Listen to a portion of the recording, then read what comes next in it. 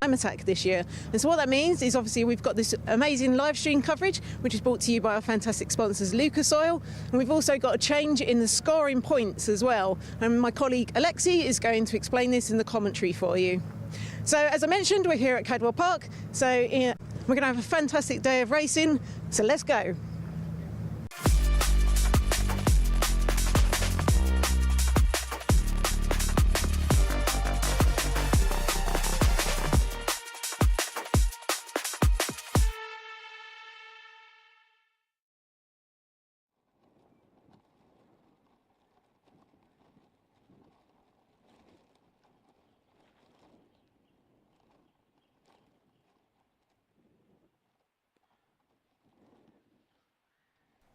Thank you, Susie, and good morning, everyone, and welcome to Time Attack 2025. We are now coming at you live again through the stream. Thank you to our friends at Lucas Oil who have made this possible again. A much-loved feature from some years gone by, and the live stream is back. Now, of course, thank you, as always, to our show sponsors here at Modified Live as well. A whole host of friends, old and new, supporting us at Club Time Attack and Modified Live: Yokohama, Tegawa, Lucas Oil, Exidi, Motegi Racing, ADG Vehicle Transport Limited, Kent Models, Abruzzi, and Clear Freight. And of course, show sponsors MMT Performance, Get It On, and Hugo's Plates.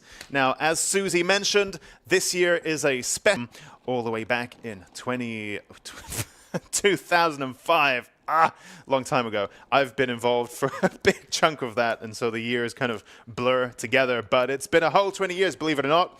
And indeed, the format has changed over the years, and this year features an important new addition to the rules in that drivers are now eligible to score points in every single session to encourage some spicy driving throughout the entire day.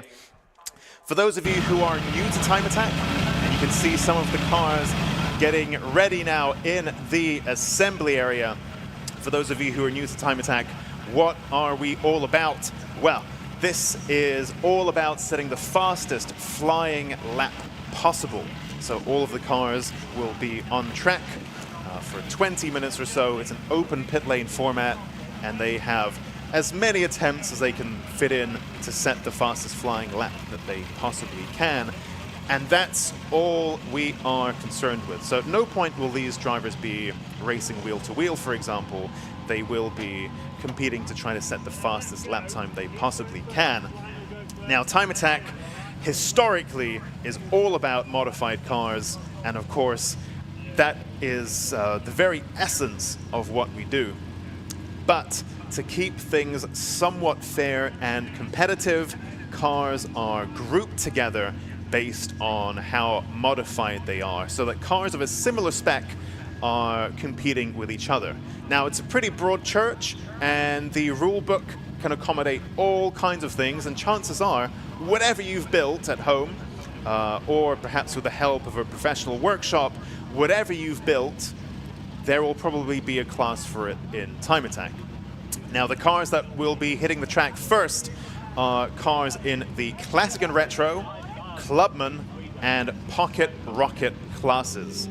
Classic and Retro for the older chassis that are 25 years or older, Clubman for perhaps what you might call a fast daily, so cars with very limited modifications, and then Pocket Rocket is for the cars with smaller engines, up to 1.6 liters if naturally forced induction, sorry, and 2 liters if naturally aspirated. So perhaps your Honda Type Rs, K20s, Renaults, the little old naturally aspirated Renault Sports, and so on. Whereas the forced induction cars, you know, the little Fiesta STs, the boosted ones, and stuff like that. And then we'll move on to the other classes, and we'll talk about those in more detail down the line. But for now, these are our perhaps the least modified cars that we have in Time Attack, which is actually, you know, if you take a look at the cars that are assembled in the assembly area, they are pretty serious builds in some cases. So that's not to really try to,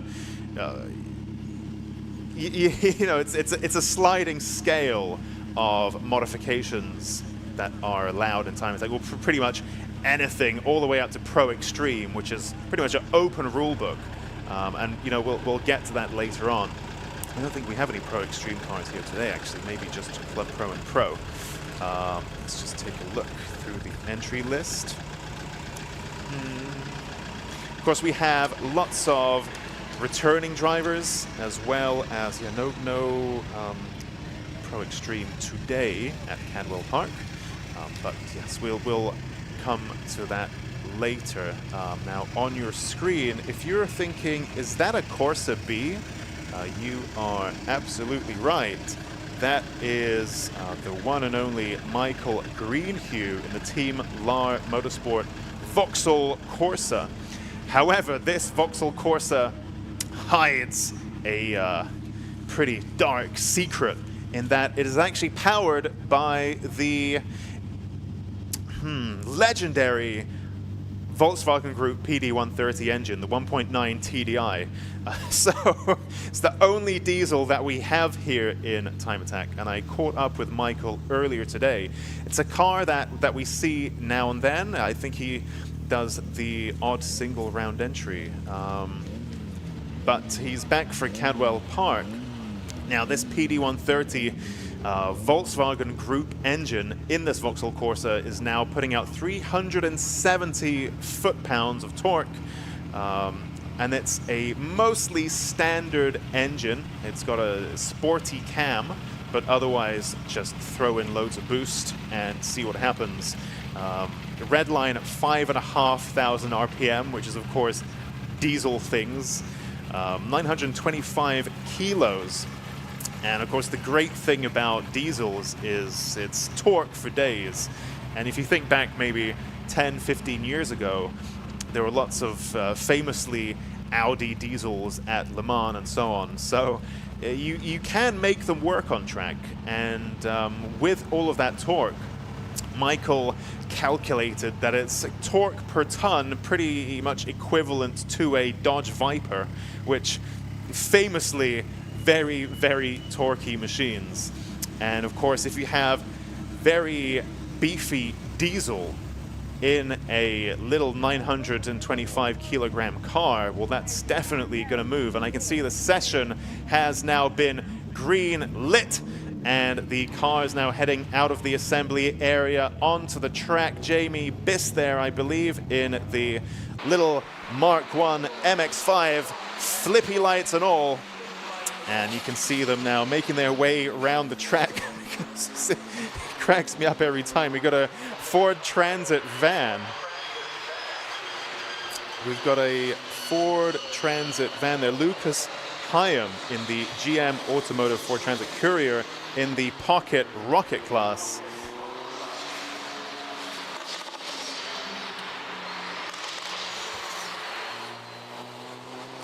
And I believe while these cars now complete their warm-up laps, which will take a little while, Susie caught up with Dean Riley early on of DRS Racing. So we're down here in the paddock, and I'm just taking a little bit of time to catch up with Dean Riley this morning. So, Dean, you're here with your amazing VX220, but you've had a bit of a journey to get here, right? That's right. Well, 7 days ago, the car was on fire on a track day. Engine blew up, which was the actual second engine. 2 weeks before that, the engine let go again. So, yeah, 7 days ago, we were on fire. It was an absolute mess. I thought Time Attack season was over. Yeah, I was in the down trying to find parts, melted wiring looms, sensors. Everything was destroyed on the car. And I was like, what do I do? I was struggling. And when did you get the car back together again then? About 2 days ago. Yeah. Oh my God, so really last minute, and it's all back, like everything working again? Hopefully. I mean, we've had a small amount of road test. Car is on a base map. I've done it on the road. Yeah, I mean, hopefully it holds together, but the first test is going to be the warm-up. So we're just going to take it easy. Hopefully everything stays together for the day. I don't want to be throwing another engine in. I mean, It's been stressful enough just getting the car ready for the season. And can you give us a little bit of information about the car? Because it's not quite a standard VX220, right? So I bought the car as a standard road-going car about 3 years ago. It's supercharged, so around 250 horsepower. We did build another engine that hopefully had more power, which now we're taking a backwards step. But yeah, I mean, a lot of the parts are custom because you can't buy them off the shelf. So it's trial and error, trying new things with the car, thinking outside of the box of what we can do to go faster, stripping as much weight out of the car. I mean, it's a lightweight car anyway, so it's like about 900 kilos-ish. Yeah, we fitted a roll cage this season. The car suffers with heat soak, so we've tried to fit water injection. That is not plumbed in this time because of the engine issues, so it is going to be running without the water injection this time. Suspension is Nitron. ECU is pretty much standard with, just like I say, a custom map on it. And we saw you at a single round entry last year at Lorton Park, right? And now you're back for the whole season. Yep, back for the whole season. I tried it last year at Lorton Park, which is my local round, and enjoyed it so much. I mean, I didn't think I'd ever have the money to do this, but thought, why not just give it a go and, you know, reach out to some people to help us. Got some sponsors on board that have helped us this year. I mean, I didn't expect anything. I've done one race in my whole life, so this is my first full season. But yeah, I mean, I've enjoyed it so much. I've got the bug, and yeah, I want to try and win it this year. I'm not going to lie. So. Fantastic. I mean, it's so great to see the car back. Fingers crossed, you have a much smoother rest of the season than the lead up to it. So good luck out there today. All right, thank you. Cheers. If you're wondering why on your cameras you can see the cars coming back into the pits, we do actually have a red flag. Now, I can only see what I can see from the commentary box, so I'm not sure what has brought out that red flag. But what it means is, of course, that the track is no longer safe to run on. There's been some kind of incident, and so there you can see you can see there the fancy new LCD screens showing the red flag there to drivers, red light. And so while that incident is cleared up, the drivers have been channeled into the pit lane. Now it's been a long off season. I think last year we actually began the season in a slightly longer off season perhaps than what we're used to, and lots of tweaks and changes and builds happening over the winter. Time Attack is a pretty unique motorsport in that modification is very much welcomed and encouraged. So unlike perhaps in some other motorsports where you're running to a very strict spec, and once the car is built and you know it works, then, well, that's it. You can just park it up and leave it for the winter. In Time Attack, the kind of people that it attracts and the kind of builds and cars that we encourage means that over the winter, everyone takes everything apart, messes around with it, puts it back together again, throws in some more boost, and so on. And so when you've had a long off-season, of course, you then get back into it. And things can break, or perhaps drivers haven't driven in a while because it's been the winter and so on. So, you know, things can go wrong. So hopefully that won't take too long to clear up. But let's take a look at some of the cars that are here in the pit lane. So actually, as you may notice, when Susie was interviewing Dean Riley just a few minutes ago, they were stood somewhere completely different. And so Cadwell Park, we love Cadwell Park. It's the UK's Nürburgring, as people nickname it. Very hilly, very flowing, lots of ups and downs. And that's great, and that's why we love it. Personally, it's my own favorite track in the UK, even though I've written off a Time Attack car back in the day because of its flowing up and down nature. You know, it takes a lot of skill to put together a good Cadwell Park lap time, skill that I didn't have. But what that does mean is, with the nature of the track and it's so hilly, there isn't a big flat area to have the pit lane and the paddock together. So uniquely at Cadwell Park, the paddock and the pit lane are in two different spots. So you saw Susie there interviewing Dean up in the paddock, which is uphill, and then the actual pit lane is in the middle of the track, kind of separate from everything else. And so, for example, when the track is live, because the pit lane's in the middle of it, you can't get to the pit lane while the track is live. Unless you're on the track. But what I mean is, for teams, crew, circuit staff, you have to cross the track to get to the middle of it to get to the pit lane. So it's a pretty unique layout at Cadwell Park. And you can see there the number 313 Ford Transit Courier van of Lewis Hyam. This is the great thing about Time Attack, is pretty much everything can be made to fit into a class. So, this is what we encourage, is huge variety of cars, huge variety of builds. And who is that? That's the Mini. There you go, speaking about variety. That is the classic Mini there. The Rover Mini of Thomas Mosley, 33 Motorsport, now recovered.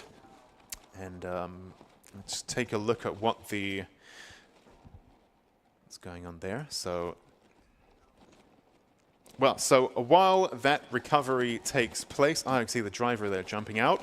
We have, I believe Susie's been doing some investigating in the paddock for us. So just quickly getting some time down here in the scrutineering bay and just catching up with Dan from AKB Racing with this amazing Evo 9. So while they're still getting scrutineered, so it's good to see the team back again. I know, it's been 2 years. 2 years since we were last out. The last outing that we had with this was in Germany, right, at the Nürburgring, which Andrew actually came third. So he did really, really well with no front end on the vehicle. So it's been out for the last 2 years. Nick at NR has been redoing all the engine and bits and pieces. So we should be good to see what we can physically do. And a whole new front end, you were saying? Yeah, all one-piece front end, which has all been redesigned. I think Andrew, as you can see, the attention to detail on this car, Andrew has been fully on board with the last 2 years, getting everything how he wants it. And it's as clean on top as it is underneath. It's literally that clean, this car. It's always one of the most immaculately prepared cars, and black as well, and making it look great when it's black is very hard as well. It always looks dirty very quickly. Yeah, he will be cleaning this every time he moves it. It literally is. Even when we got it out the trailer and it was clean, we still cleaned it. It was literally like that. But, credit to Andrew. It's been a passion of his for, I know he was saying the first event was 2010. So he's a 15-year definitely a regular, veteran, right? Yeah. A 15-year veteran, but no, fair play to him. It costs a lot of money to come down from Scotland and do this with this sort of car, so you've got to admire what he's doing. And tell us a bit of information about the car. Yeah, it's an NR build. Obviously, the numbers speak for themselves. It's over 800, but we'll keep it as it's conservative.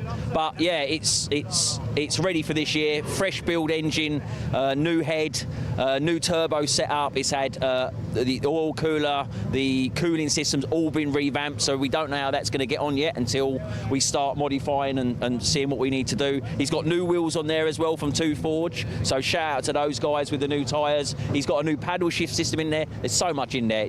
We just need to drive it now. Brilliant. Well, it's fantastic to see the team back, so good luck. Thank you guys. And meanwhile, the session is now green flagged, so that red flag causing incident has now been resolved. Thomas Mosley's 33 Motorsport Rover Mini having been recovered from the track. Interesting, Dan there mentioning, the cost of coming down from Scotland and running a car like that. And for those who are perhaps wondering, what is a car like that? Well, that is our Mitsubishi Evolution, of which we have quite a few. And this is Andrew Barber's machine in the Pro class, number 88. Now, I don't know the ins and outs of the Evo world, and that's very much more Susie's bag. She's a big Evo enthusiast herself, which is why she jumped straight in there with the Evo owners interview. Well, Dan there, not an Evo owner himself, he's part of the team from what I understand. But anyway, so I was talking it just reminds me of a conversation from a few years ago with a chap who had a really high spec Mitsubishi Evo, I think in the Pro Extreme class, and it broke its gearbox. And so he ran a Abarth 500 in Time Attack instead, just a little regular in Clubman class, little Abarth. And he said that a new gearbox or gearbox rebuild or whatever it was on that Evo, that like top spec Evo, was more expensive than the whole Abarth, the whole car. So he just thought, well, I'm not going to do that. I'll just get this Abarth and use that instead. So these Evos, especially the top builds, the serious builds, whew, that takes some effort to keep those things going. But as you will see, the proof is in the pudding. Very impressive machines indeed. You can see some lap times now coming in. We did lose a little bit of time from this session. We have quite a tight schedule, and we try to give drivers most of their time as much as we can. But sadly, when the red flags start to drag on, we need to keep the clocks running a little bit, because otherwise, you know, we're up against it with curfews and so on. So I think we lost a little bit of time there under that red flag. Michael Greenhue there has stopped on track, and actually when the cars were leaving the pits, they had to drive around him. He had a bit of trouble getting the car going. The number 131 Vauxhall Corsa, Volkswagen-powered PD130, the old 1.9 TDI pulls like a train. Indeed, this one does, with something obscene like 370 foot-pounds of torque in a 900-kilogram car. But it's not really pulling like a train at the moment, as it is parked up on track. Hopefully nothing too serious. I couldn't quite place, I had a visual. For those of you watching from the track side, you can watch the Lucas Oil Time Attack live stream online on your phone or your tablet, laptop, if you have a device with you on your trackside right now. And then, of course, that means that you have visibility of what I can see as well, and other things around the track that perhaps you can't physically see from your vantage point. So couldn't quite place where Michael Greenhue was stopped, but hopefully, oh, never mind, red flag. I was going to say, hopefully not too dangerous of a position, but clearly it's a bit precarious there. So the session now being red flagged again. And you know, this is, it's not the first time I've seen this, where after the off season, the first session back, lots of little niggly bits can happen, and cars start stopping on track. And sadly, that's what can happen with highly modified machines that perhaps are being used for the first time in anger this season. So red flag again now. And while our cars get back to the pits and that incident is cleared up, I believe Susie has been catching up with Jimmy Broadbent. So we're down here in actually a very sunny Paddock this morning. We're going to have a bit of a catch up with Jimmy Broadbent. So, morning Jimmy, how are you doing? Yeah, good, thank you. It's nice to be back in Time Attack, nice to be back at Cadwell as well. It's been a while since I've been here. Weather's the same, cold, a bit greasy out, but which seems to have caused some red flags already. But yeah, for us, all good, all happy. So it's been a few years since we've seen you out at Time Attack. So and you're back with Minty, is it? Yeah, Minty, our crazy MX-5. Last time I actually did Time Attack, I think, when was it? It must have been Alton Park in 20, or maybe Brands Hatch in 23 in the Prague, I forget. But for Minty, it's been quite a long time. So happy to have it back, and it's all good now. Everything is good. This is max spec, so last time we were here, it had no aero, running a lot lower power than it is now. Now it's full slicks, full aero, full power. It's everything it was meant to be. So very happy. So tell us a bit more about it. What engine is it running? Yes, this is got a SR20 out of a Sylvia. Brought down to 2.2 litre, big old turbo strapped to it. So about 700 horsepower on the top map, which we won't use just yet because of what's going on now. But yeah, enough power to have a bit of fun with. Full custom aero, of course. These massive 280 square Yokohama tyres on each corner. So it's a completely different beast to when it started, for sure. So yeah, and just and some pretty crazy aero going on as well. So definitely not your standard MX-5. No, I mean, luckily I've had some experience in the Praga with the aero, so that's going to help us out with that as well. You have to really trust the car, which is quite hard because I've owned this car since it was a road car in 2014. So it's quite hard to think, oh, I have to now take this corner at 120 mile an hour in this road car I bought in 2014 that had rust on it. So yeah, getting that out of your brain's important, but that's part of the amazing thing about Time Attack is all these cars turn up, all these crazy contraptions, and we're lucky enough to be here to do it. So I'm looking forward to being out there. Yeah, and as you say, that is the great thing about Time Attack. We've got like such a varied kind of like all the classes so varied. But in Pro, you're up against a lot of Evos. Yeah. There's quite a lot of cars in Pro this year, right? Yeah, there's a lot there. I mean, we've got our eye on Luke. You know, we can't not think about Luke and Suki. They're definitely ones in my head to beat. But that doesn't mean that someone's not going to come and surprise us. Tons of Evos, as you say, in the wet. They're very hard to beat.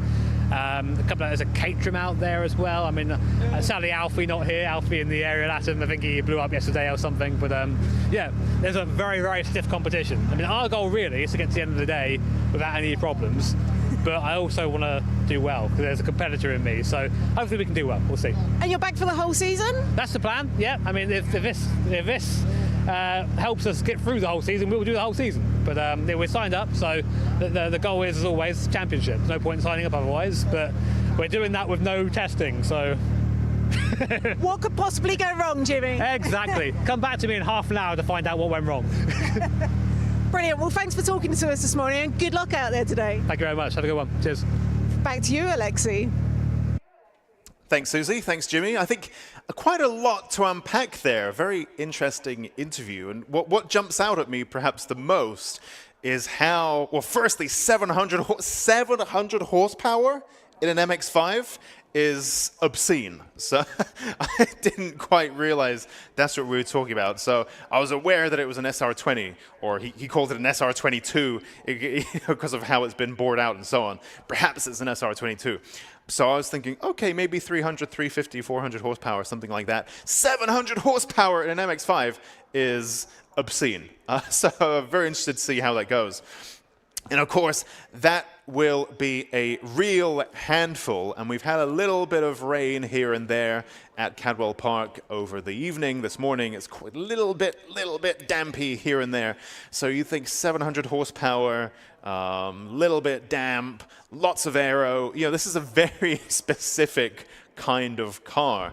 That will probably require quite a specific skill set as well. Luckily, Jimmy, very experienced driver, very handy driver, with lots of track work, circuit racing under his belt. So hopefully he'll be able to make the most of that 700 horsepower. What also jumped out at me is how he has had that car since 2014, when it was, in his own words, a rusty, crusty car that he bought in 2014. And for me, that really embodies the spirit of Time Attack, where you see someone, and you'll see this year on year, they might bring their daily to Time Attack, and then they get bitten by the bug, and year on year and year on year on year, they build and develop and upgrade, and you know, the car becomes really something quite extreme over the years. And yeah, so we see this where the car is a little bit of a road car, and then it gets developed year on year. And in other kinds of championships, the car will be developed to a point where the rule book can no longer accommodate that, and it will move into a different championship. We don't have that in Time Attack. The more you build up your car, the more welcome it is. It just gets maybe bumped around the classes a little bit.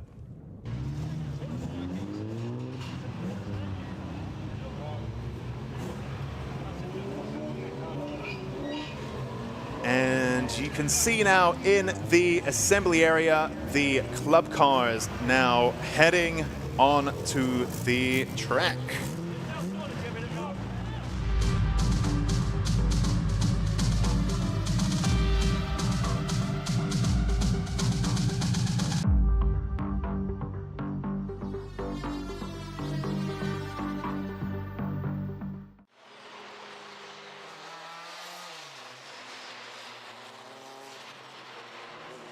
All right, so now our club two-wheel drive and club four-wheel drive cars hit the track for their warm-up. Now, our new rules for 2025 to encourage running in all of the sessions. I mean, it kind of depends on the class, depends on the drivers. Some, especially as you look into the pro classes, like I mentioned, you know, Evo gearbox costs more than a Fiat 500 entire car. What that would mean in some classes, for some drivers, they may choose to play it safe and not run in warm-up, maybe not run in practice, because there are no points up for grabs, so why risk it? Well, now the rules have changed, and what that means is if you manage to complete, I believe it is 3 laps in warm-up, then you will score a point. Well, that's nice. And what that means is now our drivers are incentivized to get out every single session and do some driving. And of course, it also rewards the reliability as well as the outright pace of the car.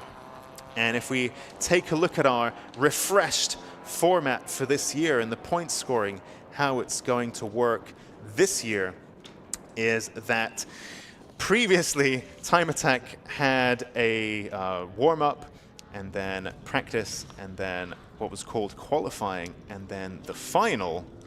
Now that changes for this year, where we have the Time Attack warm-up, then Time Attack Attack 1, Attack 2, and then Super Attack at the end of the day. And there are points up for grabs in all of these sessions. And what that means is it's a more interesting show for those watching live on the Lucas Oil live stream and those watching live from the trackside, because there's stuff happening in every session now.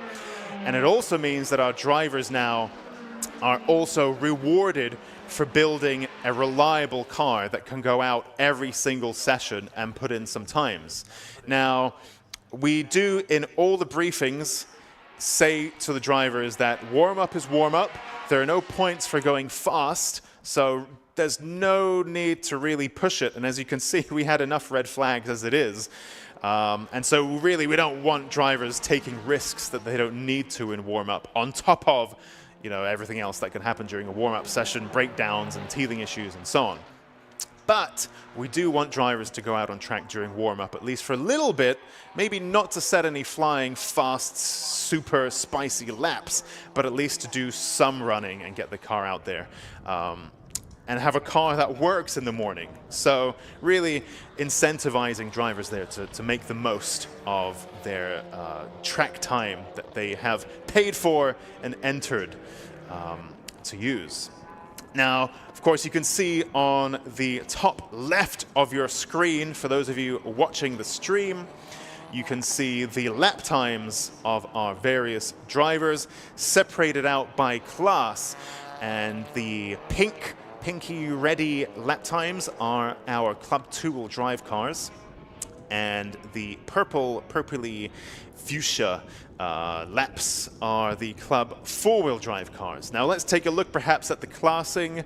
So previously we had Clubman Pocket Rocket and what's the other one? Classic and Retro, which were the entry-level kind of classes to the Time Attack world. Now we move up that spectrum, and now we have our Club 2-wheel drive and Club 4-wheel drive machines on the track. So these classes are quite a lot more modified, and the rule book allows for quite a lot more to be done.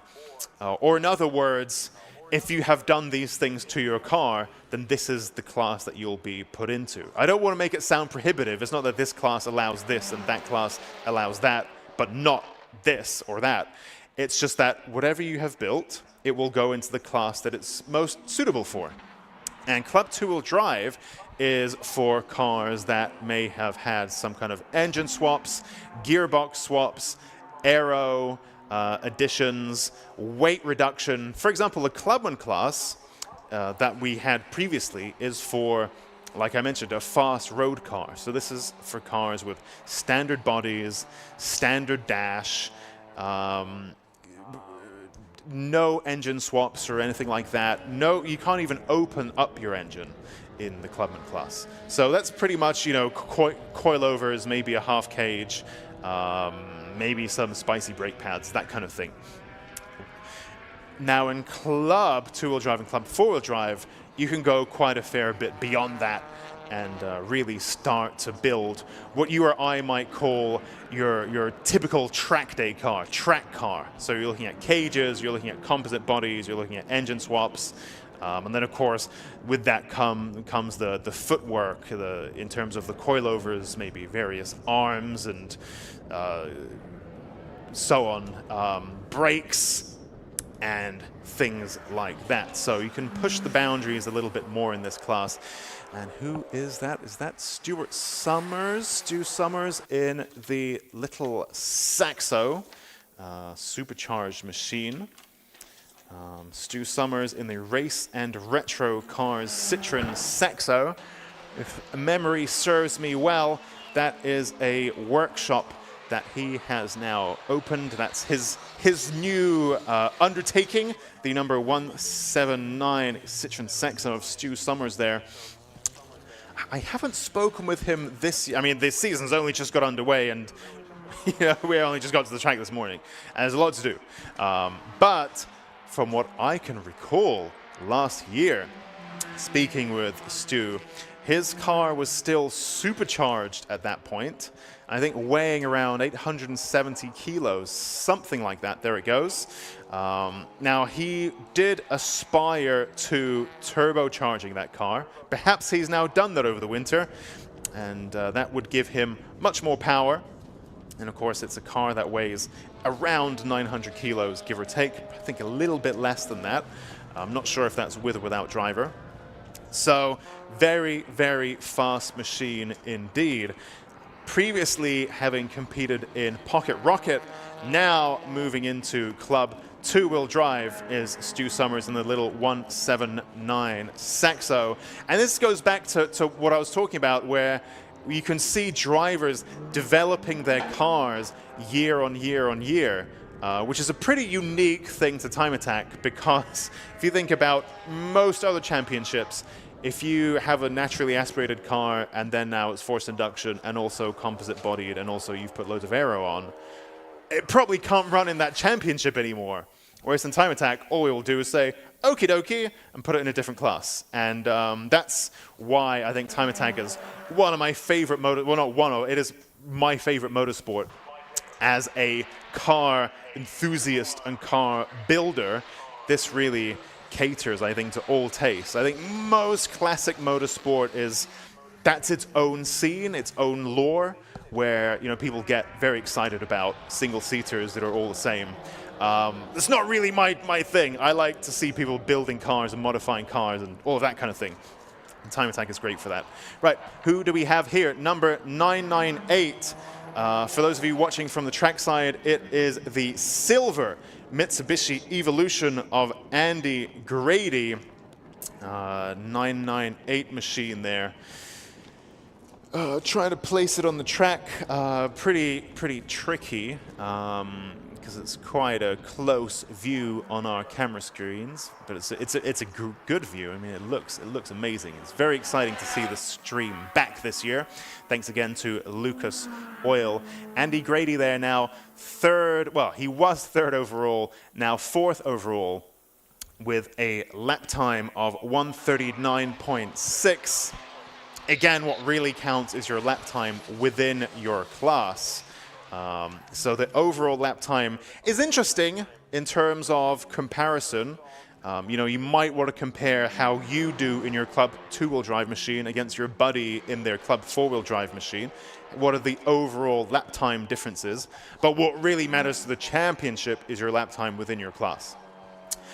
And now you can see Andy Grady goes faster than anyone with a 135.7.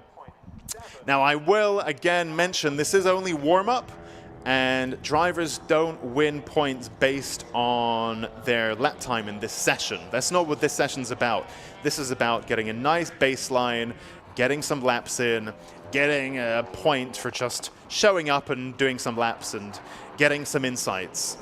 And I think crucially, now in the past, drivers had warm-up and practice to get lots of seat time and really understand their approach to the day in terms of their setup of the car, in terms of their setup to the driving, their approach to the driving, what line they're going to take, where their braking points are, especially if they've made changes to the car over the winter.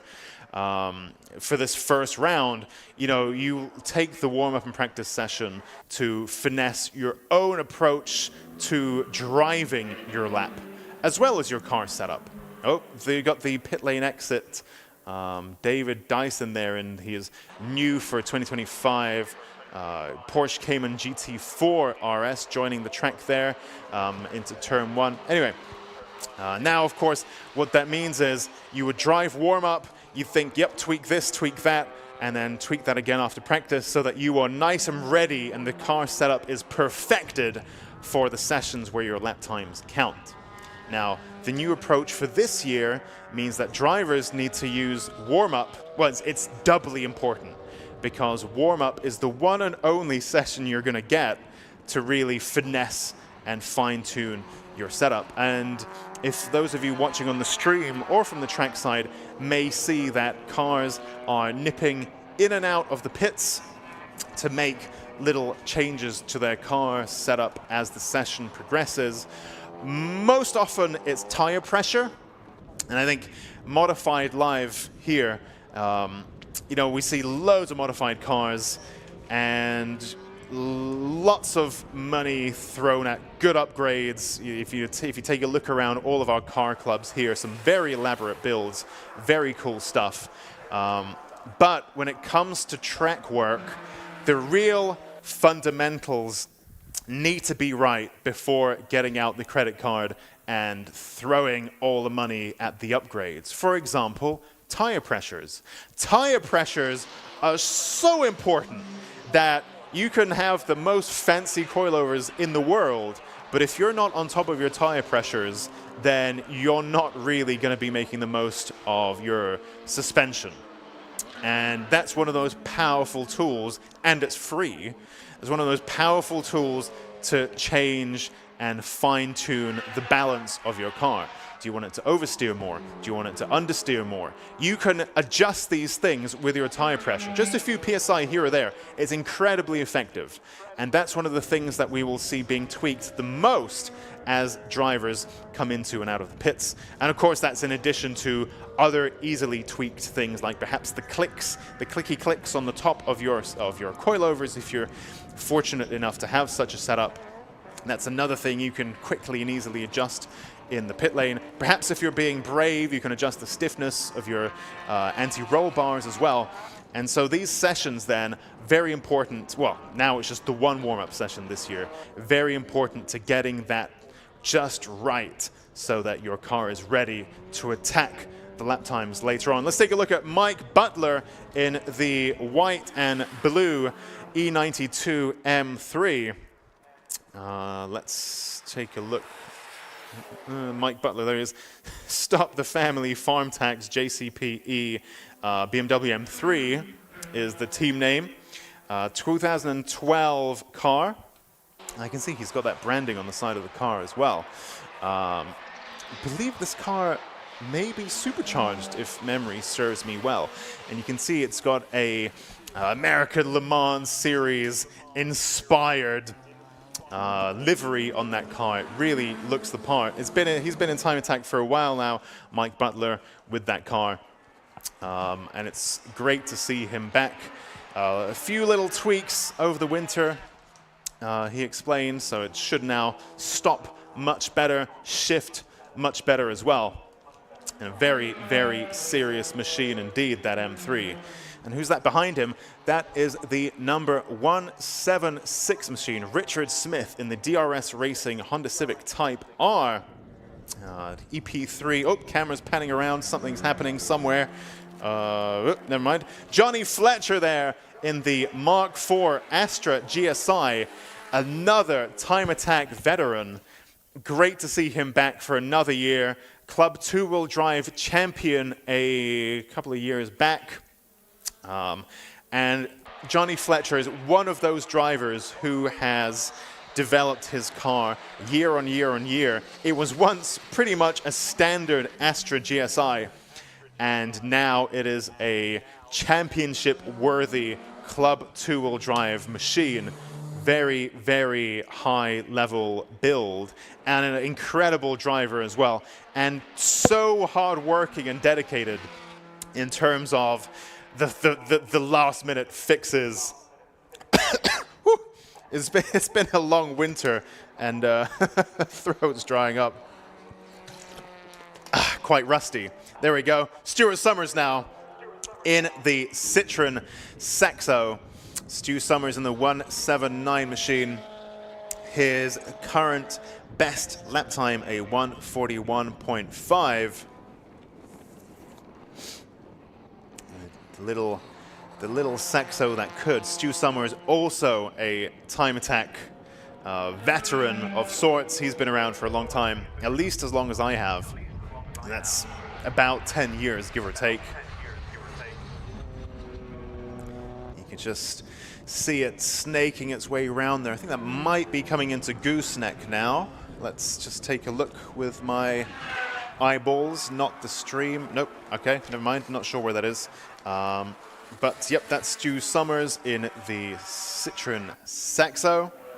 Let's take a look perhaps at our lap times. We have Andy Grady, fastest of all at the moment, with a 1:35.7 in the silver Mitsubishi Evo. Alexander Volkov in the Nissan GTR, 1:36.2 there from him. Now, if I recall correctly, around 900 horsepower, 900 horsepower, depending on the map.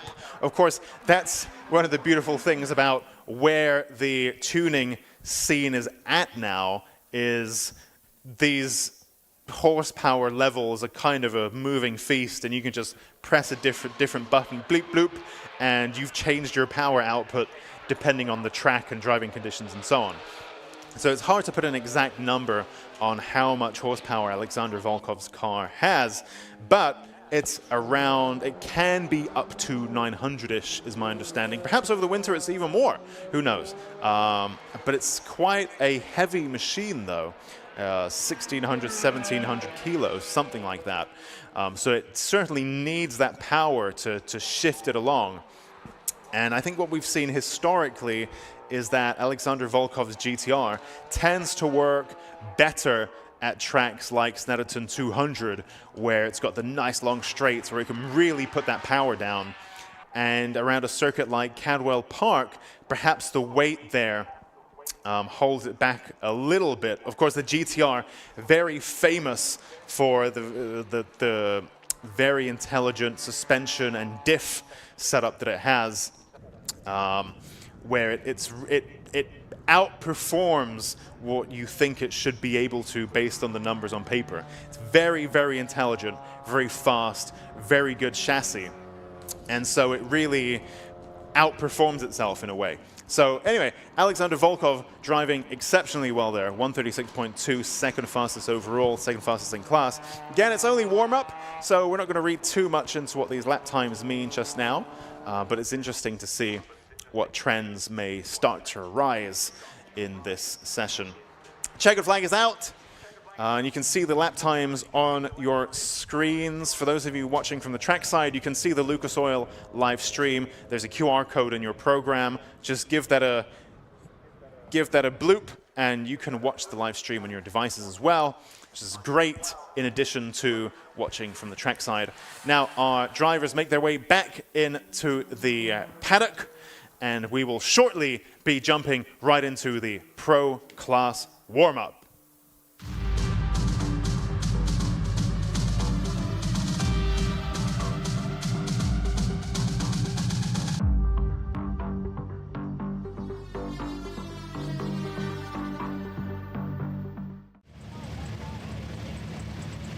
So you can see our Pro machines in the assembly area, ready to hit the track.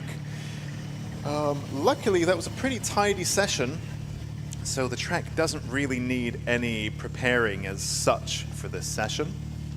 Now, of course, one important change this year, by the way, is that we now have a control tire again. 2024 was very unique. Time Attack's had a control tire, I think, since around 2015, 2016, something like that. I think actually 2017 we had the control tire introduced. We've always had a control tire since then, with the exception of 2024, where the deal wasn't in place and so on.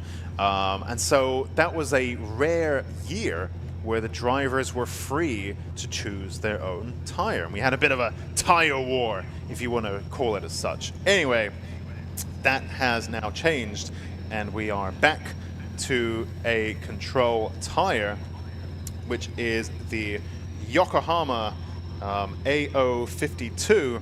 It's a road legal track tire.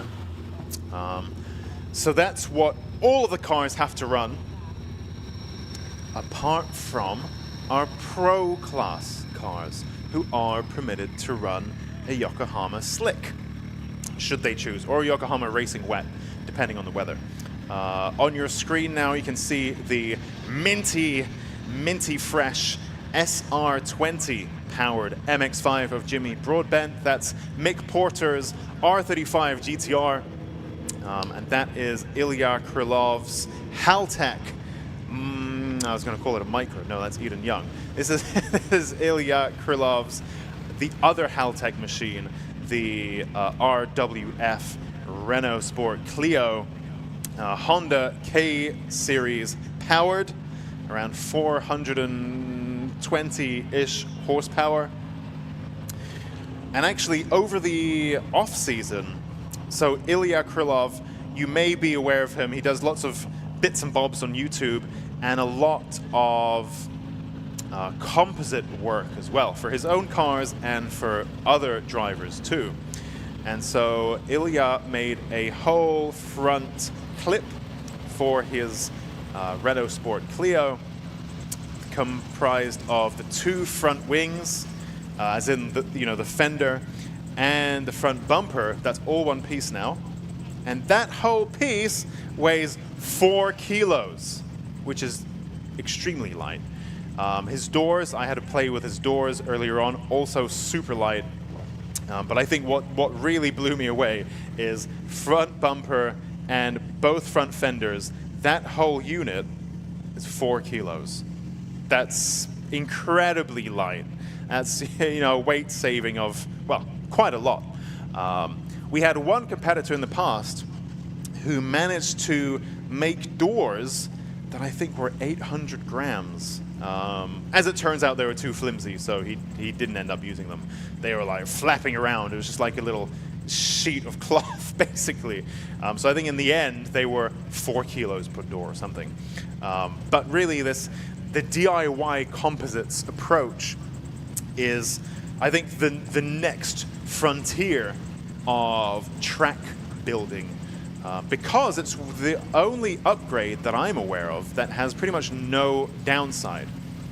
You add power, and then suddenly you're going faster and you need to upgrade your tires and brakes, and reliability is maybe going to suffer when you're throwing in loads of boost.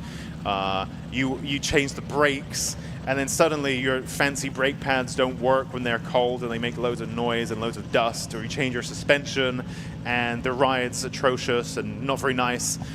Whereas if you take out the weight, there's no downside to that. You're better at accelerating, you're better at braking, you're better at turning, and there's no real downside to that. So, of course, it's not cheap, but it's also not incredibly expensive either.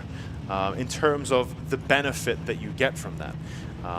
And so a lot of drivers now experimenting with DIY composites because it's a very effective way to improve your handling, your power to weight, your overall curb weight as well. That's the Minty, those of you watching the stream, that is the Minty MX-5 SR20 powered 700 horsepower MX-5. We'll see how that does once the session is green flagged. There was a car stranded in the pit lane which needed to get recovered, which is why there's a little bit of a delay getting this session moving. It was the blue 135i, I believe, of Neil Robson that was stranded in the pit lane just now, but that has been moved out of the way, so we should get the session going hopefully any minute now. You see Josh Barrett there behind Ilya. Josh Barrett in the Caterham Supersport. There you go, and our car's now leaving the assembly area, joining the track for their warm-up. This is Club Pro and Pro Plus. No Pro Extreme today. And while our drivers warm up and get up their temperatures and tire temperature, brake temperature up to speed and all of that good stuff, we have, I believe Susie has something for us from the paddock. So down here in the paddock this morning with Josh Lorton, and I'm speaking to him because I was looking through the entry list and we've got an EG Civic in Pro with all the Evos, so I just wanted to catch up with you and just figure out what's going on. Yeah. Tell us a bit about the car. It's basically, it's kind of aero-wise, it's sort of Club Pro spec, but I run the car on slicks, sort of door-to-door racing, so the car's set up works on slicks.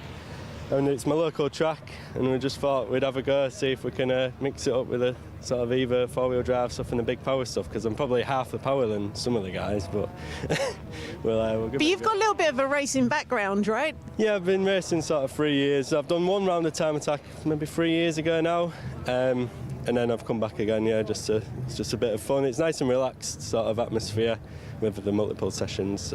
Yeah, it's a really friendly paddock here as well, isn't it? Everyone seems to get on, and it's nice and light-hearted. Yeah, definitely. Like I say, it seems it's a lot less intense than racing, because in qualifying in the racing, that's your chance and that's that. But this time you can sort of build up to it, just more relaxed. But it's good fun. And you're local to the circuits. You're very familiar with Cadwell. Yeah. How's it going to be out there today? Done a lot of laps here, so we should do well. I can. Don't need to familiarise myself or anything like that, so we'll see. And what sort of power did you say you're running? So right this second, with as you see, it's got a wastegate on the boost pipe there. It's not conventional for a supercharger setup, but it's about 17 psi and about 420 horsepower. And then later on, I'll probably cap that wastegate, full boost, sort of 20-21 psi, sort of 460 horsepower. So. And you're saving that for the final round? Probably once we've got the warm-up out of the way, I'll maybe just send it with a cap on, yeah. Yeah, because we've got a little bit of a different point scoring system as well, so you can get points in after the first round is just point for lap, and then you get some points in the second and third rounds as well. Yeah. So I'm only a single round entry, but I mean, if I still do the full season, I might be able to keep my points. I'm not sure. Yeah. So it's great to have you here today. Thanks for talking to us a little bit about the car, and good luck out there on track. Thank you. Cheers. All right, now we are looking at the number 39 car, the Club Pro DJK Automotive, 39 Richard Goodall's Nationwide Traffic Solutions Mini Cooper on track. Now we can see the drivers beginning to slowly but surely warm themselves up. Some early lap times coming in the 151, currently the fastest lap on the leaderboard. That was set by Jimmy Broadbent in the MX-5, but of course we did just see lap times in the mid 130s. So quite a lot of time there still to be gained. And again, it's only warm up, so these drivers not necessarily pushing terribly hard. It looks like we have a few Caterham looking machines. We have, there we go, Dan Kelly's DJK Automotive Caterham 620R. in addition to Josh Barrett's Barrett Racing Caterham 620R as well. So one's red, one's green. So there we go. So what's that? Jimmy Broadbent's MX-5 then, 130. Let's just take a look as he finishes his flying lap. There he comes down out of barn, and he crosses the line to set a 141. Likewise, Dan Kelly in the Caterham sets a 144, but meanwhile, faster than anyone, in fact, the fastest time we've seen so far today is the number 224 machine of Josh Lorton in the HCR Honda Civic EG. So there we go, 134.8 there from him. Likewise, we have another Clio, not just Ilya Krylov's Haltech machine, but also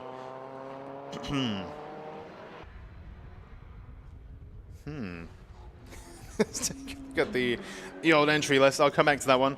Quite intrigued as to what this yellow Clio is. There we go. I saw this chap signing on, but I guess that was a late entry. We'll come back to you on that one. Luke Sanjikovski, there we go. So in the interview with Jimmy Broadbent earlier on, Jimmy mentioned Luke and Suki. That's who he wants to, that's his target, is to beat them. Now, who was that, you may ask? Who is Luke and what is Suki? Well, that's Luke Sanjikovski of the Tegua entry. He is in a Honda NSX. I'm not sure whether I've seen it today, actually, or Luke, for that matter. But that is very, very high-level build. A Honda NSX, no less. Very cool, and it goes back to that point about the variety of cars here at Time Attack. And Suki is that car's nickname. And for those who are following the YouTube lore and Tegua blogs and so on, will know that car by its nickname. And so that's somebody who Jimmy wanted to have a showdown with on track, but seems like for now that won't be happening. Bit of a lock-up there from the number 29 machine, Dan Kelly in that Caterham 620R. Just locking up there. Again, it's early days, it's warm-up. Perhaps it's been a long off-season as well, so just understanding how all this stuff is going to work, how the brakes are going to break, how the maps are going to map, and so on. We have Mick Porter. Oh, I can see Luke. So Luke Sanjikovski is actually in the pit lane with that Honda NSX.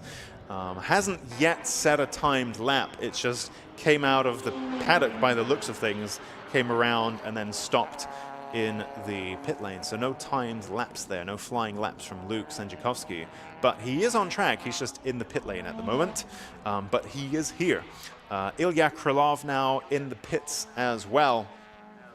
So whereas Luke Sanjikovski hasn't really moved a great deal, Ilya Krylov in the Haltech machine has set 2 flying laps so far. So he's in the pits perhaps for a few little tweaks or something like that. Likewise, Mick Porter, I can see Mick Porter's tire pressure is being adjusted there on that Nissan GTR R35 shape. And it goes back to what we were saying earlier about tire pressures being so important. That's like the main car setup tool that you will have on your car is your tire setup. So tire pressure, sorry. So important to get your tire pressures right. We have a car stopped on track. That is, who is that? Eric Holmes, I believe, in the number 79 Mitsubishi Evo 6 RS, stopped on track. It's the first stoppage we've had in a little while. Got a yellow flag out. Let's see whether that brings out another red flag, or perhaps we may dodge a bullet this time. It all depends on where the car is stopped. If it's in a position where there's a high chance of something else coming off in the same spot and smacking into it, then we'll call a red flag and try to move that car. If it's actually out of the way and it's not going to really bother anyone, then we can just wave a yellow and people can just drive past it. Oh, never mind. There we go. Red flag has now been thrown. So race control there deciding that where Eric's car was stopped is in an area where it's not unthinkable that something else might come off in that same spot and collide with it. So red flag being thrown there so that car can be moved out of a tricky, potentially dangerous spot. So we have a red flag now. So our cars will be going back to the pit lane. I see Martin Henry. There's the guy I haven't seen for a while. So Martin Henry with a Mark V Vauxhall Astra, and we'll watch him closely. He competed in time attack many years ago at the same time when I did, and then you know, life and so on, so he stepped away, but it's good to see him back. And while we wait for that red flag incident to be cleared up, presumably Eric's car, I believe Susie has been busy in the paddock. So we're here down in Paddock with Tom Mosley. So you've not had a very good morning this morning. No, so my first outing of the car, I've been 2 years in the build, and my track rod snapped, and I went straight off the track and smashed into the barrier. So where was that? Was that a Hall Bends? End of Hall Bends, just after the corner. The back end went a bit loose on me, which isn't unusual for the car. And when I tried to correct it, had nothing because I had no steering. And I went straight into the barrier, and I've wrecked my front end. So has it caused any kind of like mechanical damage, or? Luckily not, no. So we've damaged it's obviously got a broken track rod, so I need to replace that. Subframe's in good condition still, engine's in good condition still. Radiator's a bit bent, but it's not leaking. I think we can get away with it. Bit of bodywork damage that we can fettle up for the to get back out, hopefully. But you're on the lookout for a track rod end then? We are. So if anybody knows anyone that's got a track rod end or a steering rack, I'd be really grateful, and I would pay through the nose for one. Well, there's the shout out to anyone watching. And just want to show us, there's a little bit of damage to your front bumper as well, wasn't there? If he snapped it on the track, he'd have to come through that. A bit bendy. But that's my handiwork for the morning. It's a little bit of cosmetic damage, Yeah, but the car's looking fantastic, and we haven't seen you out for 2 years, have we? Oh, and then I go and do this. Well, fingers crossed someone sees the video, and then maybe they can help you out then. Please, help. Well, that's the call out, if anyone out there can help out. Right, throwing back to you, Alexi. Thanks, Susie. That's a really good point, actually, because now that we have the live stream back, there could be somebody conceivably watching this out on the world of YouTubes who is perhaps not too far. And thinking about it, that's really empowered our drivers a little bit to make it easier for them to find bits and bobs if they do end up breaking something in the past. And it, you know, especially when we had double header events, people would go on Facebook Marketplace, find somebody with spares, drive across the country at night, fix it overnight, you know, drive for hours and hours and hours to a faraway place that might have a classic Mini or Mitsubishi Evo or GTR drive shaft or whatever. But get that, bring it back, fix it overnight, and then they're back. But now it's all on YouTube, and hopefully we have lots of viewers, and perhaps someone knows someone who knows someone who will have that bit. And if you do, then yeah, get in touch. Meanwhile, the red flag is still out while that incident is resolved. Let's perhaps consider Ilya Krylov's machine, the Haltech RWF Clio Renault Sport. Of course, there's not much of a standard Clio left on that car. At one point, Ilya was aiming to build the fastest Clio engined car. The engine code slipped my mind. Whether that happened or not, I'm not too sure, but now he's gone to the dark side and it's K-swapped. It's been K-swapped for a little while now. And actually, in the true spirit of time attack, they were building engines and mapping and so on right up until the deadline. And I think it was last week that they had to change course a little bit And so the engine that Ilya is running today is around 400, 450 horsepower, something like that. They're aiming for a lot more, and a lot more will come, aiming for big numbers. But now 400 will have to do in a Clio, which is already very, very fast indeed. Like I mentioned, that new front clip that incorporates the bumper and the front fenders, all of that weighing 4 kilos, that whole unit, so big weight saving there. Ilya's also running the Yokohama tire 295 width, 18-inch wheel, which is wider than it was before. So the bodywork, this new front clip is a bit wider to accommodate that. In addition, it's running the new flagship Haltech ECU, the R5, as well as their UC10 dash. So it's really the latest and greatest Haltech gear that you can possibly get, and that's in this car. Now, as you all know, the Time Attack Paddock is one of the friendliest in the UK motorsport scene.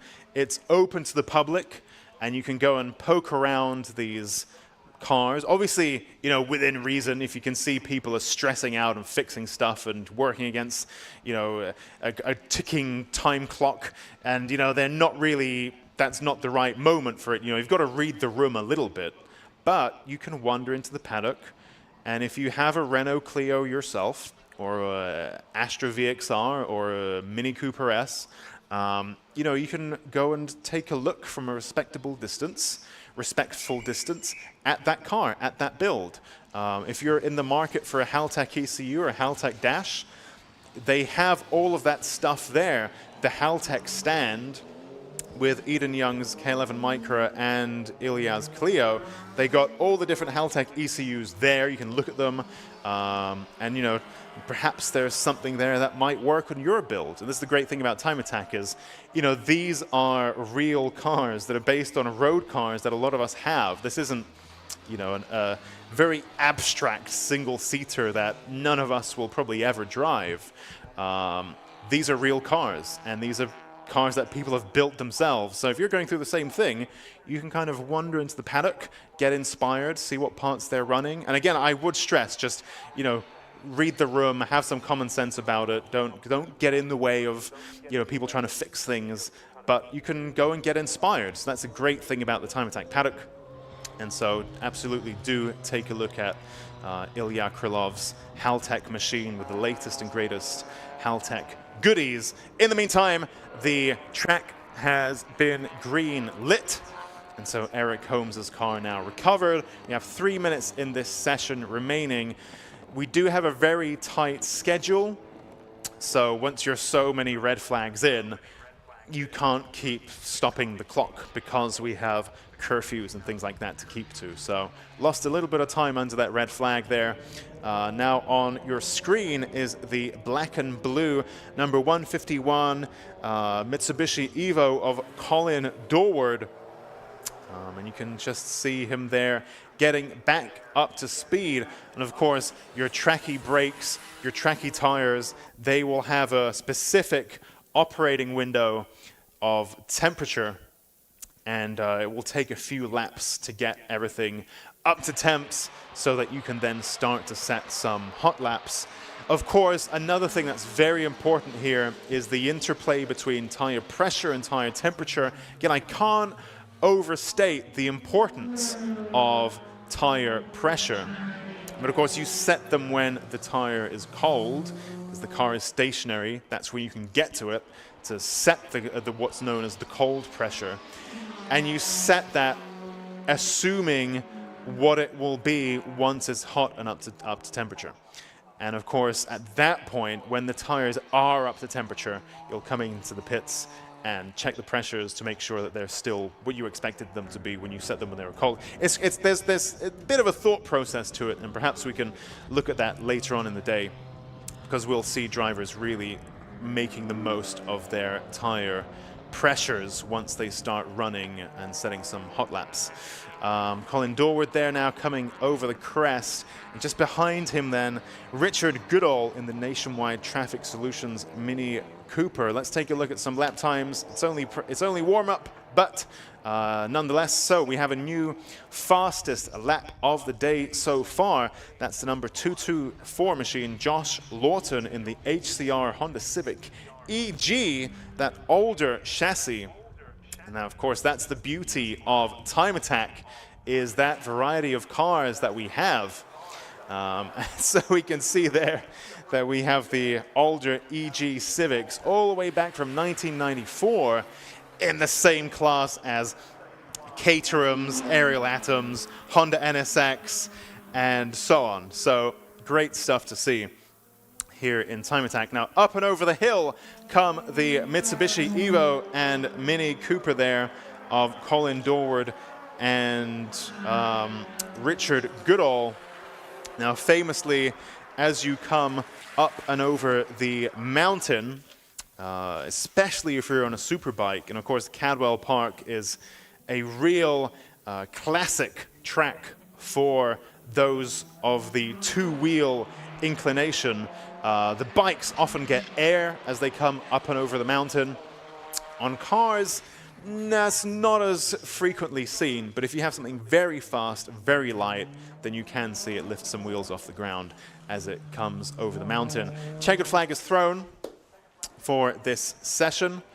And you can just see there that Minty MX-5 sets its last lap time. That is good enough. That's a 140.1 there for Jimmy Broadbent in that 700 horsepower MX-5. It's crazy. I used to have a 260 horsepower one, and I thought that was fast enough. 700 horsepower MX-5. Anyway, wow. We will get back to it, I'm sure, as the day progresses and discuss lots more things. Meanwhile, that concludes the Time Attack warm-up sessions for our Clubman Pro and Club classes. Now, coming up after a short break will be the Racing Hondas Championship practice.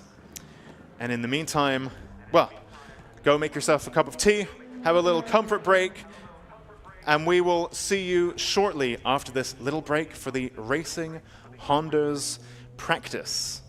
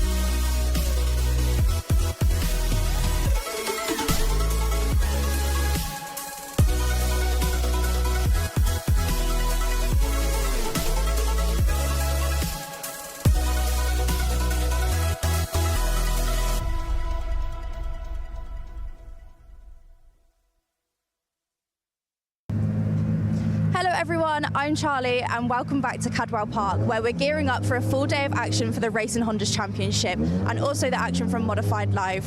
We are here today with our seasoned drivers on a very technical track here today, often unforgiving. We've got everything here from EP3s to Integras and really everything in between. We've got qualifying, practice and 2 sprint races, hoping to put on some fantastic door-to-door racing. So stick around and let's get geared up for a fantastic day of racing.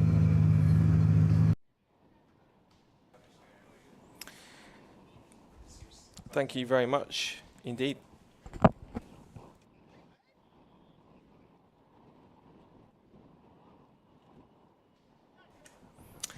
Thank you very much, Charlie, over in the assembly area as the cars leave the assembly to head out for their practice session. Scott Woodward's here in the commentary box to guide you through all the action today and through the season in the 2025 Racing Hondas Championship. Pleasure to be here. And the first outing of the season for the Hondas is here, these wonderful tight and twisty technical turns of Cadwell Park in Lincolnshire, the mini Nürburgring of the north, or the it's one of those circuits that is been relatively untouched since it was first put into its current configuration around about 1961. But ever since then, it has been a fantastic natural circuit, lots of dips and sweeps and dives, and certainly our racing Hondas for this season are going to enjoy a season opener. This is where the championship actually made its first ever start back in 2023, 2 seasons ago. And since then, they've had 2 exciting seasons. Last year was a real cracker, and already I'm seeing they've possibly got a red flag, which is only moments into the session, so they're just getting around to set themselves up. A couple of cars already come into the pit lane straight off. We've got Tommy Knight's Civic EK9, and also Will Self's EG2. So for those of you who are new to racing Hondas, it's a championship which is in its 3rd season in 2025, started back in 2023. And last year saw it hit some fantastic grid numbers, thankfully supported by Tegua, as it is once again this year. Had to also a big thank you to Lucas Oil for all their support for the live stream coverage which you're watching. If you're watching around the circuit, great to have you here for the season opener, not just at Modified Live here for Time Attack, but also for the Racing Hondas Championship 2. So the cars lining up in the pit lane, as you can see if you're watching on the stream. 3 classes in this championship. It's Class A, Class B and Class C, all separated by power to weight ratio. The Class A cars are effectively what some have described as more of a bit like a prototype class in some cases, in that these are effectively for silhouette machinery. What you see are these very heavily modified Civics, not just Civics, but we have some Integras in the grid as well. And then Class B and C are different horsepower levels for power to weight ratio. It's a maximum of 235 brake horsepower per tonne in Class A if the car is supercharged, 240 brake horsepower if it's not. Then it's 195 brake horsepower per tonne maximum for Class B, and then Class C is 176 brake horsepower per tonne. So fairly sort of even spread between the 3 categories, which means we should get some real close competition between all 3 at the front. So going into the weekend, one of the top drivers to watch out for certainly is going to be Liam Collins. Liam Collins was in a fantastic battle last year with Dan Brown for the class all the way through. In fact, looking at the order, I think Dan Brown was meant to be here this weekend, but sadly has not been able to make the trip. And looking at the running order from last season, of course we also have Ryan Cunningham, who is the defending champion. How that works in championship, we have 3 individual class championship point standings for A, B and C. What we also have is we do crown an overall champion. It's a bit reminiscent of what we had before previously with the kind of the old school BTCC style point system, where you might be one of the lower classes, but if you can score consistently enough in your class, then you'll be able to get as possibly as many points and outscore some of the bigger cars. Even though you might see the Class A and B cars towards the front, it could even be, as it was last year, a Class C car that ends up taking the overall championship title in the end. So the Cadwell Park circuit, 2.176 miles in length or 3.502 kilometres, first built in 1938. But it started running grass track events a few years before that, and it came to its current layout around about 1961. And since then, it's been, as I say, one of those circuits that hasn't really been changed in terms of layouts. And even though many will call this more a bike-friendly circuit, certainly when the cars get around here, it is quite a spectacle, as some of you will have seen already from the Time Attack warm-up sessions this morning.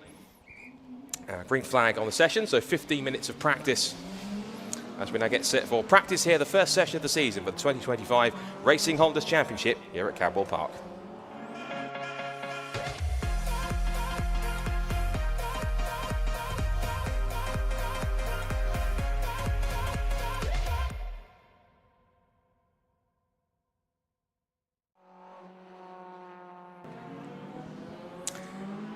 cars heading out on circuit for the first track action of 2025 for the Racing Hondas Championship here. With Lucas Oil thankfully supporting the live stream, and thanks to them here at the Modified Live event for showcasing it in the mix. So let's talk you through some of the drivers who are on track. Is car 19 in the field. That is Luke Krasasmenu. I think he's quite busy this weekend. He's not only in the Civic, but I think he's also taking part in some of the drifting on top of that as well, or at least he has a rather brilliant pink S15 Silver that he also travels around in this part of the motorsport world too. This will be the first exploratory laps to see what the conditions are like, how the cars are with a baseline setup, but just to get a feel for how these cars are working. There is car 37. That is one of our 2 Class C cars in the field. That's Callum Houchin. He's got experience racing before in Renault Clios, but he's recently switched this season from racing in an EP3 Honda Civic last year, now onto an FN2, the 2008 year car for Team 24.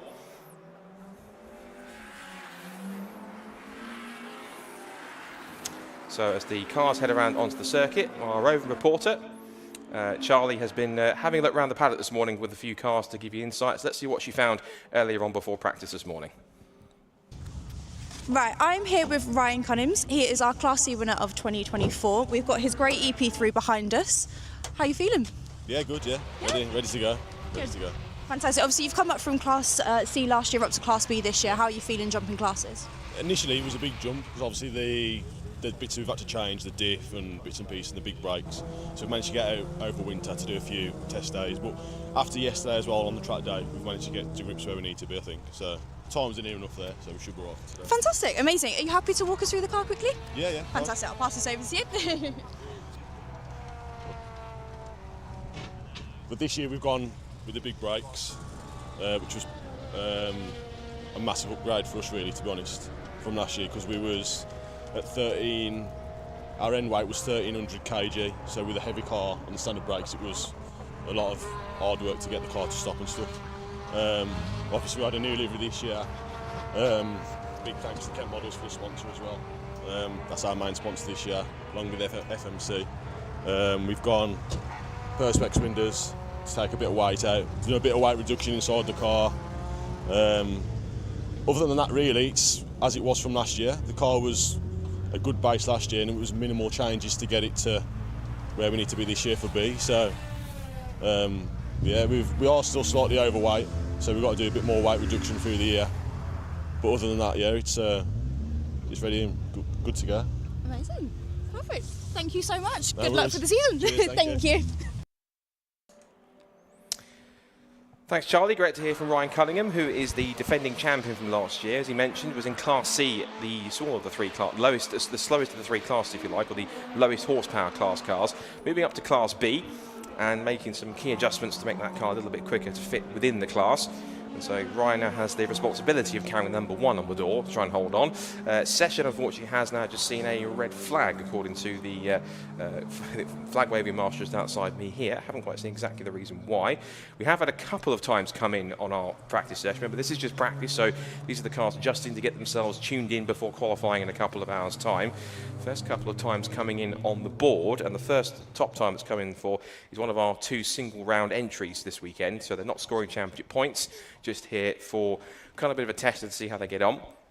It's James Allen in car 224, and his car's quite an interesting one. It's the nice 95 Honda Civic, entered by Garage 24, and some have dubbed this car, if it's the right one I'm talking about, it's something of a, what they call a Fast and Furious special looking machine. It's all black, and yes, it's an EK sedan. He finished 3rd in Class A last year, and that car's had a bit of a shakedown. It was taken to a couple of events, including a couple of key circuits, including not just Spa-Francorchamps, but also the Nürburgring. If you're a YouTube fan, you'll recognise the name. I hope I'm not butchering it. Misha Sharudin. And he has plenty of laps on YouTube where he'll take other people's cars around YouTube and thrash them around the Nordschleife. And so that car has certainly been put around the ultimate proving ground when it comes to race cars and high-performance cars around the old-school 13 miles of the Nordschleife. So the cars are lined back up in pit lane, waiting for practice to get back underway. The rest of the times that we've had so far in the session are as follows. Second quickest and it's Class A cars in the top 5. So second quickest is car 63, Philip Wright, 2023 Racing Honda's champion, the very first champion of Racing Honda's in its first season. 139.184 for him, 2 seconds off Alan's pace. We've got Tommy Knight in car 24 and a very striking looking EK hatchback Honda Civic. Third fastest for him, 139.339. Fourth fastest, number 137, which is Kevin Talbot in the KC Imports Honda Integra. And that car has set a 139.625. Then a bit of a gap back to fifth place. Will Self, who's one of the drivers who was looking to really put himself up the order if he can. And then we have 147, who's the top of the Class C cars up there. That's Matthew Rowling in his M&D Racing Honda Civic EP3. And then the last of the cars that have set a flying lap time is Oliver Barsby, one also to watch out for as well, which he's kind of pretending a very striking looking RSI Robotics Ben Sharp Racing run Civic FK2 from 2016, 145.866. He's part of the Ben Sharp Racing outfit, which also houses Lewis Barker, who's had quite an eventful event already before track action has even really begun, and he caught up with Charlie down in the paddock earlier on. Right, so I'm here with Lewis, one of our Class 3 drivers. We've had a very interesting weekend to begin with. Am I right, so we're on our third engine? Yeah, in mid-morning yesterday, coming up to Gooseneck, went for fourth gear and I hit second, blew the engine, snapped the starter motor, so yeah, it was a bit upsetting, but gone back, Ben got a spare engine in, we changed the engine within 3 hours, got me back out, had a few issues with smoke, so I had to drive it steady for a few laps, and then I leant on it a little bit and it spun a journal, so that was engine number 2, no go. At that point we dropped this engine out. We'd already got a spare engine what we lent to Ben because he blew one at Civic Cup. So Ben and his team and I dropped this engine out. Ben drove down to Northampton, put a car on the ramp, dropped my engine out, drove back up, and then this morning at 6 o'clock they put the engine in. As you can hear, it's running. We know the engine, we know what he did last year when Jake was driving the car in 6 races, 4 firsts and 2 seconds, so it's capable. It's just how good I can put it out there on the track and make it work, shall we say. Nice. Obviously, you can see from Learner Cross, I'm on my 7th ever race, so it's going to be interesting. Amazing. Yep. Fantastic stuff. Are you happy to just walk us through the car quickly, show us what's going on? Yeah.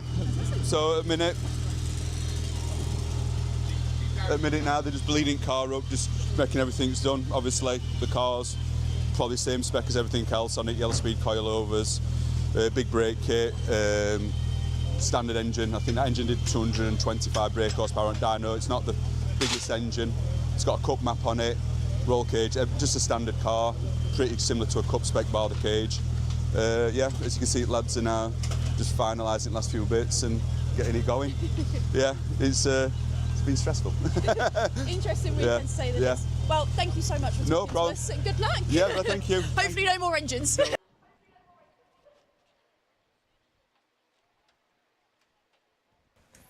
Thank you very much, Charlie. Good to hear from Lewis Barker. Just beginning a bit of information from Championship Coordinator Carl McKellar. The car that's caused the red flag Saturday is our defending champion Ryan Cunningham. He's gone off around between Mansfield and the Gooseneck. So hopefully he's okay, and of course some work will have to be done to the car to get it worthy for qualifying later on, fingers crossed. So Ryan Cunningham not having quite the best baptism of fire when it comes to moving up to Class B, but the defending champion, fingers crossed, will be able to get out for qualifying in a couple of hours' time. There you can see the recovery truck is there, I think, to pick up the car. That's exactly where it is, on the approach towards Mansfield, down the hill. Looks like the car's got a little bit sideways out of control and off into the tyres, so hopefully he is okay and the car is fixable for qualifying later on. Good to hear from Lewis Barker, part of the Ben Sharp Racing outfit, very experienced in Honda racing a lot, including in other different championships that represent Hondas.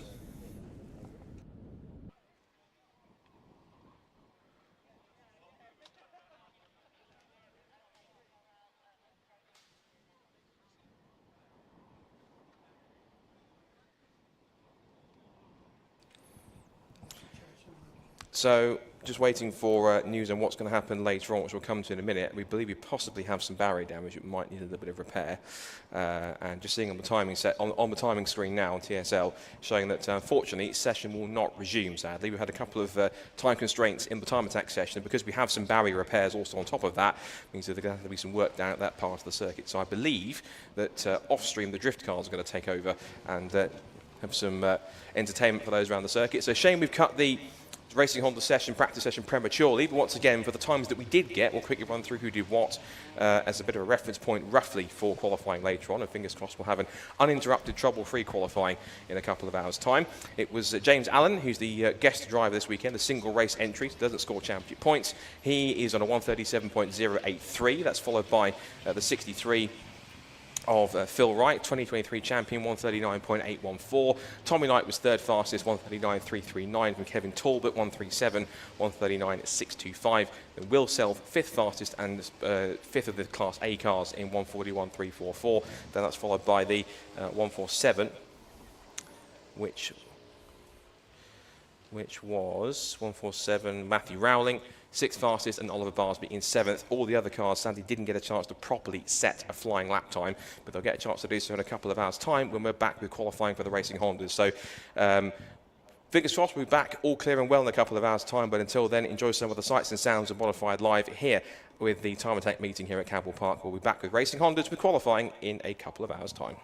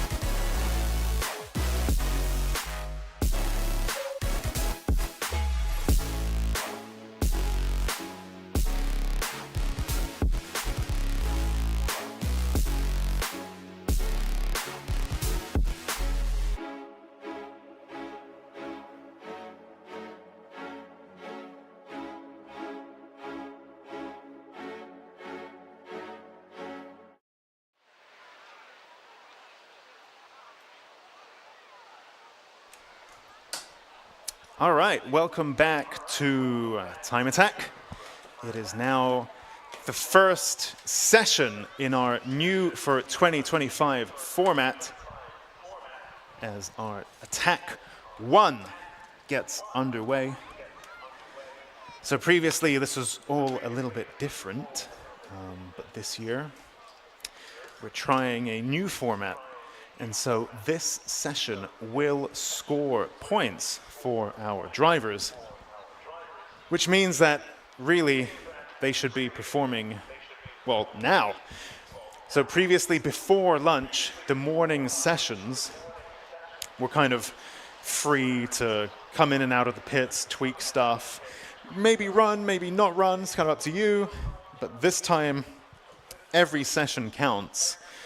So drivers got some points in warm-up, just for turning up and doing a few laps.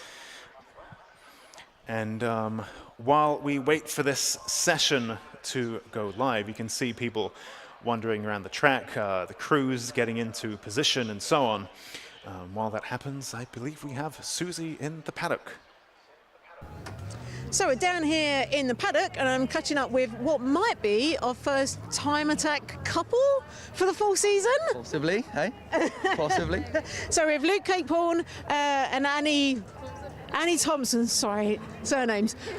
So Luke, you're returning to us. You were out last year. I think you came second in Club 2 wheel drive. Yeah, that's right. First year last year, full season. So back this year, made some changes to the car to try and take it to first place, hopefully. And you had a pretty eventful year last year, right? Yeah, few engines, few gearboxes, plenty of troubles and tribulations, but it's all part of the fun. How many engines exactly in the end was it? Four, yes, 4 engines.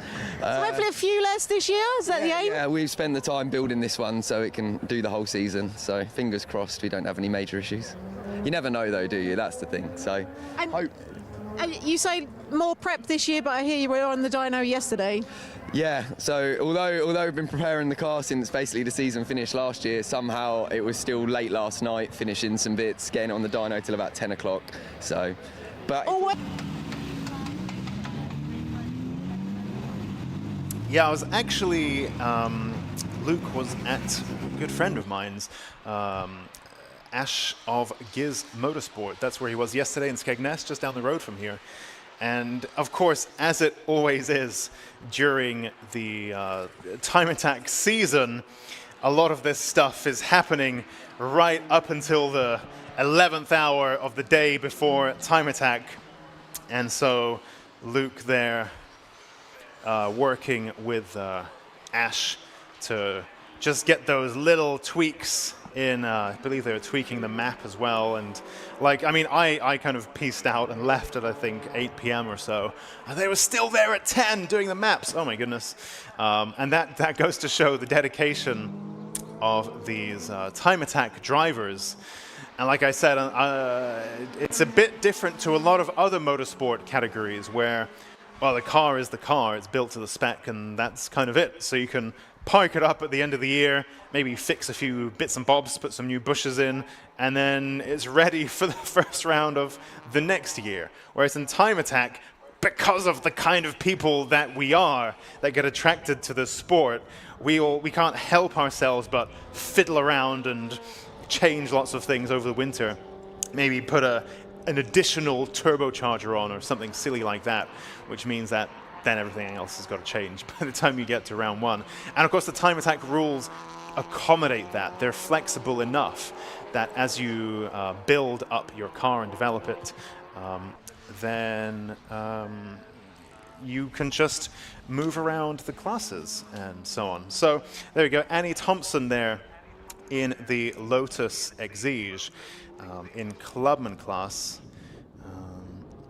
Fellow ex-Time Attack competitor Ross Gillett, who I know through the world of Toyota GR Supras. He used to compete in Time Attack as well in a GT86, no less. Also one of my favorite platforms. So he's just poking up his head. Hey Ross, good to see you on the stream. Thanks for joining. from what I understand, there are comments somewhere on the stream, but I don't have that open on my PC. Perhaps I might get round to it later on. Perhaps if you have any questions, I'll try to answer those, or perhaps Susie can, who's out and about in the paddock. But you can see there coming into the hairpin on your screens, Annie Thompson there, just behind the late model Honda Civic Type R. The number 41 machine of Dan Buckingham. So both of these Clubman class competitors. And the Clubman class is for cars that are pretty much what you might call a fast road car. Some people just straight up bring their dailies, you know, they put the stickers on. Time Attack mandates I was talking about being flexible and so on. Time Attack is flexible in a lot of things. But what we must have is a fire extinguisher, and we must have safety harnesses. And what that usually means, safety harnesses often don't work with standard seats, so then perhaps you need some kind of bucket seats as well. That's it. And then you can bring your car, you can bring your daily driver to Clubman. So we've seen that in the past.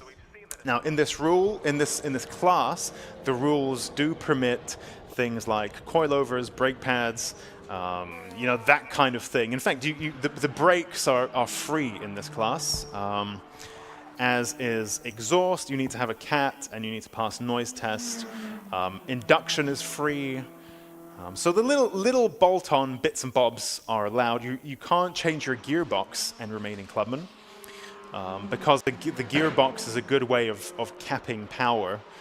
So, you know, in the spirit of running just a fast road car that's relatively unmodified, if you start going into the world of swapping out gearboxes and stuff, then you're probably not really within the Clubman spirit. So Lotus Exige and Dan Buckingham's Honda Civic Type R. We also have Clive Hopwell in the MMT Performance Volkswagen Golf R in this class. Now interestingly, we also do have Jay Elliott in the Honda S2000, which is quite a rare treat to see in Time Attack. Not something that we see too often. We did have a competitor in the past who comes and goes, Ramunas Chapoulis, who also had a very high spec Honda S2000 with like a GT1 style wide body. Also campaigned a Honda NSX as well. So Ramus very big on the hot Hondas. And today in the S2000 we have Jay Elliott in the Clubman Plus class. Now some of you may wonder what's the difference, what's Clubman Plus? Good question. So Clubman is for, like I said, fast road cars. And in fact, Clubman Plus has the same rules. So you think, why is something in Clubman, why is something in Clubman Plus? Well, let's say you have a Renault Sport Clio, and you have a Nissan GTR, or even we've had a McLaren in the past, McLaren 12C of some description, or one of those derived cars. And you think, well, they both have spicy brake pads, maybe coilovers, and harness. And yet, we're going to put a Renault Clio and a McLaren in the same class? That kind of feels strange. Which is why, even though the rules are the same surrounding modifications, if a car is just, it's a way faster car, it's just how it is, that goes in Clubman Plus, and the more regular cars go in Clubman. Now, you might think, well, why is the Exige in Clubman and the S2000 in Clubman Plus? It's a good question. It's one that I pondered myself. But I asked some questions and got some clarification. This Honda S2000 is actually supercharged, which is something that a lot of people do with road-going S2000s. So there's quite a few of those on YouTube and the internet and so on. Back in the day when I looked at an S2000, I considered doing the same. And then you might wonder, well, if it's supercharged and clearly modified, why isn't it in Club 2-wheel drive? Well, that's because Club 2-wheel drive needs a Motorsport UK approved cage, which this is still a road car. So this is Jay Elliott's road car. that happens to be supercharged. So it was a bit of a gray area. It wasn't here nor there. Yes, it's modified. No, it doesn't have a Motorsport UK approved cage. So where do we put it? Okay, we'll put it in Club and Plus. This goes to that flexibility that I was talking about. So if whatever you've built, provided, oh, there we go. Who's that? That's Jay Elliott now. Coming off the track, getting stuck in the grass. Oh, my camera feed. There we go. Oh, look, he's nearly recovering it. There we go. Dan Buckingham and the Civic Type R now whizzes past. I think they're coming up and around onto the mountain, perhaps. Yeah, there he goes. Up mountain and now through the whole bends. Very nice, clean car. And if you look at it from the outside, it's pretty unassuming looking. But as it turns out, it is supercharged. There's a little giveaway, which is there's a sneaky little intercooler poking out through the bumper for those of you who are especially eagle-eyed. So there you go. Otherwise, pretty unassuming looking car, real wolf in sheep's clothing, and yeah, fully road car, full interior, all of that good stuff. I even tried to see if it had a boost gauge when I was trying to work out what kind of car that is. I don't think I saw a boost gauge inside, so it's very, very standard looking, other than the fact that it has a supercharger. Anyway, very interesting. Now let's have a look. Classic and retro then. We have the Mark Donnelly's Ford Escort, car number 76. Also, we have the Vauxhall VX220 of Dean Riley. Susie caught up with him earlier on in the paddock. As you saw, he took one bite of the Time Attack apple last year, and that was enough for him. So he thought, yep, I want to do this all the time now. And so he's back at Cadwell Park. Great car, great chassis. And again, it goes to that variety aspect of Time Attack because just looking, yeah, it's got the Elise behind, the Exige behind. Oh dear, probably can't say that. Lotus people get very upset. But if I recall correctly, the VX220 and the older Elise are they not the same car or something? There's some overlay. The GM owned Lotus or something. Perhaps those of you in the comments can fill in, or if I've upset any Lotus people, then you can also be a hater in the comments. I've got thick skin. But there we go. That's Dean Riley's machine back for 2025. Very good. Let's, of course, take a look at the lap times because now they do count, unlike during warm-up. This is now Attack 1, and drivers get points for Attack 1, and then later on in the day, Attack 2, and then Super Attack. So if we look at our breakdown by class, and of course, thanks to the wonderful Lucas Oil live stream, on the left-hand side of your screen, you can see everything broken down by class, as in fact, Mark Donnelly spins his Ford Escort. Luckily, Dean Riley saw that coming and managed to just tiptoe around the Ford Escort that was facing the wrong way. As we now follow on board through the cameras, Dean Riley's car as it comes through hairpin now and charges down towards Barn. And down that hill he comes. Headlights are switched on. You may be wondering what that means. There's so much Time Attack lore to get through. That's just coming back to me after the long off season. What do headlights on, what do headlights off mean? So because most road-based cars, as in not purpose-built race cars, you know, most of these are road cars with modifications. That's what Time Attack's all about. They are not necessarily built for hot lap after hot lap after hot lap after hot lap for 20 minutes, right? And if you do any track driving, you'll know this yourself, is you tend to attack for a little bit and then cool off for a little bit, and then attack for a little bit and cool off for a little bit. Now, currently on track, we have 17 cars. Sometimes we have more, and sometimes the tracks are shorter. So it gets quite trafficy. And some cars are on hot laps, going very quickly, and some cars are on cool down laps, cooling down their brakes, cooling down their tires, perhaps having a breather themselves as a driver to think, where am I going wrong? Let me consider my sector time. You know, a lot of people have these Garmins now. that tell them their sector times and give them data and so on. So, the driver might want to take a little step back and ponder their next move. So they'll have a cool down lap, cool down the car, cool down their mind. So you have drivers who are attacking and drivers who are cooling off. And there's quite a big speed difference between these two phases. And so drivers will put on their headlights to indicate that they're on a hot lap. And drivers will not have their headlights on to indicate that they're on a cool down lap. And a car with their headlights on will have priority over cars on a cool down lap. And cars on a cool down lap will do the sporting thing and move offline, perhaps, or just generally get out of the way of cars on a hot lap. So, there's a little bit of etiquette involved in time attack. That's a big part of the skill, is not only are you doing a hot lap, you're doing it while everyone else is doing it as well.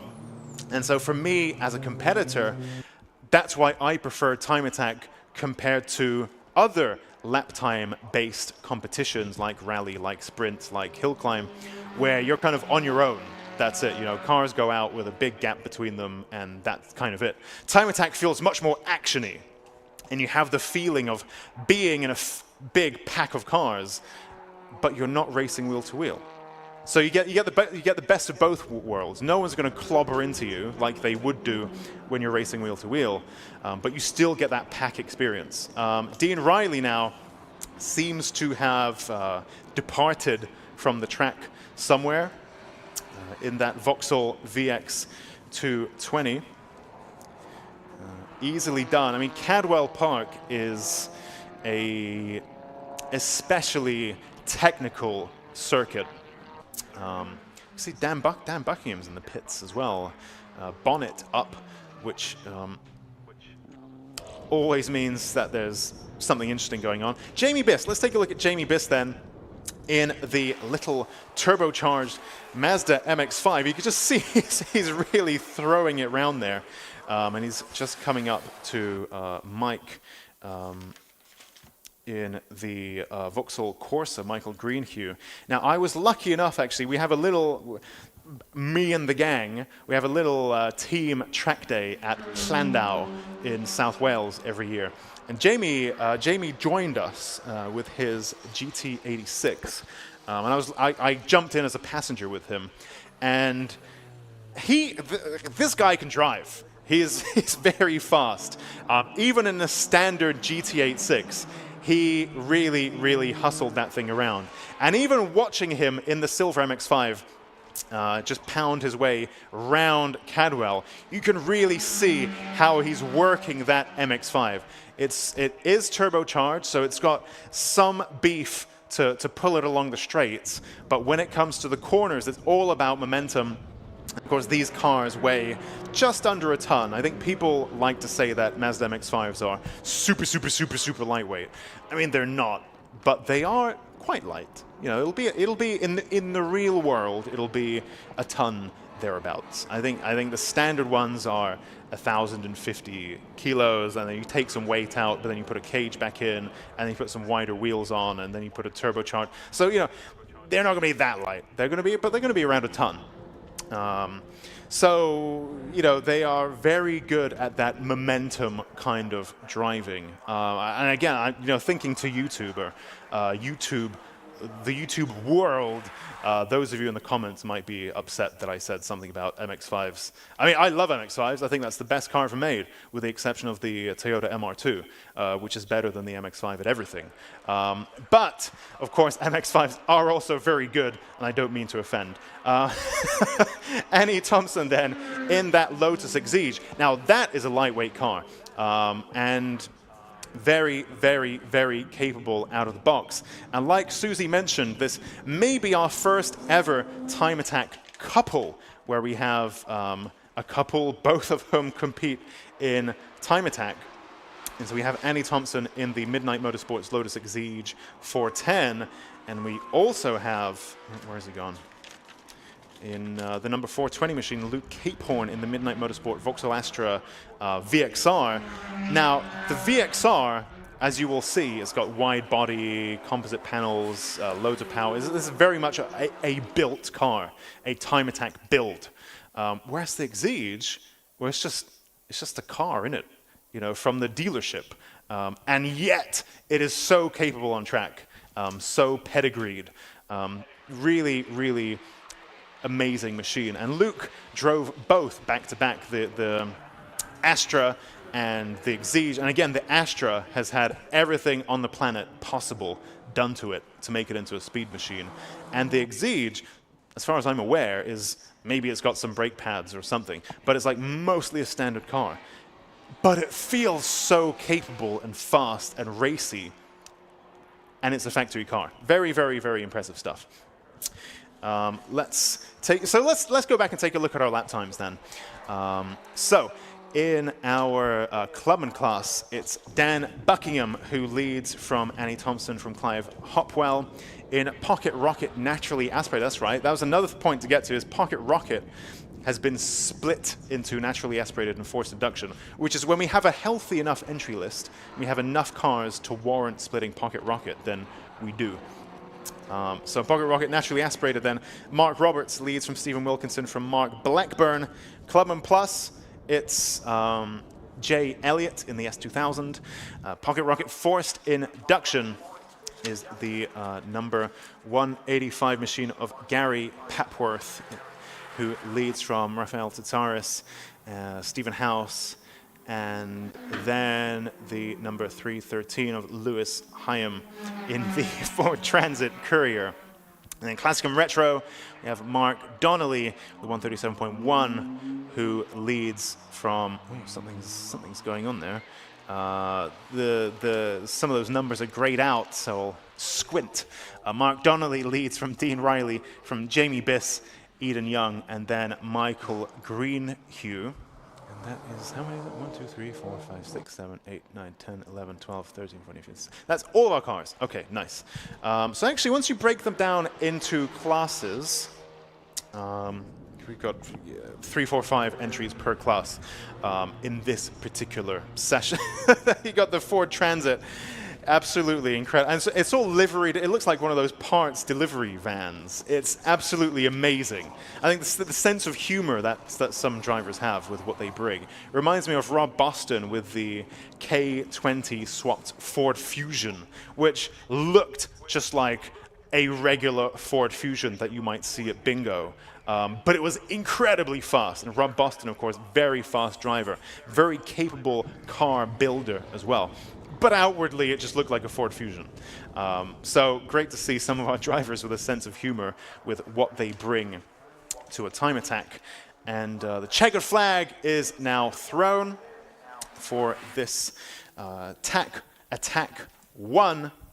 So that's our Clubman, Pocket Rocket NA, Clubman Plus, Pocket Rocket Force Induction, and Classic and Retro. Now, for those of you watching from the track side, there is a QR code in your program, your event program, and if you scan that QR code, then it will ping you over to the live stream. And I believe the live stream, otherwise, if you don't have an event program, you go onto YouTube and you search for Time Attack live stream, and then you have what I have in front of me, but on your phone. So you can be here from the trackside, enjoying the sights and smells and noises and lovely weather here at Cadwell Park. And you can also have the feed and the commentary and all of that good stuff on your phone. Additionally, TSL Timing, who are our timing partners, we'll get onto that in the next session when it's the Club 2-wheel drive and Club 4-wheel drive Attack 1. And that will be in just a few moments.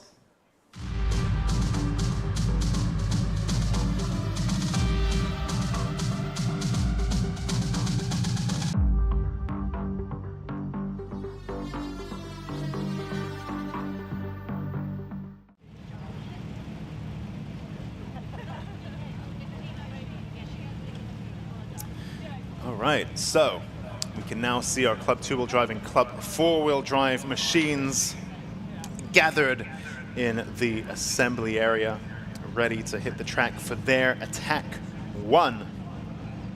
So again, slightly different format this year. For those of you who are just joining us on the Lucas Oil live stream, Time Attack is all about lap time, more so than racing wheel-to-wheel track position and all of that stuff. So that's where we are, and given that it's all about lap time, timing here is provided by TSL Timing Solutions Limited. And if you go into the Timing Solutions Limited website, then you can get the replica of the timing screen that I'm using right in the palm of your hand.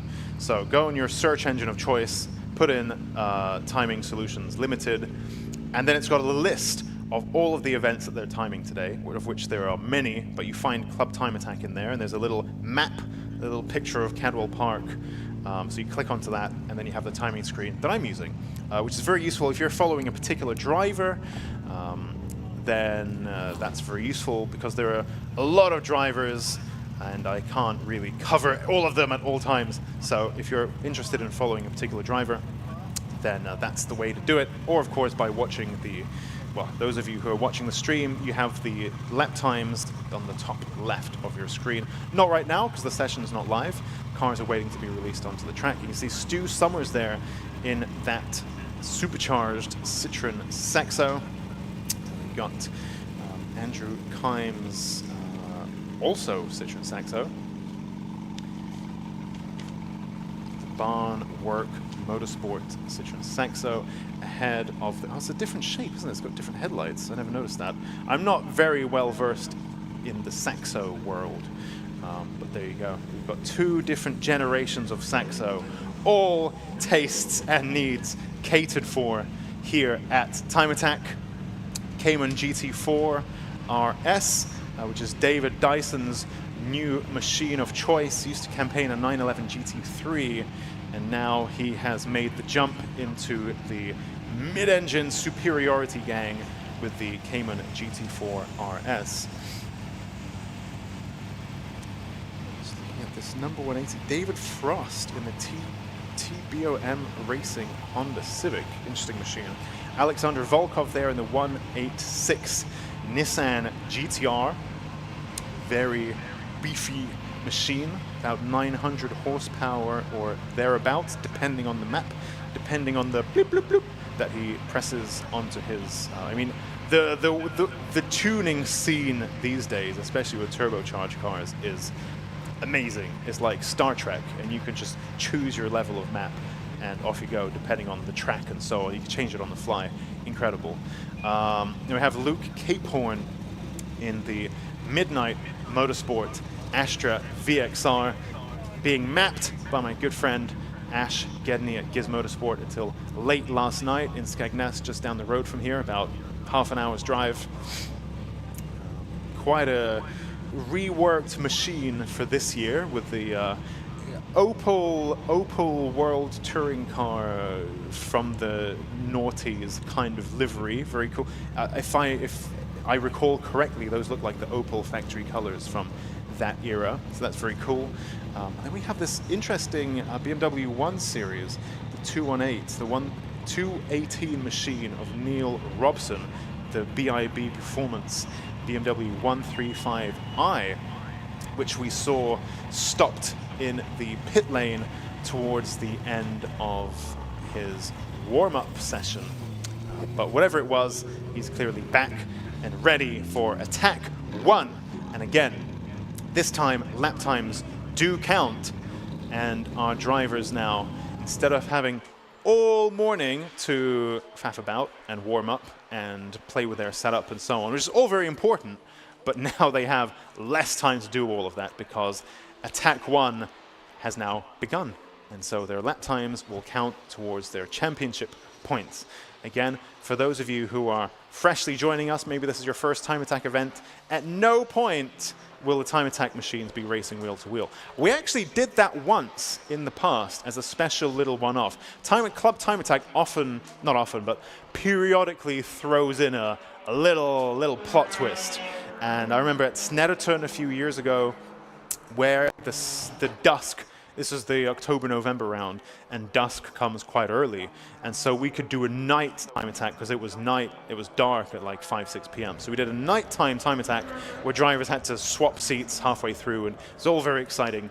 And there was another, this was before my time, but apparently the time attack drivers also did a bumper-to-bumper, door-to-door kind of race, lights to flag situation. But generally, we don't do that. And so time attack is all about your flying lap. You have 20 minutes, and in that time, you need to set the fastest flying lap you possibly can against cars of a similar build that you are classed with.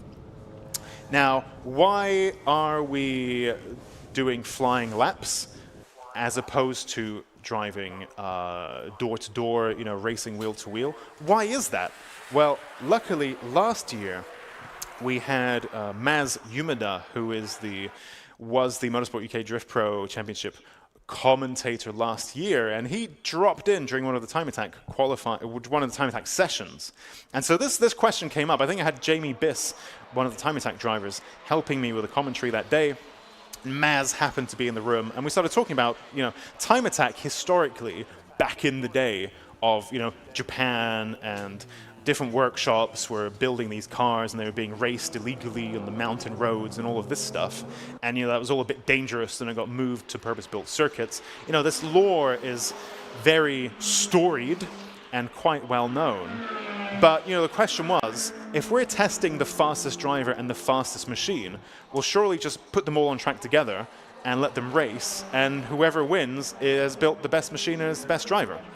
Maybe. But then Maz, who again kind of lived through the tail end of this period, he's not,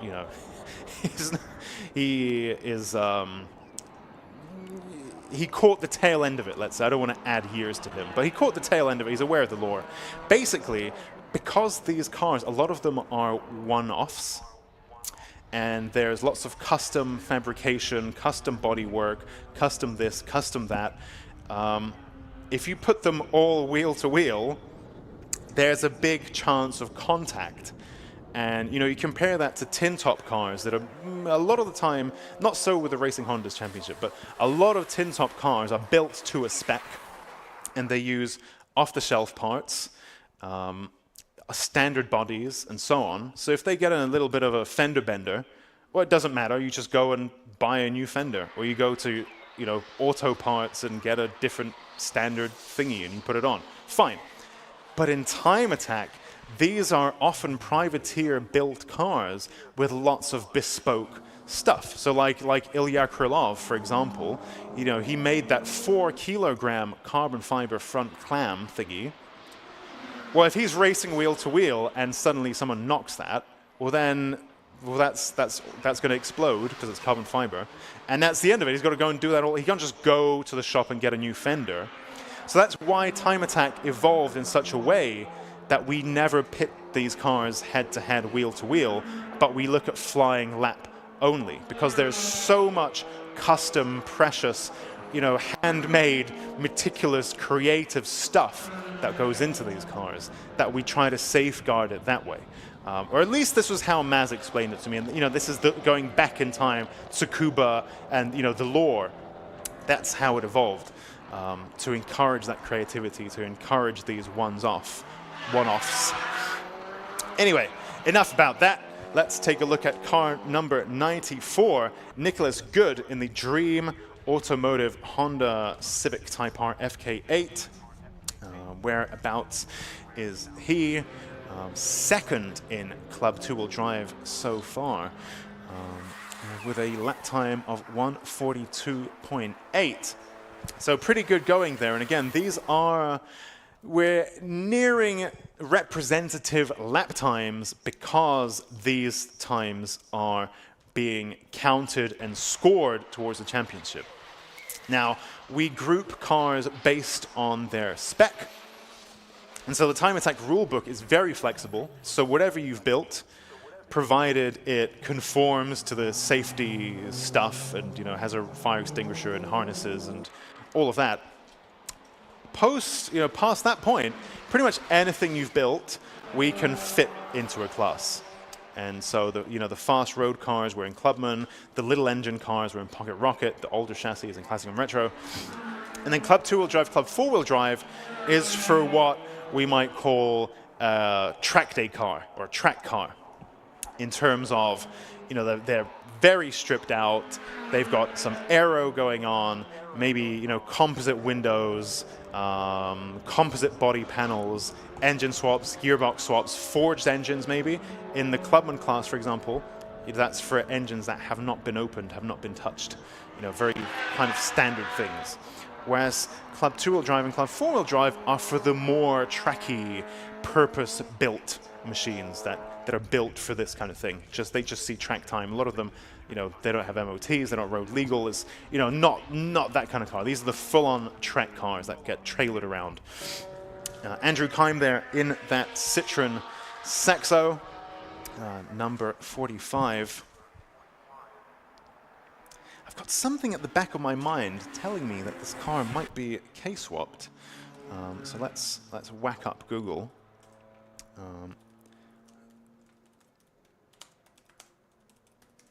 I think so. Yes, there we go. That one is K-swapped. There we go. So Stu Summers' Saxo is still a Saxo engine, from what I understand, but now supercharged. And Andrew Kime's machine is K-swapped. And we see a lot of K-swap cars now in the world of time attack. Generally, even in drifting, Terry mentioned that I think maybe it was one of the S15s was now K-swapped, K24. And a lot of our time attack cars, not just in the UK, but around the world, the K-swap is a very popular route now. I think when it comes to these norms and these trends, there are questions about all kinds of things, but for various reasons, the K-swap is very trendy at the moment. But of course, the popularity means that the aftermarket and even the engines themselves are kind of getting a bit more expensive. And so I wonder whether we'll get to a point where the law is going to move on a little bit. But at the moment, K-swap super popular. Andrew Kime is K-swapped. Eden Young's K11 Micra, if you missed it, that's K-swapped. Ilya Krylov's Clio, that's K-swapped. There are probably a few others that I'm forgetting. Last year we had, it felt like, we had some Renault Clios that were K-swapped as well. I don't think they're here this year. But yeah, very interesting. Let's take a look. That's Alexander Volkov's machine. Of course, that wing is obscene, but it is a quite a heavy, big car.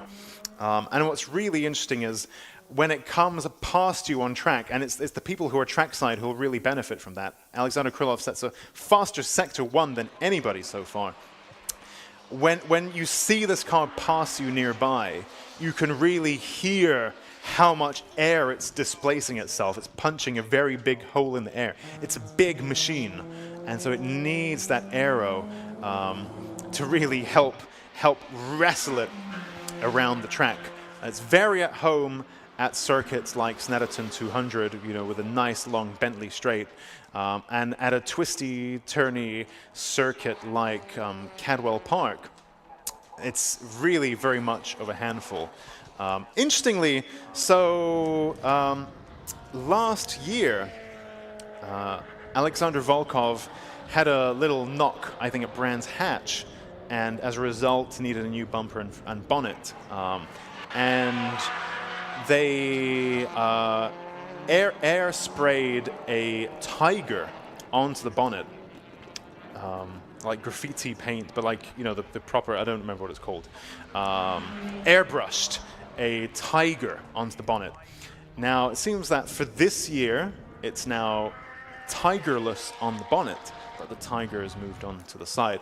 And there was some symbolism there because it's like fiercely, it was wounded and yet it's still fierce and it jumps back up. The team explained the symbolism of it, and clearly it was so symbolic that they kept it on the car even though they changed the bonnet.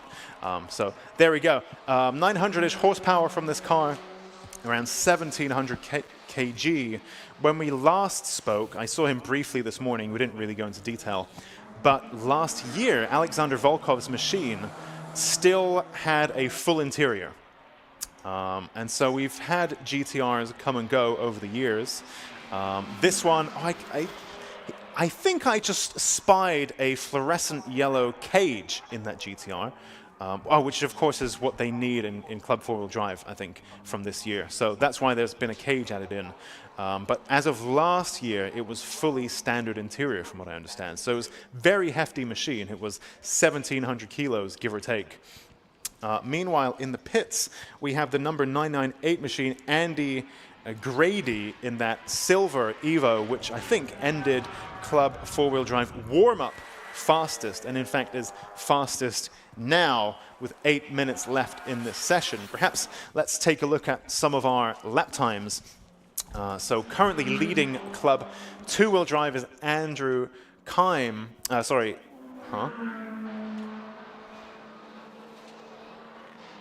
Okay, my timings, two timing screens are diverging a little bit. So I will come back to that. David Dyson's in the... Yeah, he is. Maybe my brain's glitching out. But yeah, okay, we'll come back to that. Timing screen saying one thing, the live feed saying something slightly different. Oh no, he's grayed out. Oh, he's gray. See the timing screen, the live stream. There's some of these numbers are grayed out for some reason. But there we go. So currently fastest of all is Andy Grady in that silver Evo. He's just back on track now with a 133.4. And he leads Alexander Volkov, only 0.3 of a second between them, so very, very close. And we've seen this last year as well. Very, very competitive in Club 4-wheel drive and Club 2-wheel drive, and that is often the trend throughout the seasons. This is probably one of the most competitive classings that we have. Club 2-wheel drive and Club 4-wheel drive always pretty tightly fought. So Andy Grady leads Alexander Volkov, who leads Dean Taylor.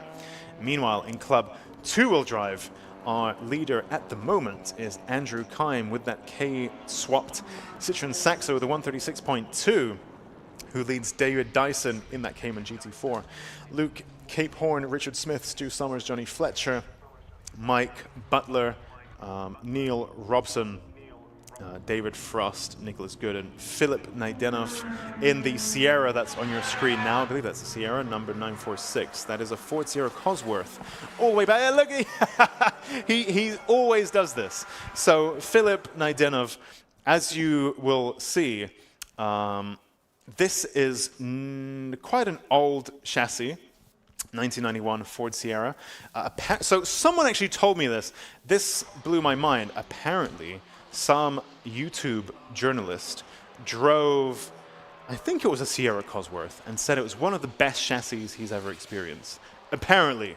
I'm not very well versed in YouTuber lore, but that's what someone said. I kind of assumed that, you know, it's a bit old, it's a bit long, it's a bit brutish. But apparently it's a very good chassis. But nonetheless, you will see that Philip really needs to grab, as they say, grab the car by the scruff of the neck and throw it around to really make it handle and point in the right direction. You know, it needs that kind of driving style. And so Philip often is more comfortable with oversteer than what we're used to seeing at Time Attack. Usually, you know, this is all about grip, and the driving approach is quite point and squirt with a lot of these cars, especially, you know, the grippy front-wheel drive and four-wheel drives. But even if we look at Annie Thompson's Lotus Exige or Mike Butler's BMW M3, which has just popped onto your screen, these are very much point and squirt kind of cars. Whereas Philip Naidenov's Sierra Cosworth moves around a lot more, and that's his driving style as well. So very interesting there. And again, underscores that variety point. Interestingly, in the pits, we have the BMW 135i of Neil Robson. He's back in the pits again. He ended his last session in the pits, and he's back in the pits again with 4 minutes to go. One crew member looking at something under the car, and I can see another crew member checking the tire pressures. Again, a very, very important setup tool, which perhaps I haven't discussed enough, so we might come back to that later on in the day. But let's take a look at these lap times instead. So Andrew Kime then still leads, but we do have a personal best Sector 1 from David Dyson in the GT4 RS. Likewise, Stu Summers in the Saxo improves in Sector 1, as does Nicholas Good, who sets a personal best Sector 1. So let's see if we have any improvements from these drivers with 3.5 minutes remaining. And of course, for the first time ever, the second session in the day, now called Attack 1, does score points for our drivers. So historically, at this point in the day, our drivers might still be a little bit, you know, not really pushing that hard, thinking about their setup and so on. But now, for the first time ever, at this point in the morning, our drivers are already scoring points based on their lap time. So that's very interesting, and I think it's a cool change. I think it makes things much more exciting because every session counts now. In the past, you could theoretically not... Oh, we've got someone off the track. That is number 70. That's Dean Taylor in the next level detailing Mitsubishi Evo. He's run out of track there. So you can see him, hazards on. You can see that red light blinking on the back of the car.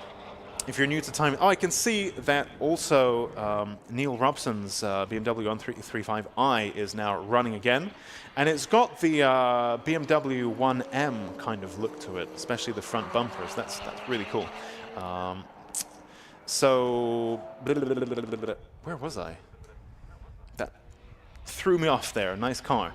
Oh yeah, what's the blinky red light on the back of the car mean? So we talked about if the headlights are on, it means they're on a hot lap. If the headlights are off, it means that, well, they're not on a hot lap, but maybe they're not on a cool lap. You know, it's neither here nor there. It's just an average lap. But if the red light is blinking on the back of the car, that means you are definitely on a cool down lap, basically. So you're letting everyone know around you that you're moving slowly, that you're looking in your mirrors, that you're cooling things off. You're going to get out the way if someone quick comes up to you. That's what the flashing light on the back of the car means, is that you're on a cool down lap. Headlights on mean you're on a hot lap. And again, because these aren't purpose-built, you know, endurance cars, they need to alternate between hot and cool laps, really. Otherwise, things start to overheat and break and so on. Depending on the car and the build, of course.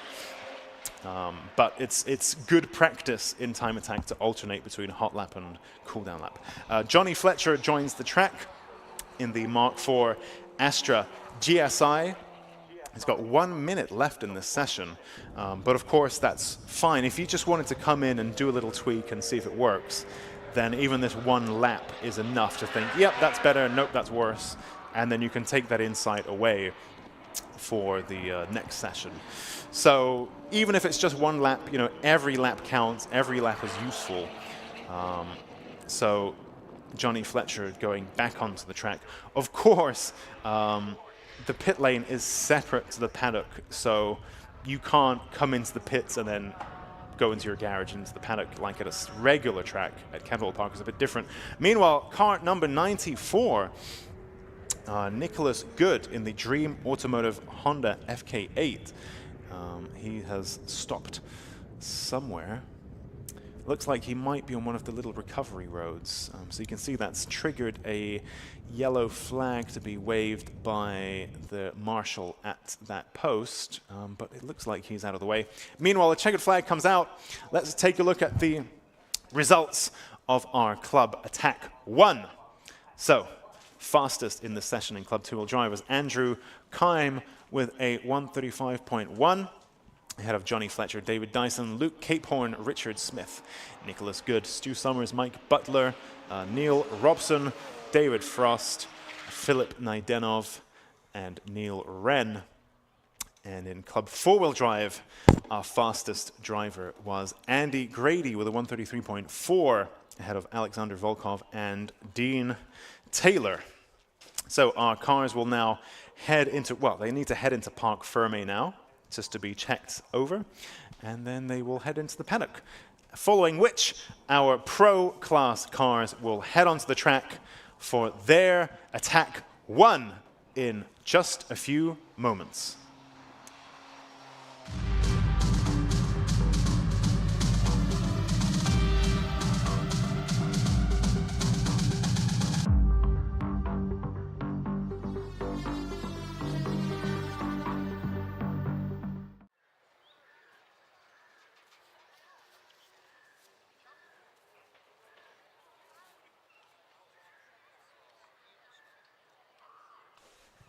All right, so the track has now been cleared.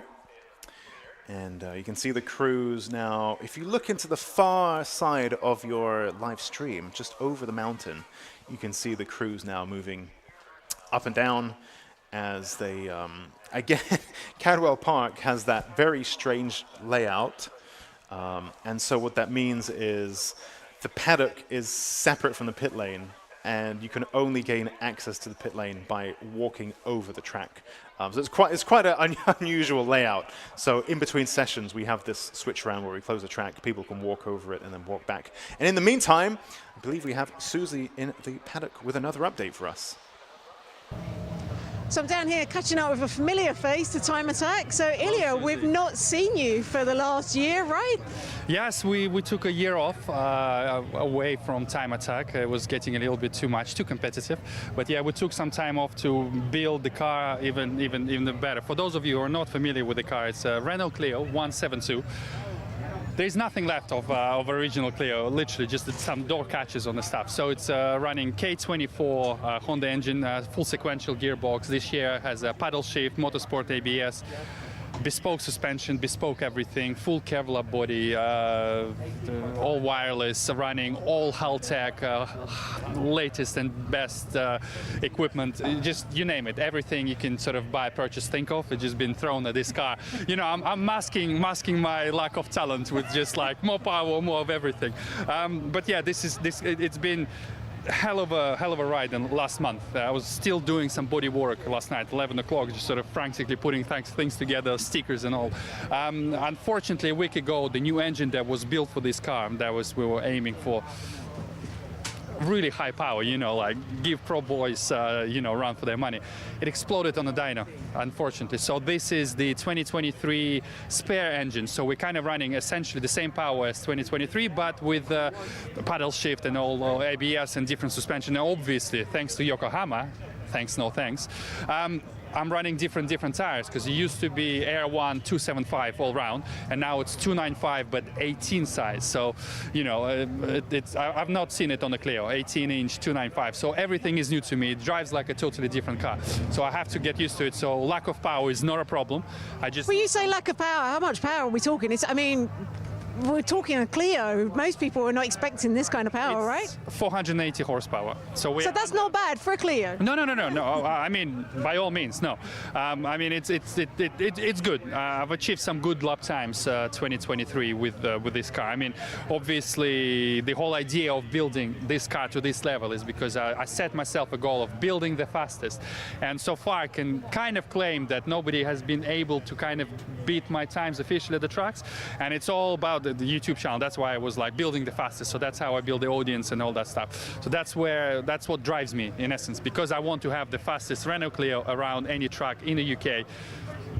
But yeah, it's not really a Renault Clio. All of you purists be like, that's not a Clio. It's like running non-Honda, but it's a base, it's a shape, it's what you kind of do with it. It's not really about the car. So it could be Honda, it could be some Nissan. I mean, look, Nissan Micra, similar powertrain. So, yeah. What's with the new engine then? All bells and whistles. I mean, I'll have to rebuild it, but I'm not going to go into details. I mean, thanks to race-winning brands, they're one of our big sponsors, so they've kindly provided everything. So it was supposed to be, yeah, but it failed on a dyno, so, you know, big block, big hole in the block, so that's unusable. So now I have to sort of rethink the strategy. So maybe a few rounds before we see that engine back in? 100%. Just because everything is so stacked up. With 20 days until Donington Park, I mean, I'd be lucky to sort of iron out the small issues that inevitably will rise up from today, 100%, because it's impossible. You know, it's a self-build. I'm proud to say that 99% of this car, except for the tuning. Tuning is done by the man himself, Paul West, the King Tuna, yeah, TPW Engineering, yeah. And then obviously the boys from Haltech help with all the sort of software adjustments and all that. But in essence, all the mechanical work, welding, fabrication, the carbon, it's self-built by me. So that's what I'm saying. It's inevitable it will break. I'm not a professional. I'm a photographer, videographer, and a little YouTuber who likes to go fast. So it will break, and I have a team of lovely people, helpers, who are sorting things out while I'm doing this. Well, let's not jinx it anyway. First round of the season. So yeah. Well, good luck for the rest of the season then. Thank you very much, Susie. Thank you very much. We'll catch up with you soon. Brilliant. Thank you. Like and subscribe. And back to you, Alexi. Thanks, Susie. Thanks, Ilya. It's amazing. This man is so slick and so enthusiastic and keen. That was a lot of detail there. Very, very interesting stuff. And I'm fortunate enough to know Ilya reasonably well. And he is an exceptionally talented and skilled guy. So I'm fully confident that, you know, you have these trials and tribulations in the run-up to a season, and that's what happens, you know, when you're ambitious and you're chasing the unchaseable. You know, you break things and then you bounce back from it. And if there's anyone who can do it, it is Ilya. So very good to see. Meanwhile, the session has now been green lit. So our Pro 2-wheel drive and Pro 4-wheel drive cars hit the track. I have actually opened up the YouTube stream. I was quite curious about the comments that are coming in, maybe some good questions. Russ Gillett, again, says that, oh no, this is a different one. This is a different Russ. That was Ross, this is Russ. Russ C20 Let's said, Night was at Brands, Alexi Numpty. Night was at Brands. Pretty sure that it may have been a different nighttime time attack in the distant past, perhaps. But the one I witnessed was, I'm pretty certain that was at SNAT. But like, I don't know, now, you know, I think all reasonable people doubt themselves and are open to learning new information and being corrected and so on. I thought that was SNAT. We're talking about perhaps 2016, I think, something like that. So if any of you other old heads were involved in time attack at that time and you remember this yourselves, I don't think it was Brands, I think it was SNET, unless there was more than one. I'm open to being wrong on that. I'm wrong about lots of things. So let's see, we've got Holistic Henchness says, of course, the difference to doing this on the Facebook stream in the past is that we had people's real names and they were like actual names, whereas here, Holistic Henchness shouts out Annie and Luke and Dan. Get it done, guys. Great stuff. Thank you, everyone. It's good to see that the stream has landed well and that people are being quite supportive. It's our first go at this after a few years out of doing the live stream. You know, we're giving it our best, but ultimately it's our first one back. So, you know, bear with us. We're doing the best we can. And I think, especially the video side of things, less so the commentary, but the video side of things, as in time attack specifically, I don't want the Racing Hondas Championship commentary is wonderful. I didn't want to like accidentally throw shade that way. I got Scott sat here, but the video side of things is very slick. It's quite cool. I'm enjoying it a lot, and we have the lap times on the side of the screen, which is very cool. Luke Sanjikovski sets a flying lap, which is an interesting development after the morning session where Luke, I don't think, set a flying lap.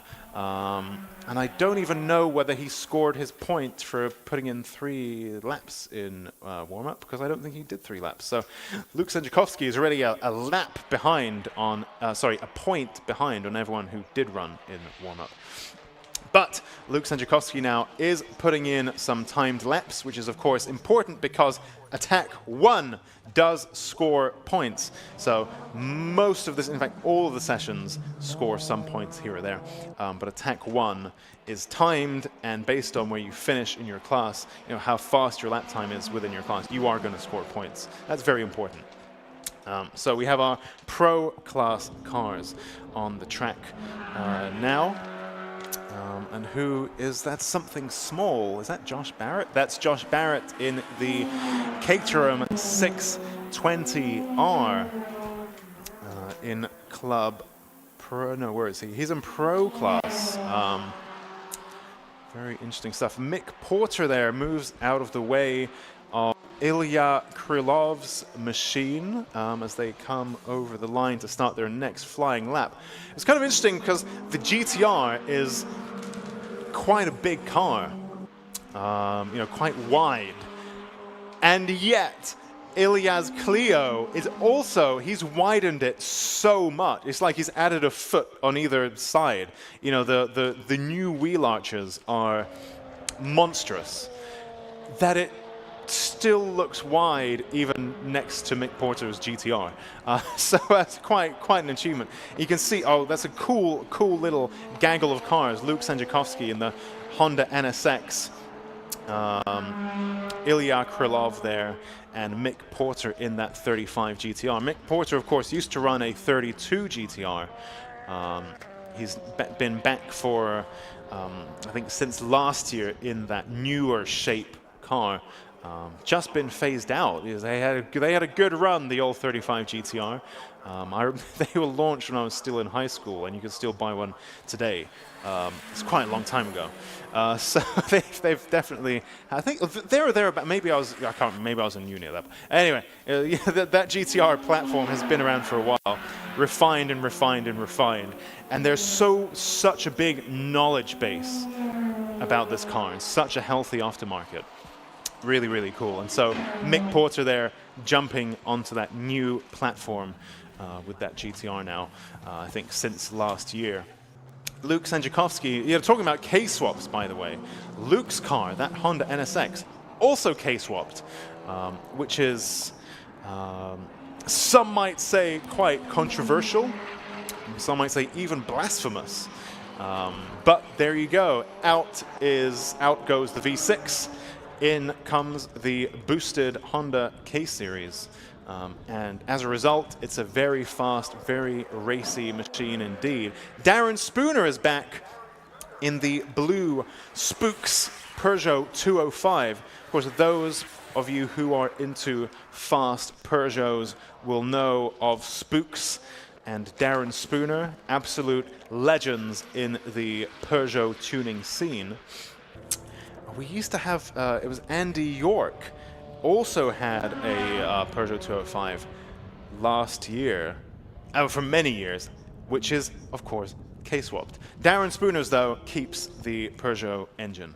And we have Josh Barrett stopped somewhere in the little, oh my goodness, if you saw that on the cameras, we had the cameras switched on at that exact moment, car number 27, Bradley John, I think he dipped 2 wheels onto the grass as he was just making an overtake there. These cars are so wide that they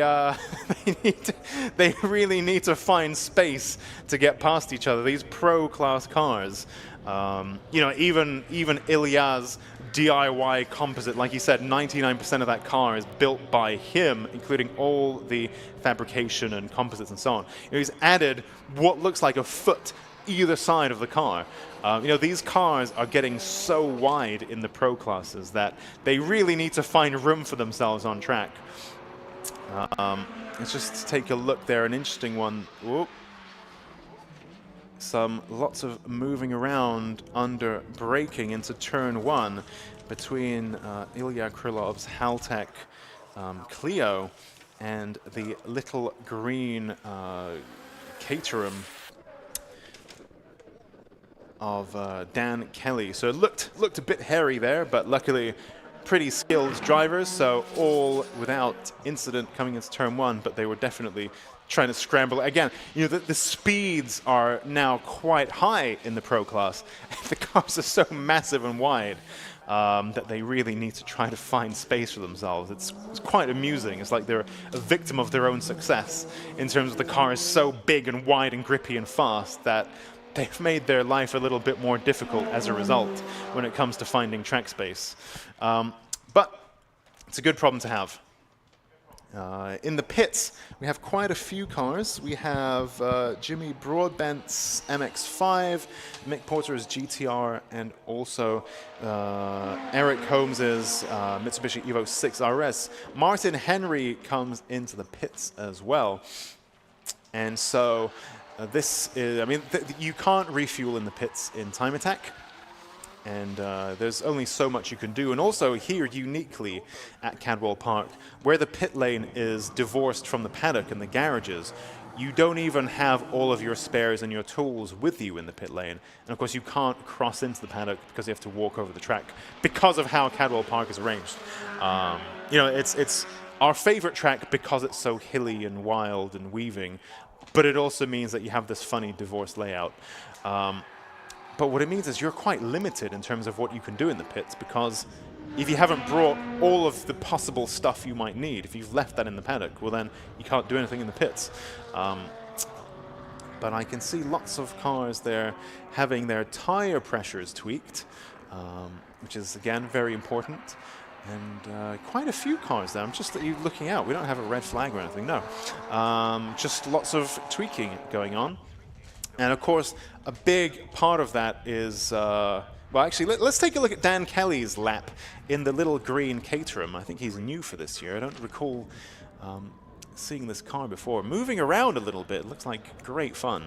I don't envy the Caterham drivers when it's a wet day, because it looks like they're driving in a cold bathtub. You know, they're quite soggy and miserable and open to the elements. But when it's a sunny day, you know, I bet it's great. The car is moving around, and it looks great fun. Up and over the mountain, Dan Kelly goes. He's had a personal best Sector 2 as he now makes his way through Hall Bend's deceptively tricky sequence of corners. And you don't want to smack into the wibbly wobblies at the apex of each little S as he comes around Barn Corner and down the hill. Let's take a look at what lap time Dan Kelly can do. Sector 3, 136.7, which is a personal best there for Dan Kelly. So nice little improvement there for him. Great stuff. That is good enough for third in Club Pro. In Club Pro currently it's Darren Spooner from Eric's Homes, from Dan Kelly, Richard Goodall, Donnie McLeod, Ilya Krylov, and Mick Porter. And then in Pro's currently led by Colin Dord with a 127.7, which I think might be the fastest time we've seen today. I don't think we've dipped below the 130s yet.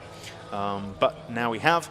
Colin Dord leads from Luke Sanjikovski, Bradley John, Josh Barrett, Andrew Barber, Martin Henry, and Jimmy Broadbent. And if we just return to the subject of, we can see Josh Barrett's in the pits.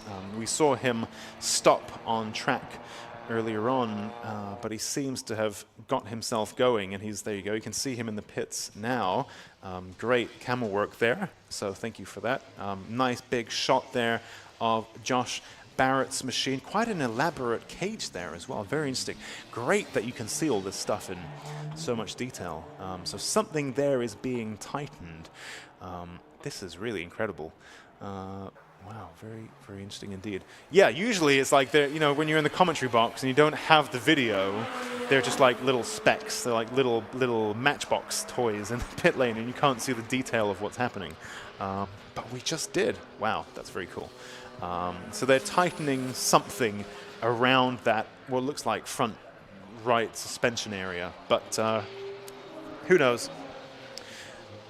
Now let's take a look at number 79. That's Eric Holmes in the ENS Motorsport Mitsubishi Evo 6 RS. I think we had stopped on track in the Pro Class warm-up, but whatever it was evidently not serious. He's back out on track. Luke Sanjikovski, meanwhile, in the Honda NSX, you can see it throwing up sparks as that incredible amount of downforce pushing it into the road. Of course, Cadwell Park, quite bumpy, lots of ups and downs here, and the suspension moving around quite a lot with that aero load as well. And I know Ilya Krylov, who supplies a lot of the teams here.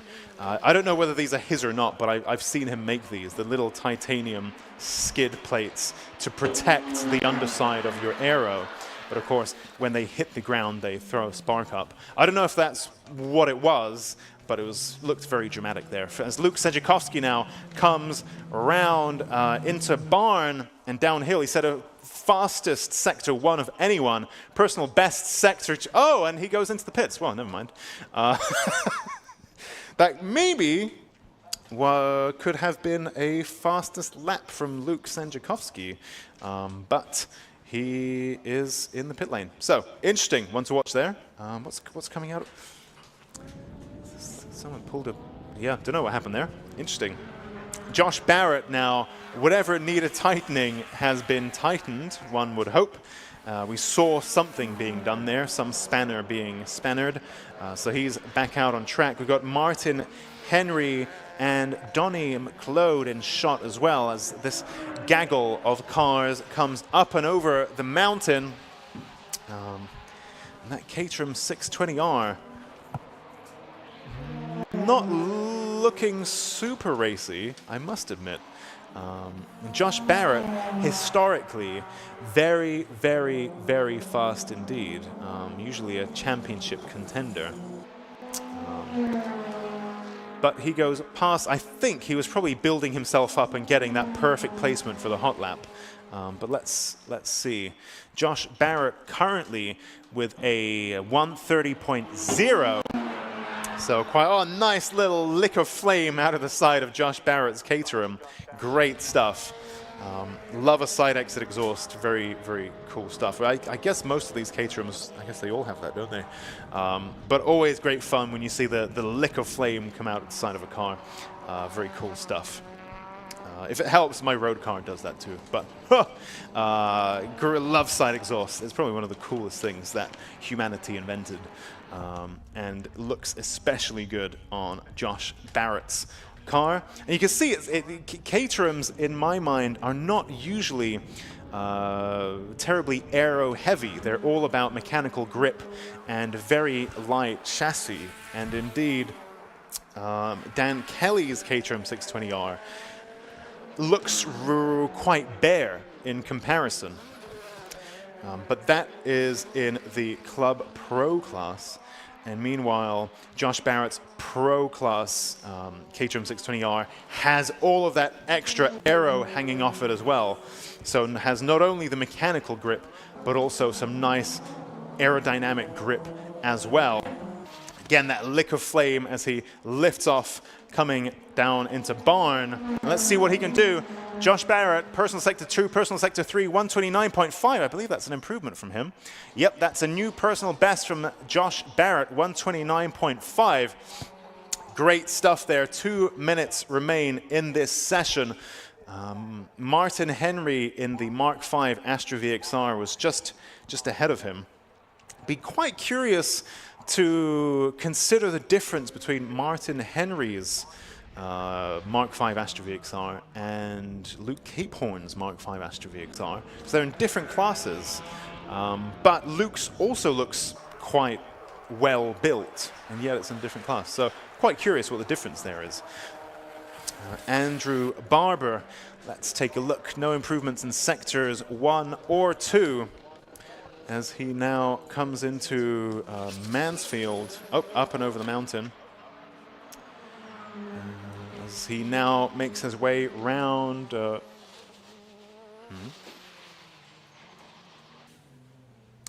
lost my way with the old live stream there for a sec.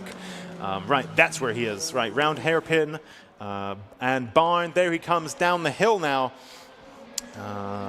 Let's see how sector 3 goes. Okay, no improvement there from Andrew Barber, but perhaps he's set himself up nicely for his next flying lap.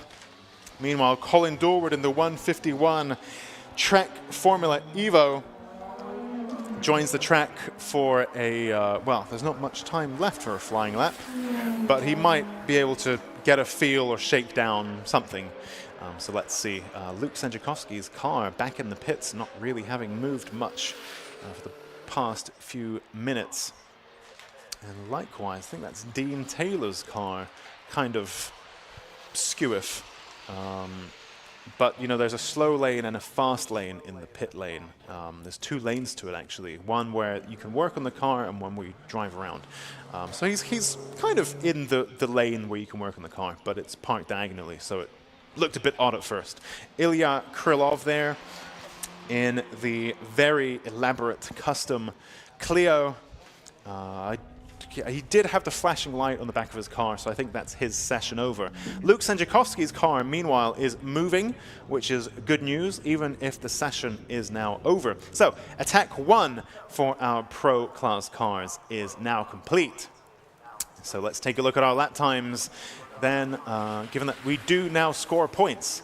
Club Pro, in Club Pro, the fastest driver was Darren Spooner, back after a little time attack hiatus with a 134.7, so return to form immediately for Darren Spooner, ahead of Eric Holmes, Dan Kelly, Richard Goodall, Donnie McLeod, Ilya Krylov, and Mick Porter.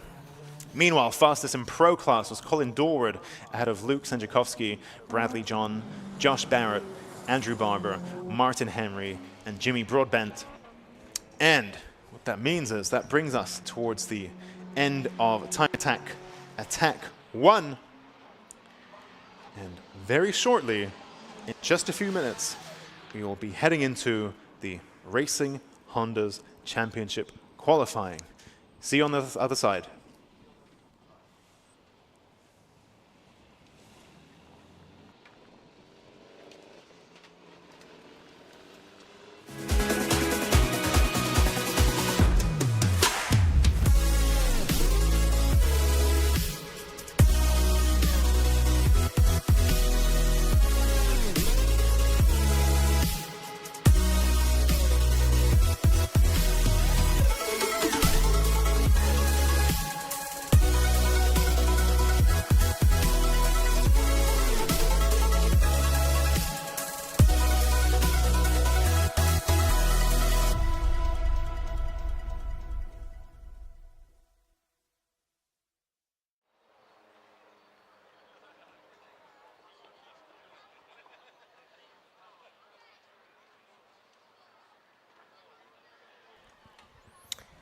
Thank you very much, Alexi, and thank you very much to our presenters as well for time attack. Now we move back into Racing Hondas here. Scott Woodward's back on microphone to guide you through the qualifying session for the first one of the season for the 2025 Racing Hondas Championship here at Cadwell Park.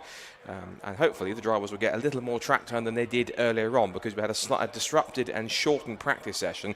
Only a handful of drivers, about 7 or 8, actually got clean flying laps in, because there was an off for the defending Racing Hondas champion Ryan Cunningham just between Gooseneck and down the hill towards Mansfield. The car was in the barriers. Fingers crossed that car is good to go and it wasn't so much of a hit that he's out of the session, which would mean he'd have to possibly do some laps in a break somewhere, possibly in a lunch break, if he's able to, or if that car sadly might be out for the day. Fingers crossed it's not, but we'll hope to see what is about to happen.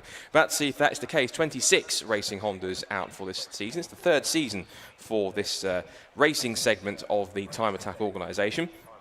Started back in 2023, for those who were not around for practice earlier on, and since then it's in its 3rd season, and it is looking pretty good. Of course, well, I'm not the only person that's in the mix when it comes to Racing Hondas. Myself, Scott Woodward, some commentary, but I'm also very ably joined in the pit lane and around the paddock by my colleague for the season, Charlie Harmon. She's been around the paddock and she grabbed another interview earlier on this morning, so let's see who she found and what they had to say. I'm here with Ryan. We came off the back of practice, got a bit of damage here. Talk me through what happened. We just had a slight failure on the left side, gone into top of Gooseneck and it's just failed. So obviously being wet this morning, caught the grass and I've just been a passenger. So it can't do nothing about it, but the motion has, I'll get it back out, so full send for qualifying. Perfect. So damage-wise, bad, good, what are we sort of saying? Yeah, well, it don't look great, does it? But it is what it is. I can't really... Well, the lads will get it out, so we'll just see how we go from there. But fantastic. There's nothing too drastic, but it is what it is. Perfect. So get it turned around, get it back out for qualifying and go for it. Amazing. Thank you so much. Thank you. Thank you, Charlie. Good to hear from our defending champion, Ryan Cunningham. So hopefully the car should be out for qualifying. Thankfully, the damage doesn't appear to be as serious as some might have thought. So in terms of lap times we can expect here, well, the qualifying lap records for each classes A, B and C are as follows to give you an idea of what to expect lap time wise. The qualifying lap record for Class A was set last year by Liam Collins, 1:35.806. Class B qualifying lap record, as was Class C, both set in the very first ever race weekend that took place ever in Racing Hondas, right here at Cadwell Park. Philip Wright, who was that year's champion, set a 1:38.169. That's the qualifying lap record for Class B. And Class C was Mervyn Beckett with a 1:41.005. So they're looking; those are the times they're looking to try and beat. For the lap times that we did get in practice, for what it's worth, it was James Allen, who's one of the 2 single race entries. They don't score championship points, as will not either Adam Kruger in car 86 in Class B. And James Allen set the fastest time of the 7 cars that managed a proper full flying lap, 1:37.083. Philip Wright, 2023 champion, was second quickest with a 1:39.184. Third fastest was Tommy Knight, number 24, 1:39.339. Then Kevin Talbot in the Honda Integra, run by KC Imports. And he was the 4th fastest, 1:39.625. Will Self is one of the drivers to watch for in Class A this year, according to his good self. In the 1991 Watson Gym Equipment sponsored Honda Civic, he was 1:41.344. And then we had one of the Class C cars in the field, which is Matthew Rowling, 1:44.345. And then Oliver Barsby, who's in a slightly upgraded Honda Civic FK2 from 2016. That's the RSR Robotics sponsored Ben Sharp Racing Run car, 1:45.866. All the rest did get 1 out lap, but didn't actually set a proper time on the board. So fingers crossed we're going to see something a little bit more going forwards.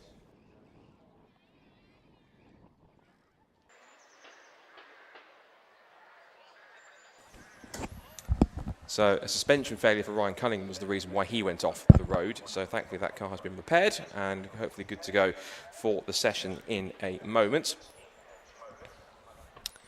And whilst we wait for the Racing Hondas to take to the track, Charlie again has been busy in the paddock, so let's cue her up and see who else she was speaking to out in the paddock in between sessions. Amazing. So I'm here with Dan and his EP3 behind. Now Dan's a bit of a last minute entry this season, however still a seasoned professional we've got here. How are you feeling about the season? Yeah, good. It was a last minute entry, but sometimes that's the best way to do it. Came here yesterday, first time I've driven the car probably since September last year. Actually a one-off round I did in Racing Hondas, and it was nice to be back, nice to be at a track like this, which certainly blows off the cobweb, shall we say. Absolutely. And now looking forward to today. Perfect, right. I'm going to hand this over to you. Happy to walk us through the car? Yeah, sure. Fantastic. There's not too much to know that much about this. It's quite a basic spec EP3, standard engine, with a takeaway airbox and a Miltech exhaust on this one. We've got, for this year, which nicely, with the Racing Hondas Championship, we've got the YSR brakes, which are new to me. I'm used to the standard system on my EP3, so upgrading to these yesterday was quite a nice upgrade, shall we say. It was made a lot of difference. It's basically just got a welding cage and some kind of just yellow speed dampers, and there's not really much else to it, to be honest. It's quite a bolt-on spec, nothing too special, but in an EP3, when you bolt those parts together, it goes pretty well, especially around a nice twisty track like this. We don't quite have the power of the A-Class cars, but around the corners we do all right. Perfect. That makes definitely one to watch then. Hopefully. I'll be trying my hardest, I can tell you that much. Fantastic. Sure. No, thank you so much. Good luck. No worries, thank you. Thank you. Charlie, great work as always. You never tell it's her first weekend presenting. Doing a fine job actually to have Charlie on the team as my partner in crime for Racing Hondas this season. Now, as you can see on the stream, and also as you'll see around the circuit here at Cadwell Park, if you're trackside, the Racing Hondas are taken to the track. As you're watching on the stream, head to YouTube, search either Time Attack Organisation or Alpha Live, our broadcast partners either way. Be sure to subscribe to both as well, who are putting in a fine job for this opening race at the weekend of the season. The Racing Hondas are making their way out of the assembly area. As Alexi was referring to in the Time Attack, it's a bit of a unique setup when it comes to the assembly area in the pit lane. There are no pit garages down here at Cadwell Park. There are a few kind of cars parked down here, but it's kind of an impromptu kind of is literally a pit lane, so cars will come in here and use whatever space is available. Well, the assembly area in the paddock is right towards the other side, the top of the circuit, so they have to come out from the top of the circuit. They enter the circuit via the entrance towards the Hall Bends, and they come through the Hall Bends and then up through the final couple of corners at I should know this being a seasoned commentator, the hairpin and also barn corner before they charge down the hill. They've all lined up in pit lane first of all, and then they'll be given the green flag to head out for 15 minutes of qualifying to see who will set the first overall and class pole positions of the season for Racing Hondas. Good to hear from Dan Thackeray there for a moment. Experienced Honda racer for a few seasons. He was in contention for the 2023 Miltech Sports Civic Cup Championship, and he was in contention right to the final race of the year when his engine unfortunately expired, and that put him out of the contention to do so, and that really cost him the title, but still a fine performance. Good to see him comparing and racing Hondas.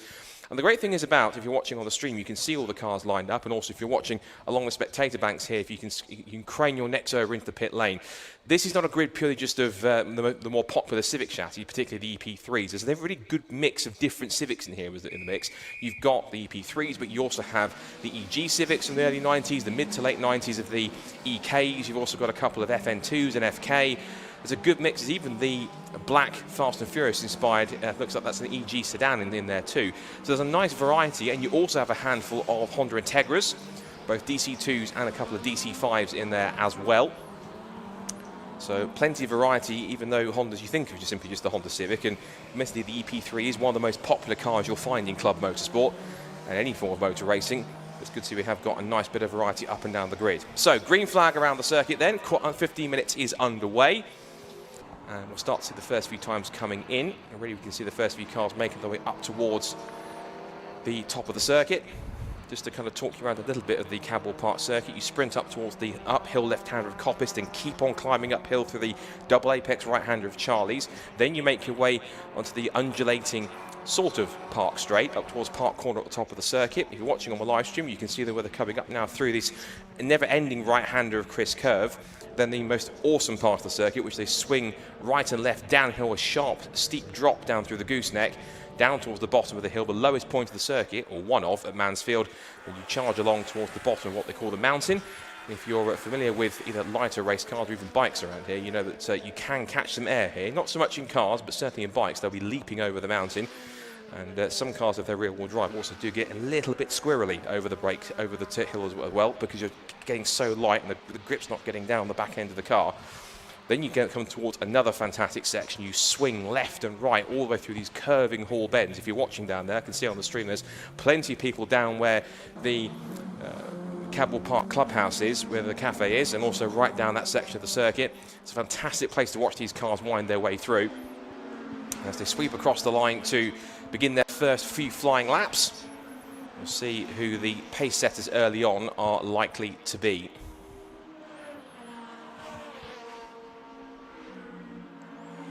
It's a tiny bit cooler out there. It's a little bit more overcast than it was this morning when we had the practice session. There going through the shot is car 15. That is Barker. Lewis Barker. And Charlie caught up with him earlier on, and that car's been through 3 engines. It's on its 3rd engine. That car was formerly raced by Jake Hewlett, which has taken a few class poles and class victories along the way. So good to see that it's now been put into the hands of Lewis Barker, who the sponsor or team they run under, which is the Euro Crash Centre squad, but they're run by Ben Sharp Racing. Founded that with his brother Ryan, so certainly trying to put that in good hands. And that car, he debuted in that car on the final rounds of last season at Snetterton in rather wet conditions, so thankfully much drier for his debut here, for his debut of his first full season in the championship. Good to see. Speeding down towards the mountain. First couple of flying laps are going to start to come in now any second, because they're starting to warm up, and we'll see sectors. The one that's lining up the timing screen at the moment is the 2023 champion, Phil Wright, in car 63. He was due to initially move down to Class B, and if he had done that, we could have seen him in a proper grudge match with last year's champion with Ryan Cunningham, who is moving up into Class B this season. We could have seen them go head-to-head in the same class, possibly for overall championship honours, but Phil decided to stick into Class A, and as he heads through, he's setting purple sectors in 1 and 2, makes the sprint towards the line, goes past the 15 of Lewis Barker in the process, and goes second, because the fastest time of the session has actually gone to Will Self in the number 34 Civic EG of a 1991 model. That's the car that's been sponsored by Watson Gym Equipment. 1:36.004, and he put in quite a mega final sector that was about 2 seconds quicker. No, not quite. It was about roughly... Yeah, it was much quicker than the final sector for Phil Wright. So it was the sector 3 where Phil lost the time. Will Self currently fastest by about 8.5 tenths, and that's quite a lot in qualifying terms. He's currently fastest. The 24, which is the bright blue EG hatchback Civic of Tommy Knight, is second quickest. Next is Kevin Talbot in car 137. That's the KC Imports Honda Integra. That's the car which is the one that's got a Jordan 191-esque tribute livery to it. In honour, I think it was primarily green. We've had a splash of blue to kind of have a bit of honour for the late great Eddie Jordan. Winding his way over the crest there was Will Self. So Will now making his way set. Another purples in sectors 1 and 2, going even quicker this time as he winds his way through the car, bouncing around over the bumps under braking for the right-hander at the hairpin. He'll squirm his way through barn corner, turn his way out onto the pit straight, punch it across the line. Now what can he do to better 136.044? He'll surely dip under 136. And indeed he doesn't. No, he missed out. So a poor final sector, pushing a little too hard. But it was purple sectors 1 and 2, so he hasn't improved. Somebody who has improved is Kevin Talbot in car 137 in the Integra. He's gone to second fastest overall. Further back, there's a few more cars coming across the line. We're watching Will Self here trying to power on for another fast lap. We'll see what he can do in sector 1. Whilst that qualifying session goes on, there is Kevin Talbot trying to get past on screen number 4, Spencer Fortag. Spencer running in class B. And that car, the FN2, being run by Fortag Racing, so it's a self-run silver FN2. And Spencer, third in Class C last season, moving up to Class B. Won his class twice at Snetterton last year, and he has vast experience, including lots of experience. 6 seasons of karting, 7 seasons of Caterham racing, so if you can race a Caterham competitively, you can probably race just about anything. And he's also competed in the Focus Cup and done other long-distance endurance racing in smaller front-wheel drive cars such as Citroen C1 Endurance and the Enduro car series on top of that. Now, 63 Phil Wright's motoring, fastest first sector of anyone so far. They're starting to light up the timing strings with mainly green sectors, so it's all personal bests mostly across the board, but the ones you want to watch for are the purple sectors. That's the men that are going the fastest out there on track. Coming up towards half distance in the session already. Talbot, personal best sector 1, missed out on some time in sector 2 as Will Self goes across the line, and he was personal best in 1 and 2. Despite not setting a fastest sector at any time in that lap, he has gone fastest into the 134s, 134.947 for Will Self. It's Class A cars first, second and third. Will Self from, well, it was Will Self, but now Phil Wright has come right back at him with a brilliant first sector and personal best in sectors 2 and 3 to put himself on provisional pole in class and overall by 1.5 tenths. So right now on pole position, it's Self in second quickest, Tommy Knight is now third, and then Kevin Talbot in fourth in the Integra. Other class pole sitters at the moment, Dan Thackeray is currently quickest in his EP3, car 29 in class B, and he's going faster in sector 1, personal best for him. Second quickest at the moment is the number 66, and that is of James Kembry. So James running well, and they're brand new teams in the championship, Honor Motorsport. We'll talk about them a little bit later on.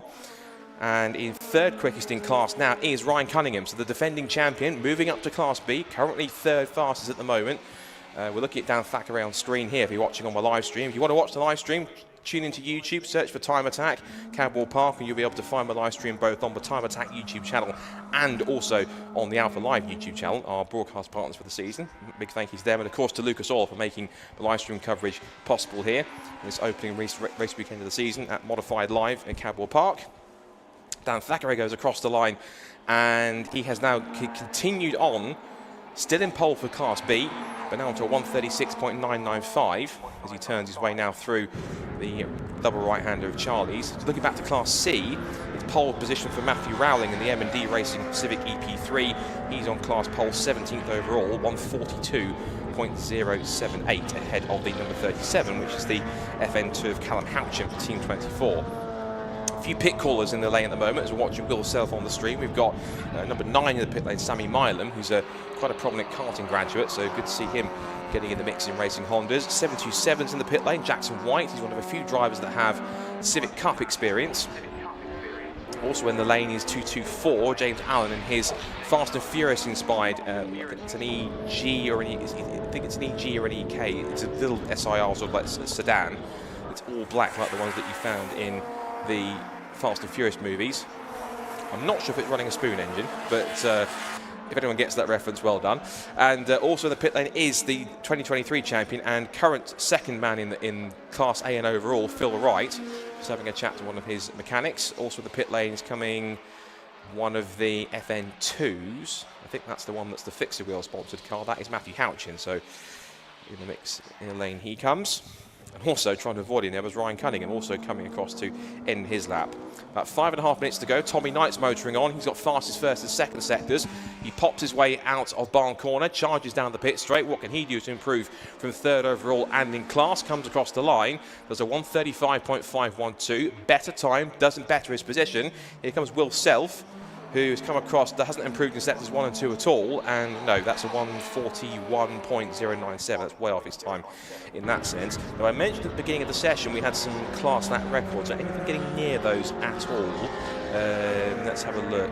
Yes, in fact. So we've actually got a new Class A qualifying lap record. Will Self with a 1:34.633. A couple of cars actually dipping underneath that.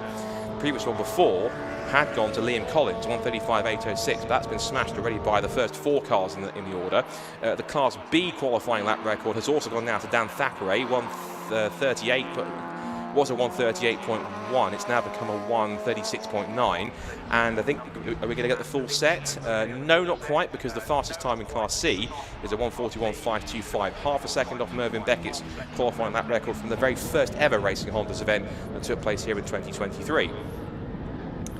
So a few more pit callers coming in. Kevin Talbot's in. Also, we've got the number 19 of...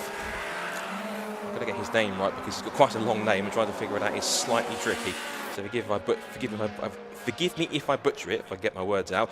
Luke Crassus Menu in the Reg Plate King by Geo by Luke of the Civic EP3. Phil Wright now making his way through the Hall bends with Will Self on his tail. I think Phil's more on an outlap, whilst Will Self is pushing on to go a little quicker. There's a handful of personal best sectors coming through here, but no one actually really going to the point where they can try and dethrone Will Self from pole position. And Will Self making his way out of the final corner as Ryan Cunningham exits pit lane. He'll come to do so just in front of both Phil Wright and Will Self.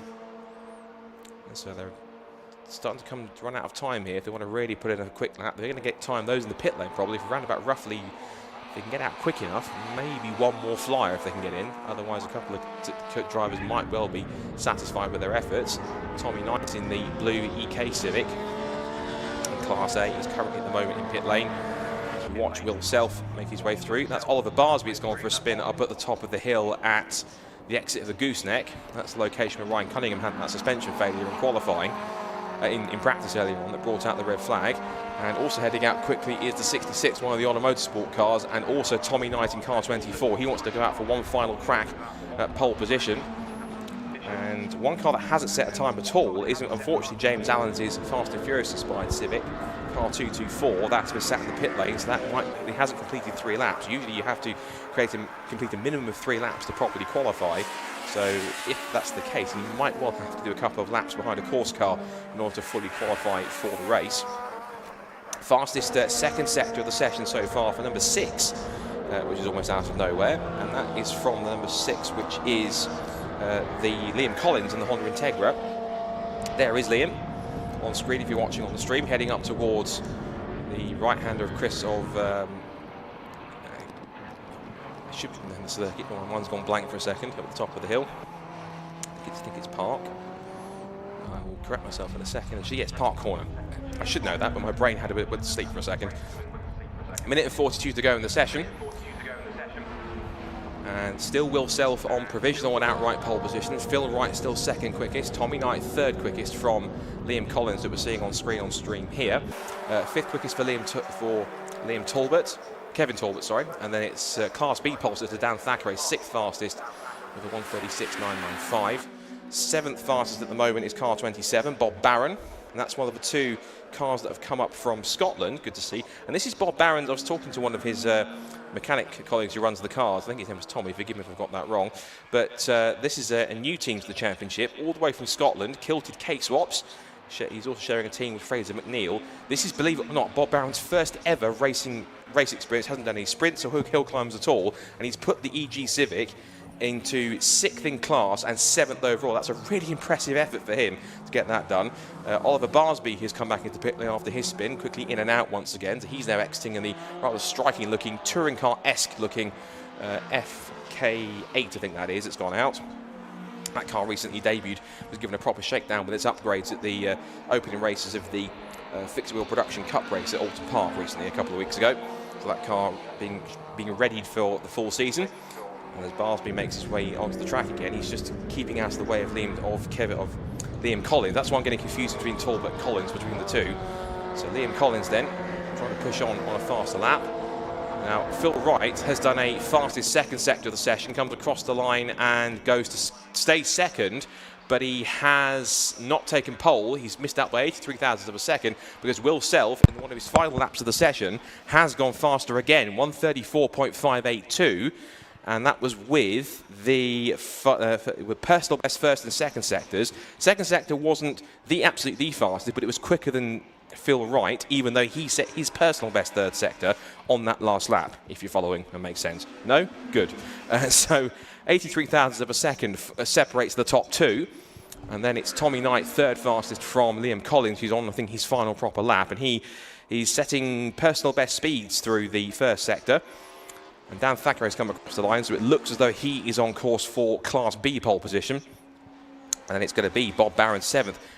Again, first event ever in terms of racing competition, 7th fastest in his EG. Very impressive stuff. His teammate, which is Fraser McNeil, has done literally a handful of not-kill races in the mod sports category, but I was talking to his mechanic and said that they're not as busy sometimes in terms of as cars on track, whereas this is proper door-to-door close-wheel competition, particularly on a winding circuit like this. Very narrow, overtaking spots are at a premium here at Cadwell Park, so trying to make a move is all too tough.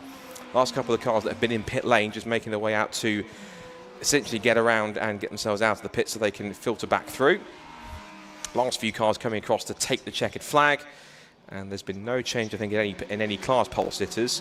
Only change, I think, has been possibly Sammy Milam in car number 13. No, it's Sam Lintzner, I think, has gone a bit quicker on his last lap. A few personal best on the last lap.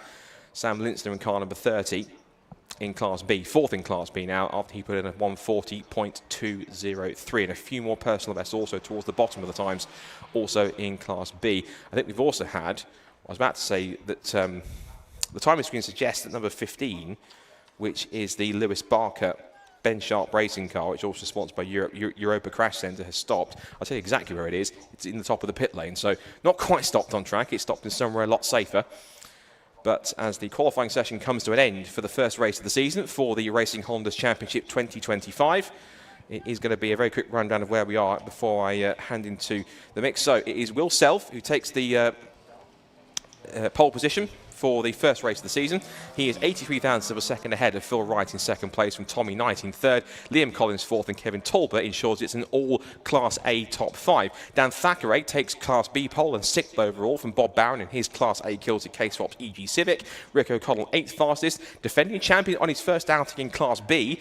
Ryan Cunningham will start 9th ahead of James Alford in his Civic in P10, and it's James Kembry, Sam Linzner and Sammy Milam all in Class B 11th to 13th. Then Fraser McNeil in the second Kilted K-Swap Civic, he will start from 14th in race number 1.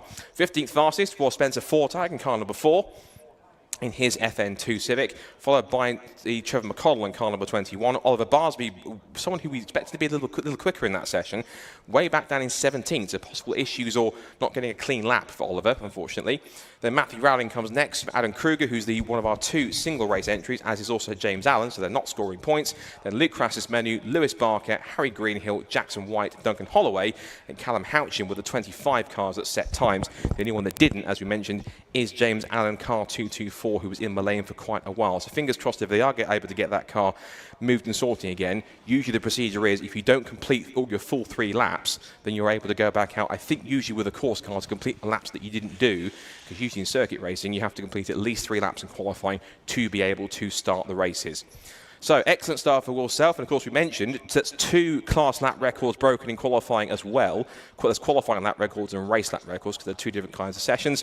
So a new qualifying lap record for Class A, Will Self sets a 1:34.582, and a new Class B lap record in qualifying for Dan Thackeray, a 1:36.995. Didn't quite get there for Class C because the fastest time for the number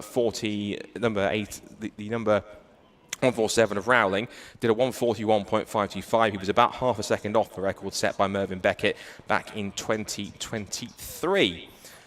So that's qualifying concluded. We are now going into off-stream some more MSUK Drift Pro action. Then we'll have a bit of a lunch break, and then after the lunch break, we're going to get into the first race of the season, roughly at a roundabout schedule for 2:05, before there's no delays for anything else that's going out on track. I can see the drift cars going outside of the onto the track. Sadly, that's not streamed, unfortunately, but if you're around the circuit and watching, do enjoy that. They're going to be going through the drift section all the way towards the top of the mountain.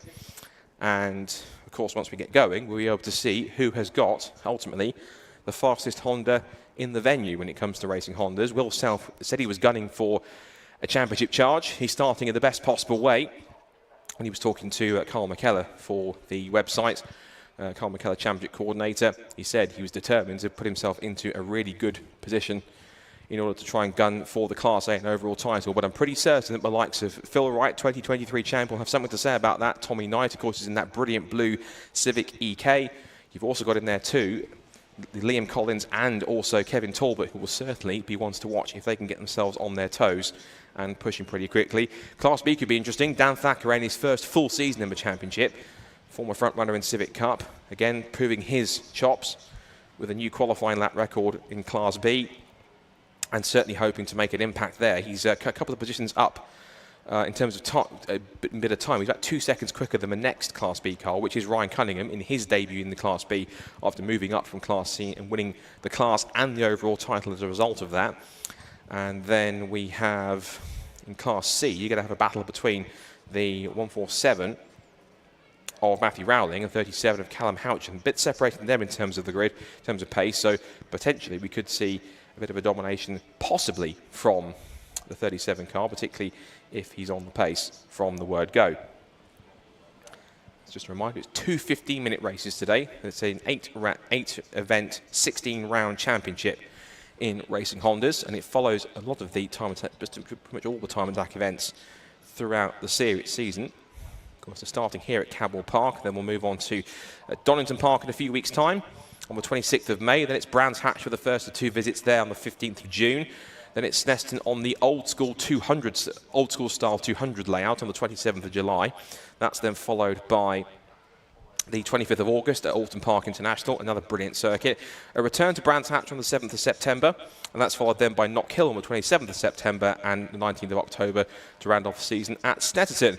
Right, that was qualifying for racing Hondas. Before we get to a bit of a break here, before we hand to the drifters on the circuit venue and take a break on the stream, let's head up to Pot Foam and have a chat with Charlie Harmon and our pole sitters and front runners from qualifying for race 1 of the weekend of racing Hondas.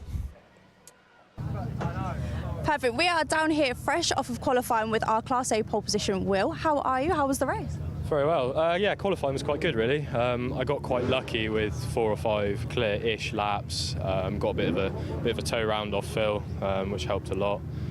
Still struggling to piece together the lap that I know is there, which is probably a second or so faster. But yeah, hopefully get there this afternoon. Fantastic. And how's the car feeling ready to head into race 1? Quite good. It felt a bit like the tyres went off sort of halfway through that, so I backed off a bit and then they kind of came back to me and it felt all right again. So I'll have to have a look at that. But yeah, hopefully I can do that sort of lap time for the duration of the race and get the job done. Fantastic. The lap you've definitely got in the tank. Amazing. Thank you so much. Well, good luck with race 1. Thank you. We are going to now speak to our second place, Phil Wright. If Phil could come over, thank you. So Phil is second in the qualifying here. How was that for you, Phil? Unexpected. Okay. Yeah, it was going well. It's a lot better than we were going yesterday, thankfully. Will followed us for a bit, so I know where we're losing time. Don't think we can do anything about it, but we'll try. Yeah, so you feel like you can get that car up to scratch ready for the race? Yeah, they've got a lot lighter car than I have, and through the tight stuff here, it's a struggle, but we'll give it a go. Let's do the best. No, definitely. Thank you so much. Thank you. Right, third place. If we could grab Tommy over. So Tommy here is our third place qualifying for the Class A. Tommy, how was the car feeling? Feels good. There's more time in the car. I've definitely got a half a second to get them, but I can feel it in the car. You can feel it running up there. Perfect. And heading into race 1, confident? Yeah. Just get a good start. It's hard to overtake here, so get a good start and then keep the boys behind me, hopefully. It's a very tight track, a lot of up and down. Fantastic. Are you confident on the track though? Yeah. I like this circuit. We went well here yesterday. We won Class B last year, so we've always had good results here, so hopefully we can do that this year. Fantastic. Confidence. I like it. Amazing. Thank you so much. Perfect. We're now going to head into the Class B qualifiers. So we've got Dan, if Dan could head over.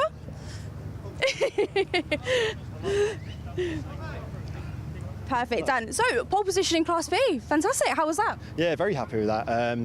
I got caught out with a short session, actually. I thought it was a bit longer, so I missed the one lap at the end. But car felt good.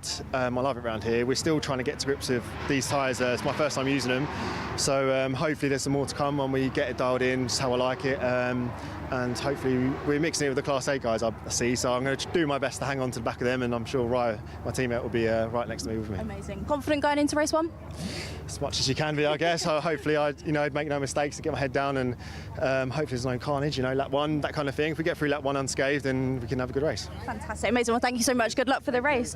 And as we've got our second pole position, Ryan Cunningham. Ryan, can pop over. Right, from a smash up in practice to qualifying second, how does that feel? Yeah, the car's near enough there. Obviously nowhere near as was yesterday because we have to put different parts and stuff on, but dead happy with where we are. Fantastic. So coming off of the back of practice with the little accident, still confident with the car, happy with how you prepared? We made some changes now, obviously, to try and improve it. Suffering with a bit of understeer, but yeah, I think I'm happy where we are. So fantastic. Confident going into the race as well. Yeah. Amazing. Perfect. Thank you so much. Good luck. Fantastic. Well, that's it for qualifying. Stick around after a little break and we'll be heading into race 1.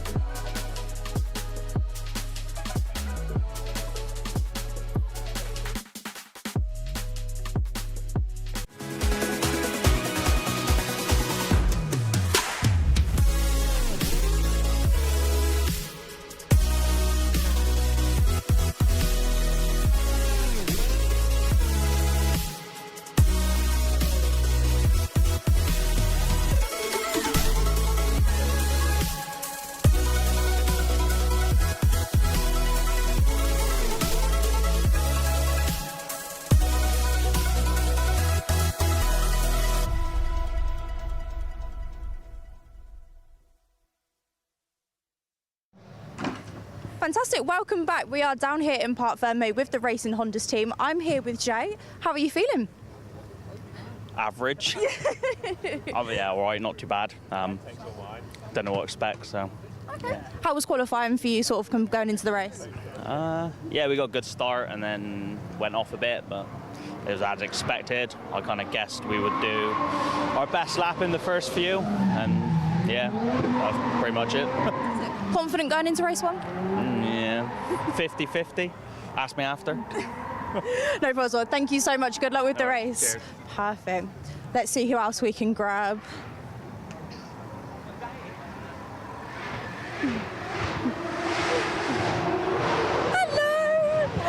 Come over and grab you for a few questions, that's okay.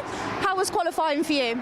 It was okay. Had a bit of traffic, so I didn't really get a clean lap, and then towards the end my right bonnet pin gave up, so my bonnet was coming up, which was a bit scary, so got that fixed. Yeah, ready to go, see how we get on. Amazing. Yeah. How are you feeling heading into race one? Nervous, just like everyone probably, do you know what I mean? It's first race of the season, first race in probably about a year for me, so I mean, just usual nerves, just want to try and get round turn one, hopefully still in one piece, and then see where we get to it towards the end of the race. Amazing, fantastic. Well, good luck. Thank you. Perfect. Who else can we find?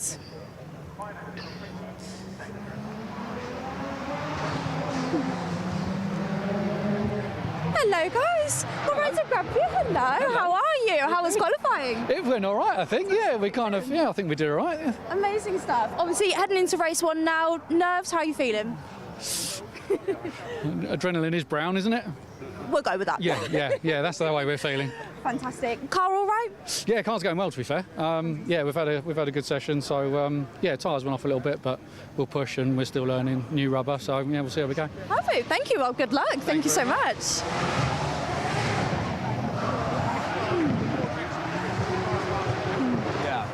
Hello, can I grab you for a few questions? How are you? Yeah, I'm doing all right, you? Good, yeah, fantastic stuff. Obviously, heading up straight off for qualifying into race one, what are your thoughts with the car? Well, I actually went in the wall in qualifying, so the tracking's been knocked out a bit and I haven't had a chance to sort it out, so I'm just going to see how it goes in the race. Amazing stuff. Obviously, tracking-wise, everything like that, car setup, comfortable, how are you feeling? Yeah, I'm feeling fairly comfortable. I didn't go as quick in qualifying as what I did on the track day yesterday, but it is what it is. So plenty more time with myself. And yeah, let's see how the first corner plays out. Absolutely. It's always at the first corner, isn't it? Well, fantastic. Yeah. Good luck. Thank you so cheers. much. Thank you.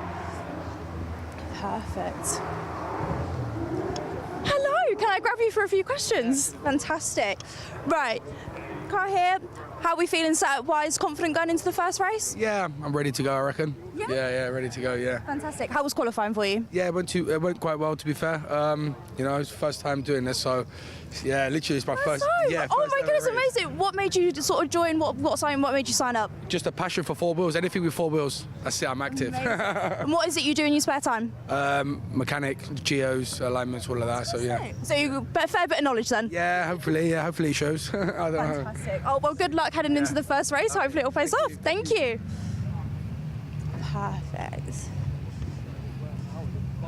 Got a few drivers in cars. Let's head over here. So this 224 here they built this car in just under 3 weeks. So it was a rolling shell to a track car. Let's see if we can grab him. Hello. Good, how are you? Always. How was qualifying for you? Disaster. Oh, Did one lap and snapped a drive shaft coming over the mountain. Oh no, how is it? How's the car now heading into race one? Just fingers crossed, hopefully it works. Fingers now. crossed. Yeah. No, that's fantastic stuff. Obviously, car setup, comfortable, confident. Yeah, if it stops braking, it's so annoying. Been so unlucky this weekend, but hopefully it all pans out now. So Perfect. Well, good luck. Hopefully it all pans out.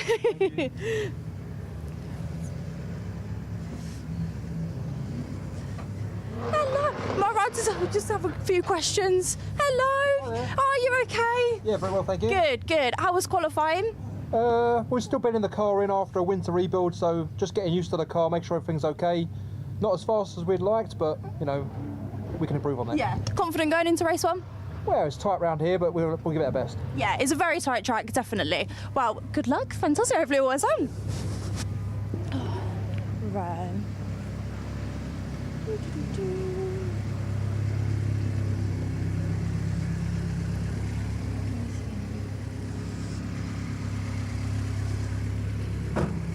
So we have also got Ryan Cunningham just here as well. Now, he obviously did come off the track in practice, however, favoured very well in qualifying. So it'll be very interesting to see how he turns out in race 1.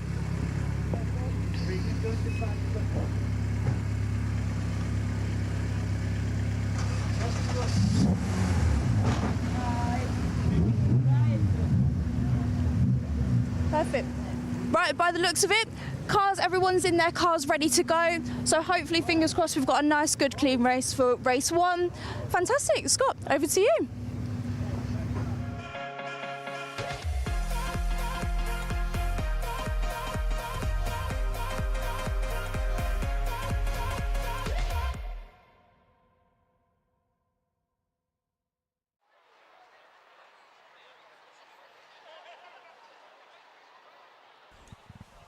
Thank you very much, Charlie, and once again, welcome everybody to Racing Hondas for 2025. We're getting all set for the first 15 minutes of racing action of the season after qualifying earlier on, and we'll see who can come out on top, not just overall, but in all 3 classes competing on this Cadwell Park circuit. Well, good afternoon, everybody who are watching on the stream and also around on the circuit as well. Scott Woodward to guide you through all the action. If you're watching on the stream and also around the circuit, you'll have heard the tones of Charlie Harmon, who was down in pit lane and the assembly area, just chatting to a few of the drivers, see how they got on. Interesting that we heard from James Allen, who said he had another car that had a drive shaft issue, but managed to hopefully get it fixed, and he's saying fingers crossed he can get it to the end and have a good run. He's going to have to do so from the back of the grid. He has been allowed to start because collectively, having done practice and qualifying, he has completed enough laps to be allowed to start at the back of the grid, so watch for him in car 224. And as Charlie said, that car being a rolling chassis just 3 weeks ago up to a fully built race car, and has even been shaken down at places like Spa and the Nürburgring in the hands of Misha Shahrudin. Forgive me if I've butchered that surname, but incredibly popular on YouTube, and takes a lot of high-performance cars around Nordschleife for other people to give them a try for various different builds and specs. So I'm sure he gave that the thumbs up and the seal of approval. He even hopefully gave James a few setup tips to get it tweaked and into the optimal range. So the race format then, 2 15-minute races coming up this afternoon, the first of which is happening very shortly as the cars make their way now out of the assembly area, as you'll be able to see on the stream, around behind the Hyundai MSV safety car. They'll bring them around to the grid, and then once they come onto the grid and lined up, they'll get the signals to go ahead on to 1 formation lap to get some heat into the tyres and brakes, bring the pressures up to optimal range. And once they line themselves back up onto the grid, they'll get the green flag at the back of the grid. The 5-second ball will go up, revs will rise, and then we are underway for 15 minutes and for the 2025 Racing Hondas season. So Scott Woodward here to guide you through all the action, not just this weekend, but this season. Looking forward to it. And it's a fascinating and really excellent grid of wonderfully turned out Hondas in the mix here for this weekend.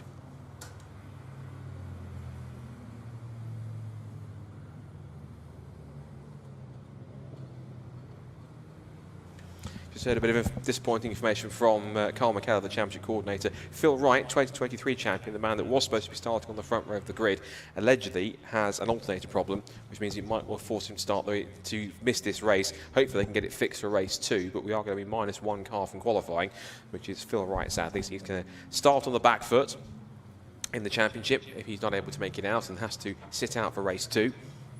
The cars now making their way onto the grid. Just a reminder for those who weren't around for qualifying, there are 3 classes in this championship: Class A, Class B and Class C. So easy to identify. All cars are separated in those classes based on power to weight ratio. Class A has a maximum power to weight ratio cap of 240 brake horsepower if it is naturally aspirated, or 235 brake horsepower if it is supercharged. And then Class B is a maximum of 195 brake horsepower per tonne, and Class C is 176 brake horsepower per tonne. In terms of points, in terms of scoring in the championship, there's already point scorers on the board anyway, because you get points for the top 5 qualifiers in qualifying. So that means that already, technically leading the points already after the first event, after qualifying going into this race 1, is going to be Will Self, who starts on pole position both in Class A and overall in the number 34 bright red Civic EG. And then it will be Philip Wright, who still has 4 points from qualifying. Second place, Tommy Knight will have 3. Liam Collins will have 2, and Kevin Talbot will have 1. It also means that Dan Thackeray will have the Class B points lead with 5, ahead of Ryan Cunningham with 4 points. James Kembry with 3, Sam Lindner with 2, and Sammy Mylan with 1. Then we'll also have Matthew Rowling leading Class C from Callum Houchin. Now, the point structure for top 10 finish, you get 15 points for a win, 12 for second, then 10, 8, 6, 5, 4, 3, 2, and 1. You also get a point for setting the fastest race lap as well on top of that. And in terms of the championship totals at the end, it is your best 14 scores. So each driver will drop their 2 worst results.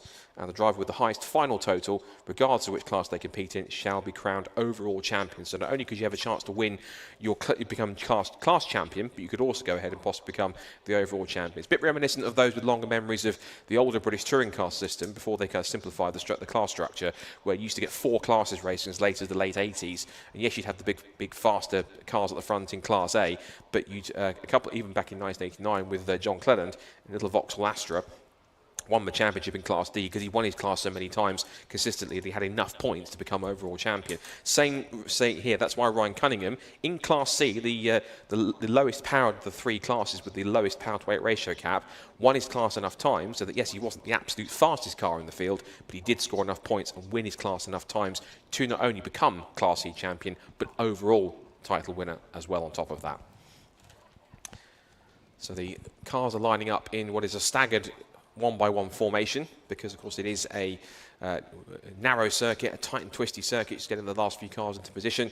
And Will Self effectively is on pole position on the front row, virtually all on his own. The one person that might well benefit from that with a clear run towards Coppice is going to be the man starting 4th on the grid, which is the number 6 Honda Integra of Liam Collins. He starts on the 2nd row of the grid, but he has a completely clear piece of road in front of him, whereas Tommy Knight, meanwhile, just in front of him in 3rd on the grid on the 2nd row in the blue Honda Civic EK, he will have pole sitter Will Self alongside him.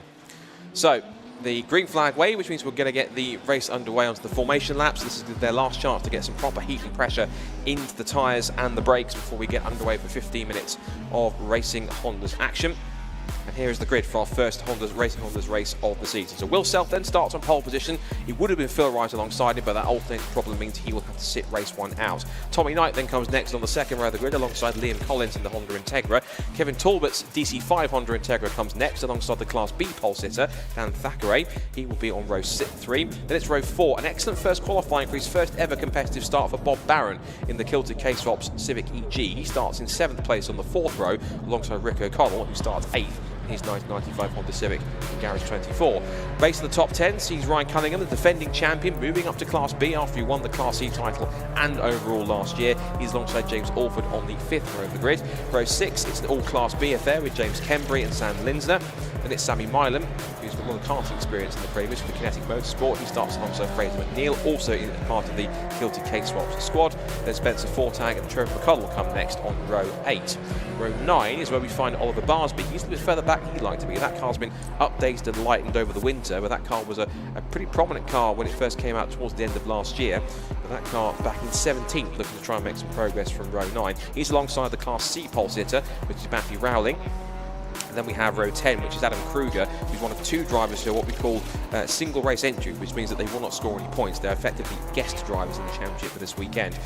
He shares the 10th row alongside Luke Crassus-Menu in his 2005 Reg Plate King by G by Luke car. Lewis Barker, who's on his 3rd engine of the weekend already, will start 21st. Hopefully that goes the distance. He's alongside Harry Greenhill on the 11th row of the grid. Then Jackson White and Duncan Holloway, followed by Callum Houchin and James Allen, who didn't set a time in qualifying, but he has done enough laps in practice and across practice and qualifying to be able to start right at the back of the grid without a time. Expect that Fast and Furious inspired black Honda Civic at the back of the field not to stay where it is in 26th position.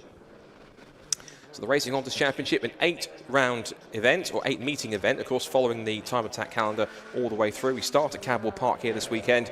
We're off to Donington Park at the end of May, followed by Brands Hatch in the middle of June, then to Snetterton on the old school 200 layout, which is very reminiscent to how Snetterton used to be before the 300 modifications were made.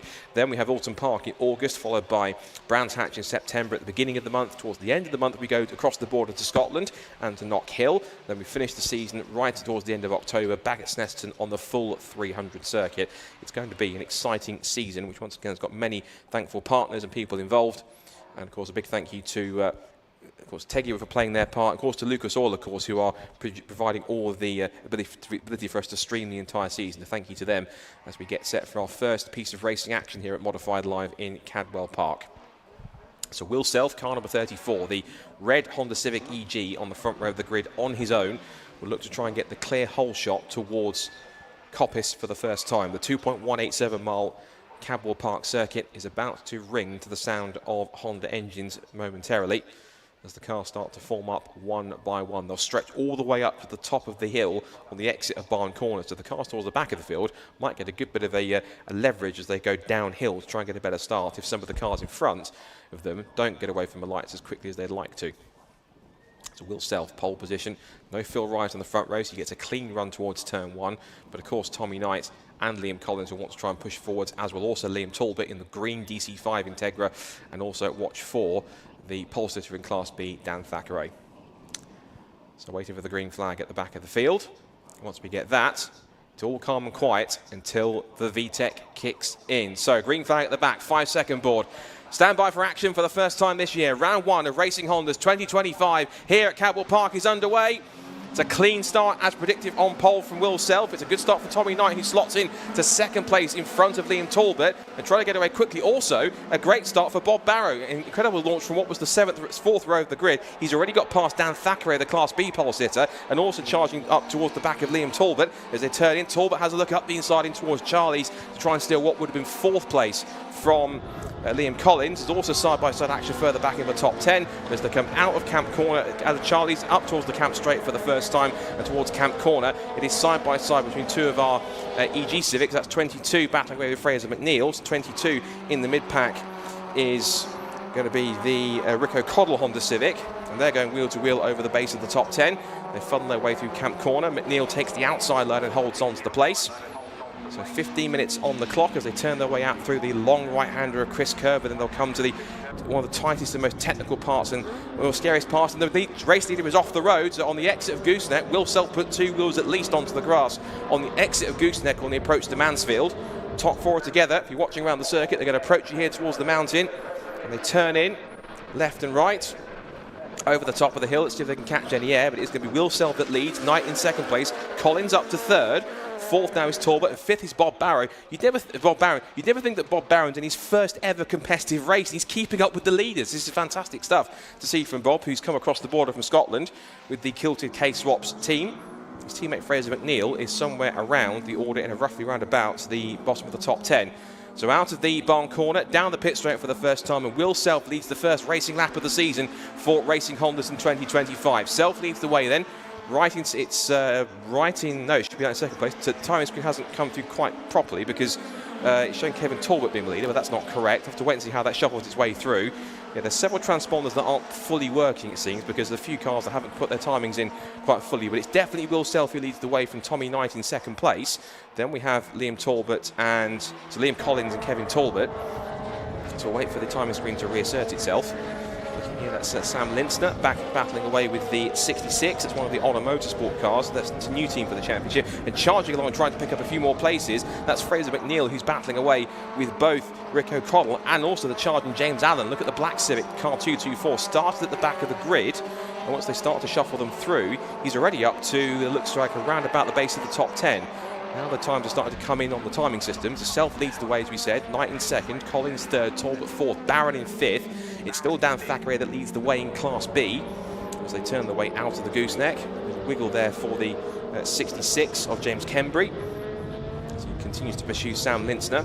They're just behind, chasing after car number one, which is the reigning champion Ryan Cunningham in his first race now in the upgraded Honda Civic into Class B. He just wind their way out of the mountain and through the Hall Bends for the second time. Just skipping over the crest of the mountain. Watching Fraser McNeil on the stream, still under pressure from Colin, who was a little loose on the exit of the mountain. Now he's under threat from James Allen across the road. And Allen at the end of the first lap made it up to 13th place. He's picked off practically half the field in one go. That's some impressive stuff in that sense. Race leaders have come across the lines. We keep on watching the battle further back. And that is still Lintzner versus Kembry. Fraser McNeil under pressure now from Rico Coddle. James Allen watches on. O'Connell trying to line him up now for a move for what would be roughly round about, again, base of the top 10. Forgive me, it's difficult to try and trick exactly where people are because I think there's several cars which the transponders aren't fully working. We're having to try and manually insert them on the timing screen. So Will Self definitely still leads on the road, but of course we'll figure out exactly who is where in terms of positions once the timing screen starts to sort itself out. Close on for second. Liam Collins putting the pressure on through Chris Curve on Tommy Knight. This is for second place overall and in Class B. So the blue EK Civic under pressure from the DC2 Integra wiggle their way through the gooseneck down the hill towards Mansfield. This is one of the close battles here, but the harder these two fight each other, the easier it's going to be for Will Self to try and make a breakout in front. So either they're going to work together here or they're going to go into combat. They're out of Mansfield, down towards the complex of the mountain, past the mass of spectators down on the bank there watching. Great to see so many people here at Cadwell Park for the modified live event and watching the racing Hondas do their thing. Will Self already twitching his way through the hall bends. Now it's still second and third. They've broken away a little bit from the green and blue DC5 Integra of Kevin Torwood in fourth position, and he's been kept honest by Bob Barron, who again I'm still quite staggered by the fact that it's his first ever proper competitive race or event of any kind. He hasn't done apparently any sprints or hill climbs or anything like that. Does some track driving obviously, I'm sure, but in terms of actually racing, it's his first time doing so and actually doing a very impressive job in the process. So Self still leads. And Knight now feeling a little bit of pressure as they come through Coppice, then to a double right hand of Charlie's. Just looking out the window also, James Kembry's going to go onto the grass. And through all of that in the background, once we watch the battle for second place, James Allen's picked off 3 more cars. He's passed O'Connell, McNeil and also Kembry. Now his next target is going to be Sammy Linsner. As we watch here, the scrap for second. Here comes Collins taking a peek to the inside line. Knight's got enough confidence on the racing line to hold on and keep the position. So as they turn in through the park corner right-hander at the top of the straight, there's no room through for Tommy Knight. With Chris Curve, watch as the time start to slot their way back in again on the timing screen. And we'll see how much of a lap lead that Self has. It's now 3.1 seconds over Will Self, and Knight a little wide on the exit of Mansfield. This might give another opportunity for Collins to squeeze through as they come down towards the mountain section. Self with a clear gap of 3 or 4 seconds. You can see visibly if you're watching the stream that he's already hopped over the mountain. Only now they're turning to the right hand to go over the crest are both Knight and Collins. Back past the spectators past the clubhouse on the left-hand side at Cadwell Park, which is packed to the rafters. Watching them wind their way through the hall bends. And still Knight's got just about the advantage here as they turn back out through hairpin through Barn Corner. Past goes Will Self to complete another lap. That's 4 laps in the book for Will Self. And he made the statement, didn't he? If you watched and saw any of the pre-season coverage on the website, you saw that Will Self, he was making a bold statement. He was going to go for the title this year. He's certainly going the right way about it, pushing himself in the lead at this leading spot. Okay, forgive us for any the timing table sort of twitching around a bit. It's simply just I think there's a few cars don't have fully working transponders, so they're having to insert them almost manually coming through to make them work. Possible change on for second. Collins is in the toe of Tommy Knight. He's got lining him up for a move here. Now Knight's having to go a little more defensive in the middle of the road to try and put Collins off, and he's not close enough or far enough alongside to make a move up the inside into Park Corner. So he tries again as he looks on the outside, tries to pick his way through inside the Chris Curve. But still no way through. Good defensive driving, but I can't help but feel that the more that Knight starts to really push and defend and keep Collins back, the more time he's hemorrhaging to the leader out in front. This is music for the ears of Will Self out in front in this race. Quick checking with our other class leaders once they come across the line. It's still going to be, I think, Dan Thackeray who leads Class B. So we're checking with that order once the timing tower fully updates. The second continues on. Just in the background, you saw Kevin Talbot there in the green DC5. He's pulled away a small gap to Bob Barron. The back gap between them last time by across the line was about half a second, but he's pulled away in this first half of a lap by the looks of it. So Class B leader, it is still Dan Thackeray from Ryan Cunningham in second place, 8th overall, and then third place in class is Sam Linsner, but he's been having that battle with the 66 of Kembry. And then rounding out the top 5 is Spencer Fortag, a number 4 FN2 Honda Civic, and then Class C, it's still Matt Rowling ahead of Callum Houchin. Up the hill, through Coppice, through Charlie's for the 6th time in this race, still 6.5 minutes to go on the clock. Tommy Knight just absorbing all of this pressure from Liam Collins. Surely he has to try and line him up for a move. He's hammering on the door saying, come on, either let me through or let me get on with it, because Will Self is escaping up the road. And the longer I'm stuck behind you, a lot less time I've got to try and chase after him. You just feel as though that Liam Collins has got a little more pace to unlock, but he's just stuck in the wheel tracks of Tommy Knight, trying to find a way through. But the blue EK Civic is one of the best looking cars in the field in my personal opinion. Really finely turned out, is refusing to budge. And here side by side further back on the cameras, as that battle came off the camera, it's James Allen who is coming past the number 11 of James Alford and his EK Civic, and through he goes to make a move for what is now 7th position. So keeping up, runs wide on the exit, Alford slips back through. This might also give a chance for the B-class car of Ryan Cunningham to get through, and that's a problem for Allen. I think he's pulling off the road, so I think he hesitated on the corner. Something's gone, possibly a legacy of what happened in qualifying with the drive shaft, but something is not quite right with the 224 car. It's slowing as it goes through the gooseneck, and he's pulling off to the side. It's still got some kind of drive, but it's not as fast as it was, and now he's going to be under pressure from McNeil, from O'Connell, from Linsner, from Kembury, and from Fortag, and the rest. They're all going to come pouring through, and so sadly it looks as though the rather sick looking and possibly sick sounding EK Civic is in trouble. It is arm out of the window for James Allen. He is unfortunately out of it with 5.5 minutes to go. So sadly his car is out of the race, and he's going to have to try and pull this off in a sensible position, otherwise it might well be covered yellows, or dare we even suggest a safety car. So hopefully he can keep that car out of the way, but that's a shame for James Allen. He made some great progress in the back of the grid, but just the problems he had from qualifying rearing their ugly head once more. You have to go back to the drawing board and get that fixed again for race number 2. So wait now for the rest of the order to come through. Still 5.3 seconds between Tommy Knight and Liam Collins and Will Self. And Collins is still holding off Collins in 3rd position. Just keeping on this battle here between the 2 EG Civics of Rick O'Connell in the kind of almost purple, the magenta coloured car, if you like, of Rick O'Connell. And you've got that's a sideways moment for O'Connell. He lost the back end as he went only through the exit of Park Corner, off into the barriers it looks like. And fingers crossed he's okay. There is damage to the Class A EG Civic. Fingers crossed he's okay, that's the main concern. But off the road he went, he just lost it, possibly put 2 wheels onto the grass on the exit, lost the back end, and off into the tyre stack there was on the inside of the run out of Park Corner, of Coppice, Charlie's Corner, forgive me. So he's off the road now, I'm afraid. Looking further back, we've got Spencer Fortag battling away with the number 9 of the former karting race, Sammy Milam, with Kinetic Motorsport. That's Dave Bucky's outfit.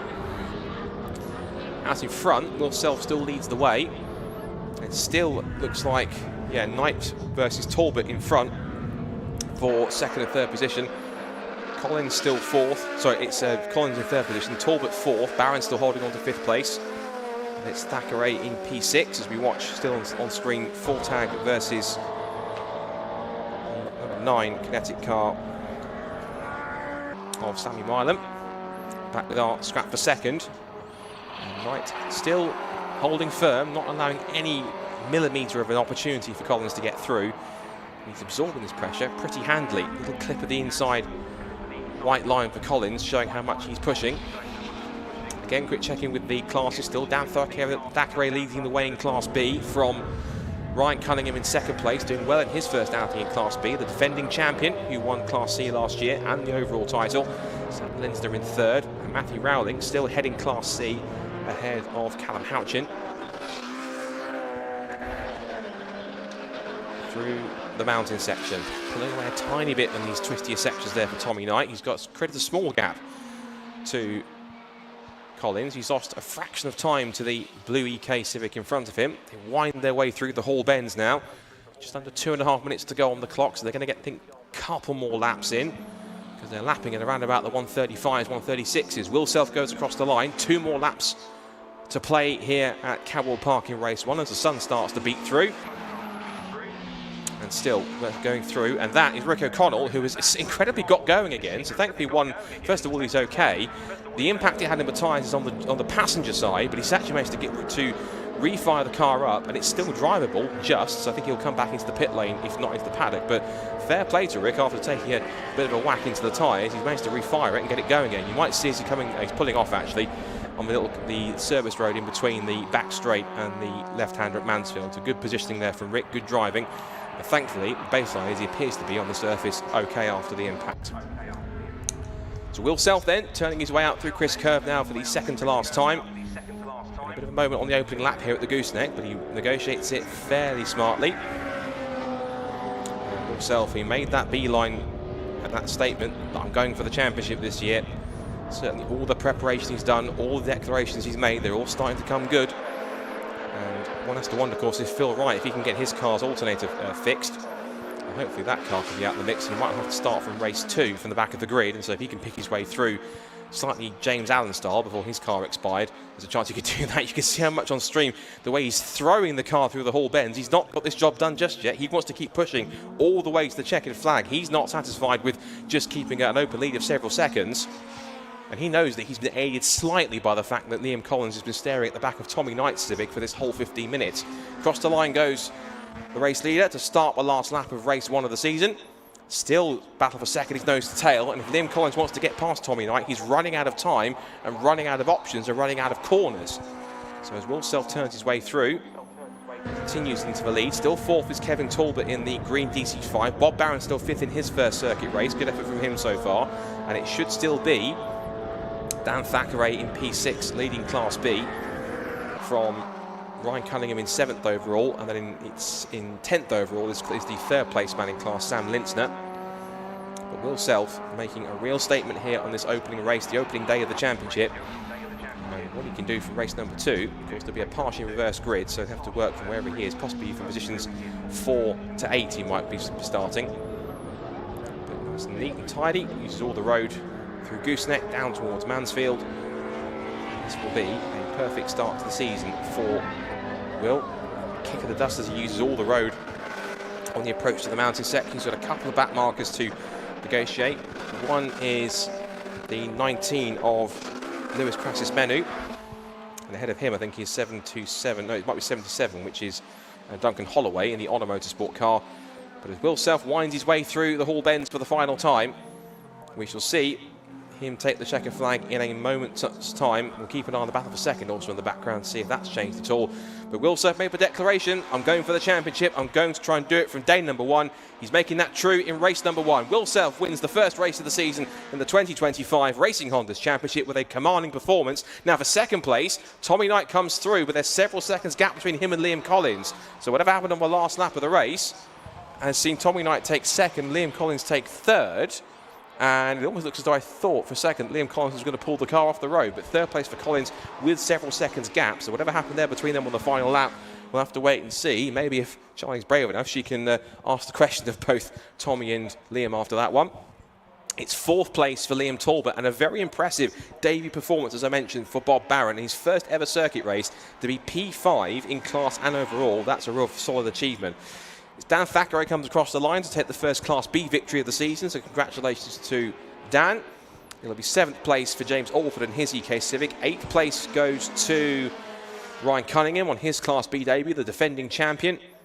So excellent performance from Ryan to take a top 10, and then it'll be Fraser McNeil on his debut in the championship, taking a P9, so a double top 10 for both the Kilted K-Swaps Honda Civics. They'll be happy how they made the trip from Scotland. Sam Lintzner takes the final Class B podium finish. And it's the 66 of James Kembry coming across to give a solid 11th place for Honor Motorsport on their debut in the championship. Sammy Milam takes 12th, and Spencer Fortag 13th.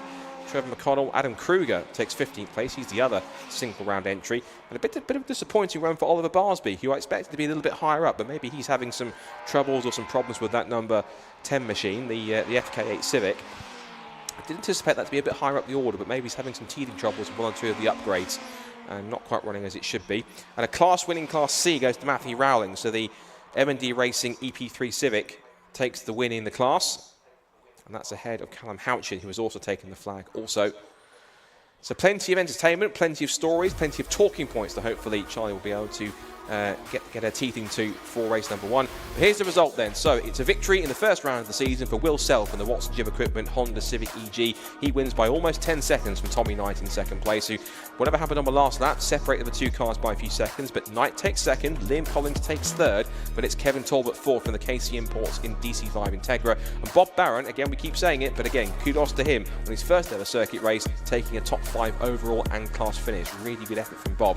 Second 6 goes to the Class B winner, third Dan Thackeray from James Alford, and second in Class B, the defending champion Ryan Cunningham. Then Fraser McNeil on his debut in the championship takes 9th, and Sam Linster rounds out the Class B podium in 10th. Then it's James Kembry, Sammy Milam, Spencer Fortag and Trevor McConnell to round up the top 14. They're followed by Adam Kruger in 15th position, 16th for Oliver Barsby. He'll be slightly disappointed with that.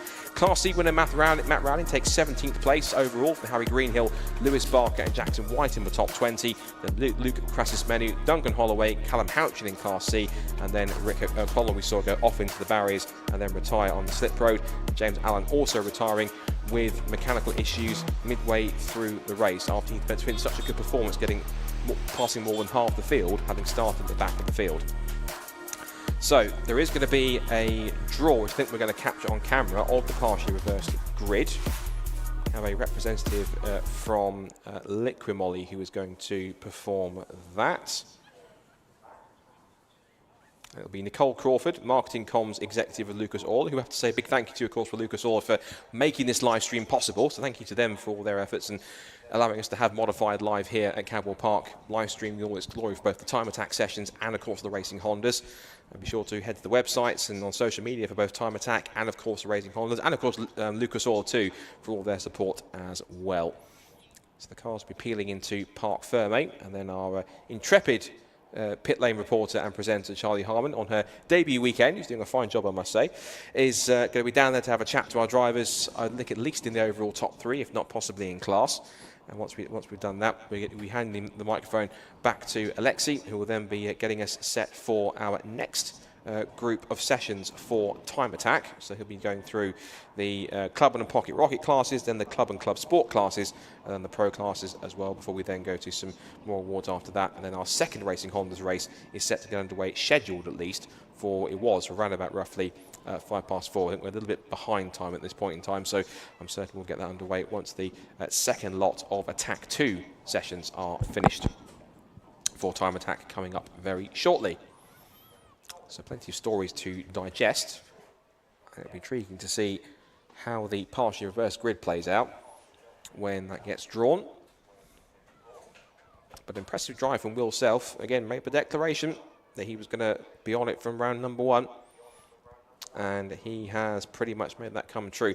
The big overhanging question will certainly be is how different would that race have been had Phil Wright been able to actually hit the start, because they were only separating qualifying by less than 1/10 of a second on pace, so they would have been very evenly matched. It would have been a very interesting extra element into that race had he been in the mix, but hopefully, fingers crossed, the mechanical issues he's had, they'll get those fixed and he'll start race 2 from the back of the grid. If he can make a James Allen-style charge through the field and actually hope the car lasts the distance this time, then maybe he could be in contention for a strong set of Class A points. Remember that at the end of the season, you have to drop your 2 worst results and keep your best 14 results from the 16 races that you complete that have points on offer. And at the very least, Phil won't be pointless in the championship. He did get 4 points for getting second in class in qualifying. You get points for qualifying in the top 5 in each of your classes. So Will Self would have gone into that race as the championship leader with 5 points. And it's really nice to see, in particular, the part of some logic could dictate that the more modern cars would be, in theory, or technically a little bit faster because they're newer and possibly more modern, but it's nice to see some of the older chassis actually getting their day in the sun, because Will Self, of course, in that early 90s EG generation Honda Civic, is one of the favoured cars in JDM circles. And that car, in terms of its vintage, is 1991. So it's a 1991 Honda Civic taking victory after being very fairly well put together. And then you had the Tommy Knight 1998 Honda Civic EK taking second place. And then third, of course, was Liam Collins with his 1998 Honda Integra. So both the Integra and the Civic, both of the same vintage, being of the late 90s. And good to see them in the mix as well.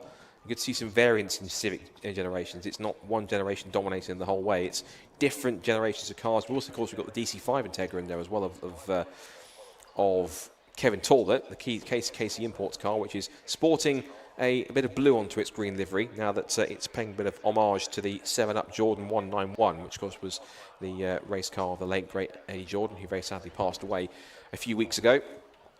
So Kevin paying tribute to him in what is genuinely one of the prettiest F1 cars ever, I'm certain. We're just waiting for the signal to throw over to Charlie and Park Ferme, so we can have a chat to our podium finishers overall and in class. Overall for them in that class. For Class B, it was 6th place overall, 8th overall, and then our Class their fellow classmate in 23rd. So race 2 will come up shortly. As I mentioned, it will be a partially reverse grid because they will make the draw at the podium backdrop with the Lucas Oil branding. And we'll pursue that shortly, but not before we have our podium interview, so we can now throw over to Park Ferme for the first time in the season with our podium finishers and race winners for race 1 of Racing Hondas. They're up in the Park Ferme with Charlie Harmon. Fantastic. So we are here fresh off the track for race 1. I'm here with the Class A winner, Will. How was that race for you? It's quite good fun. It was nice to have a bit of clear track and see what the car would do. Didn't quite do what I thought it might or what I thought I could, but no, it was a good laugh. I had a sort of quite a good start and got a bit of a gap, and then I think the other guys were fighting, and I just sort of reined it in a bit and kept it steady and brought it home. Fantastic. Obviously, we didn't have second place. Obviously, Phil didn't manage to get out on the track today.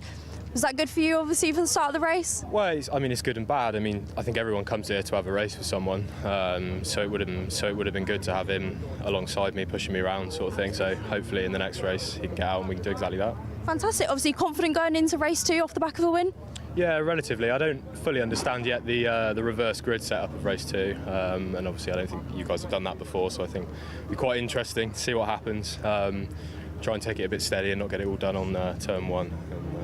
Go from there. Fantastic. Well, thank you so much. Congratulations again. Thanks. I am now going to grab Dan over. Dan is the Class B winner.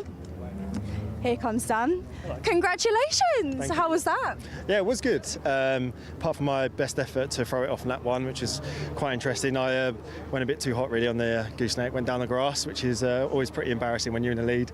But kept in first position. I was hoping to mix it with a couple of the Class A cars, but they're just so much faster. And so it was a bit of a lonely race. So I was just kind of keep it going, keep it to the end, don't make any more mistakes, and then bring it home. Keep it steady for the win. Perfect. How was the car feeling sort of going round? Yeah, good. We made some big changes from qualifying. We're still trying to learn the new tyres and stuff that we're running here. That's kind of what I forgot when I went a bit too hell fast on lap 1, hence going off. But yeah, positive changes, and so I'm looking forward to race 2 now, reverse grid. Amazing stuff. Well, good luck for race 2. Congratulations again. So we're going to grab over Matt now. So Matt is our Class C winner. Matt, come over. Here he is coming over. Hello, Matt. Hello, how are we doing? Congratulations, winner. How was that? Yeah, it was a really good race. I really enjoyed that. Thank you. Fantastic. Obviously, it is only just the 2 of you in Class C. So how was that just for the race 1, the 2 of you? Yeah, it was really good. I got up there with some of the Class B cars and lost a few positions at the start. But I think that's just sort of power to weight. Tried to hang on the outside into turn 1. It didn't really happen. Tried to pick a few back, and yeah, kind of had a race with a couple of Class B boys. So it was good fun. Car all performing okay? Happy with it? Yeah, I need to double check. We had an issue with the power steering after quali, so I just want to double check that. So it's still okay, but yeah, car felt good. Amazing, no, fantastic stuff. Well, congratulations again, and good luck for race 2. Thank you. So we are going to try and grab Nicole over just to grab the reverse grid. Nicole.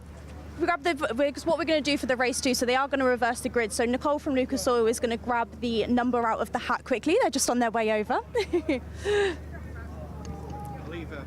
Nicole to draw a number. Nicole is the lucky lady grabbing the number out of the hat for us. No looking. 6.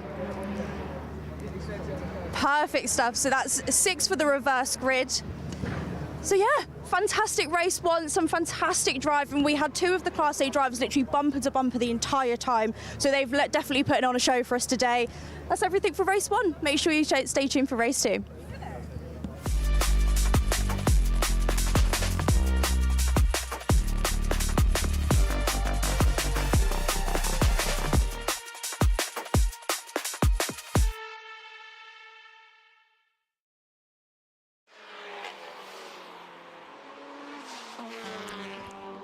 Time Attack 2 now underway.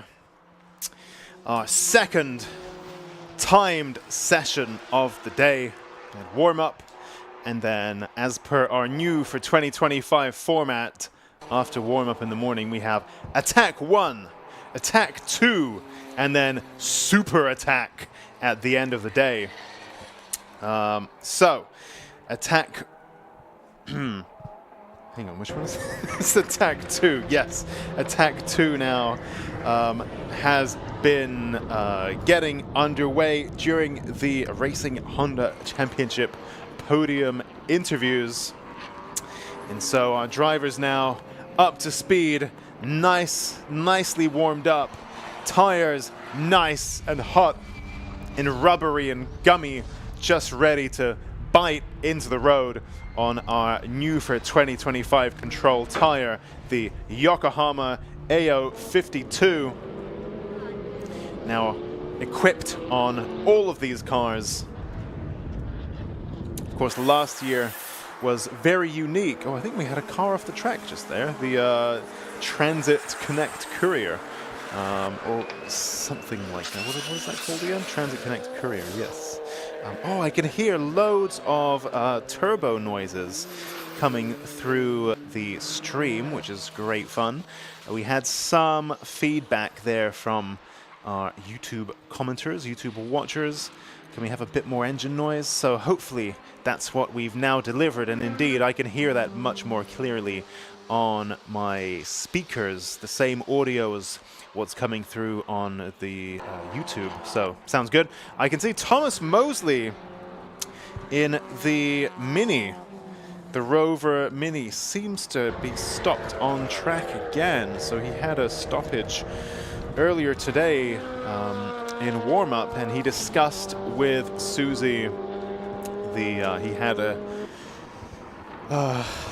suspension component fail, and he was unable to catch a slide as a result, and collected the front. He then collected a tire wall with the front of his car, so to speak, and he put out a call for help on the stream if anyone has a spare, that which was broken on his car. So put out a call for some spares, and now I see the car was back out on track, which means hopefully that he did find something. But I can see that he's stopped again, or at least so it seemed for a little while. Let's see, I can't see any yellow or red flags being waved, so perhaps either he's got going or it's not really in harm's way, so that's good to see. Jay Elliott there in the supercharged Honda S2000. There we go, the red flag's been thrown. Presumably for Thomas Mosley's stranded Mini somewhere out there on the circuit. But Jay Elliott here, single round entry in the Clubman Plus class in his supercharged Honda S2000 road car. And we see a lot of this in our Clubman and Clubman Plus classes. Classes which are for very much road biased cars. What you might call a fast road car. In some instances, it's even your daily driver. And we see these cars in the Clubman and Clubman Plus classes. So this is for cars that are, maybe they've got coilovers, maybe they've got, I mean, the brakes are free, the suspension is free provided you use the original mounting points. Brakes are free, induction's free. But that's kind of it. And so the body needs to be a standard looking body, standard engine, you can't open it up, standard dash. So there's not really a great deal that you can do in Clubman. It's very much for road cars. But meanwhile, let's pivot to Susie in the paddock, who I believe has an interview for us during this red flag. So we're down here in a paddock with something people might have spotted out on track and just wondered, what the hell is going on? That's a van on track. So Lewis, talk to us about I was going to say the car, but the van. So it's a work van, obviously. It's a bit unique, it's a bit different, so we decided to try and push the boundaries a little bit. So it's got our Fiesta ST engine in, it's about 290 brake, thought test it, you know, full of unique cars here, fits the bill. So yeah, we're back. The question is, do you use it for work? It is on the road, taxed, MOT'd, insured, and we do actually carry boxes and parts to suppliers and stuff, so it's a full round tool. But you do quite a lot of track days with it as well, so... Yeah, so we're all over the track days. A lot of my customers and everything and friends, and trying to keep up with the Fiestas and other cars, you know, it's tough, but we're getting there slowly. So yeah, I love the track day in the van. It's different. So why a van then? Why not a van?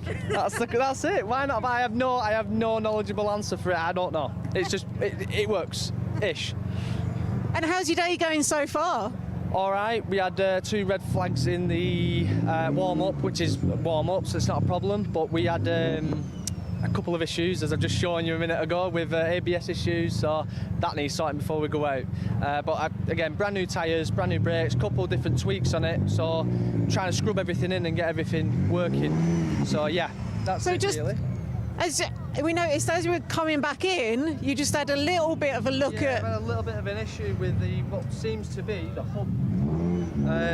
So the hub seems like it's loose, or I've snapped it or something, so yeah, that needs sorting. So that's not very good. Well, hopefully, that's a big problem, so hopefully we can work some wonders and get a hub on it and get back out there. So do you know if you got any spares for this? Got a spare hub. It's the only thing that I've not brought, so it's quite upsetting. Have you got anyone that you can call in a bit of a pickle? If there's any local Fiesta specialists out there who know me, please come and drop a near side rear hub off, so I can get it sorted. Yeah. Well, fingers crossed someone comes up trumps for you. I want to start getting a tour down next, you know. I really want to start pushing it and push the boundaries a little bit, so hopefully we can get it fixed. But it's all part of the fun, I suppose. So yeah, happy days.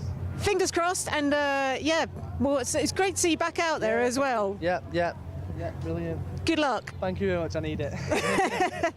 No problem. And back to you, Alexi, in commentary.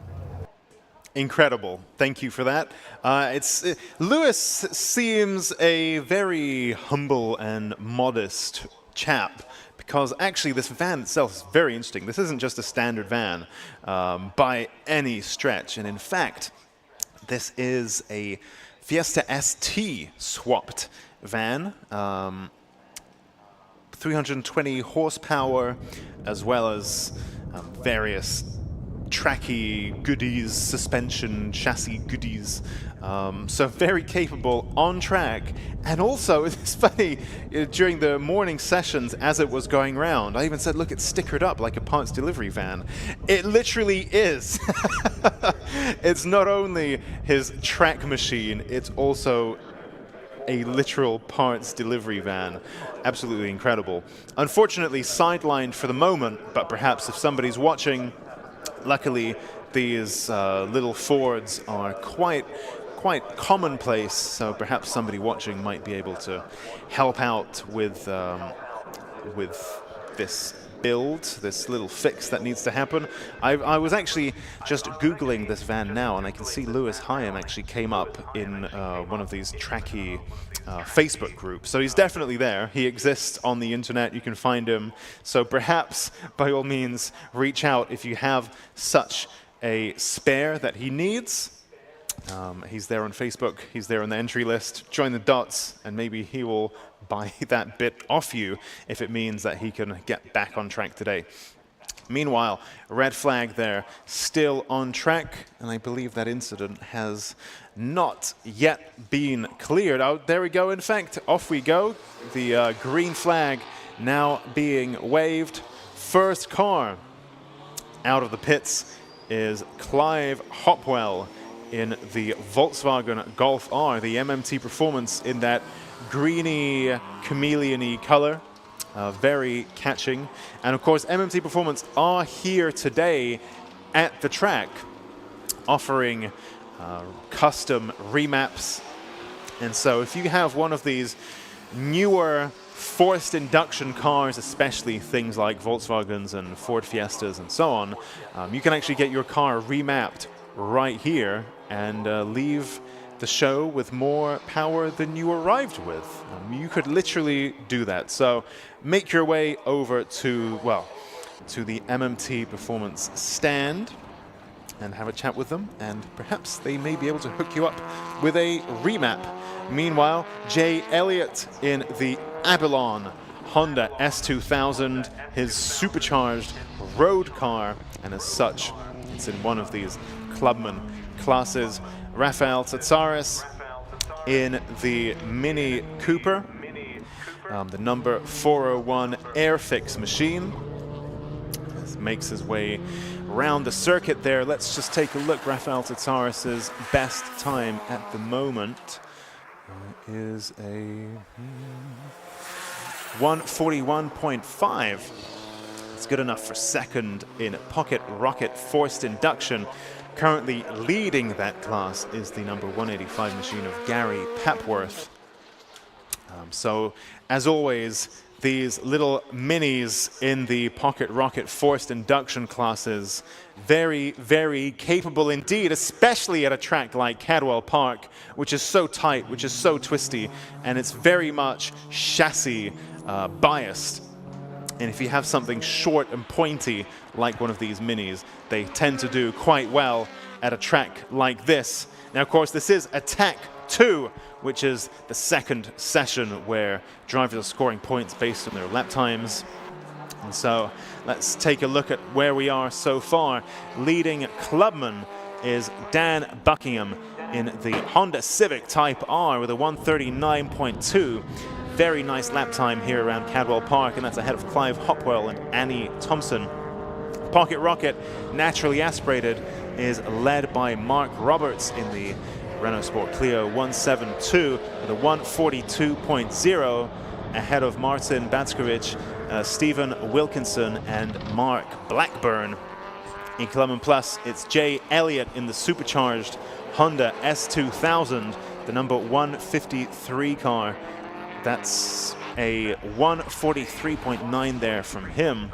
In Pocket Rocket Forced Induction, that class currently led by number 185 Gary Papworth in the Norfolk Mini Cooper S, ahead of Rafael Tsatsaris, then the number 313 machine of Lewis Hyam and Stephen House. In Classic and Retro for the older chassis, Mark Donnelly sets a faster Sector 1 and 2 than anyone else on track right now. Let's just keep an eye on that. Mark Donnelly in the Ford Escort, who we saw spin in the previous session, and the Vauxhall VX220 of Dean Riley having to make some last-minute avoiding maneuvers. So Mark Donnelly in the Classic and Retro Ford Escort leaps to the top of the leaderboards with a 1:35.6, the fastest car on track. Meanwhile, Dan Buckingham is off the track, parked up against a fence somewhere, perhaps not in harm's way, which means that we can keep this session running. We have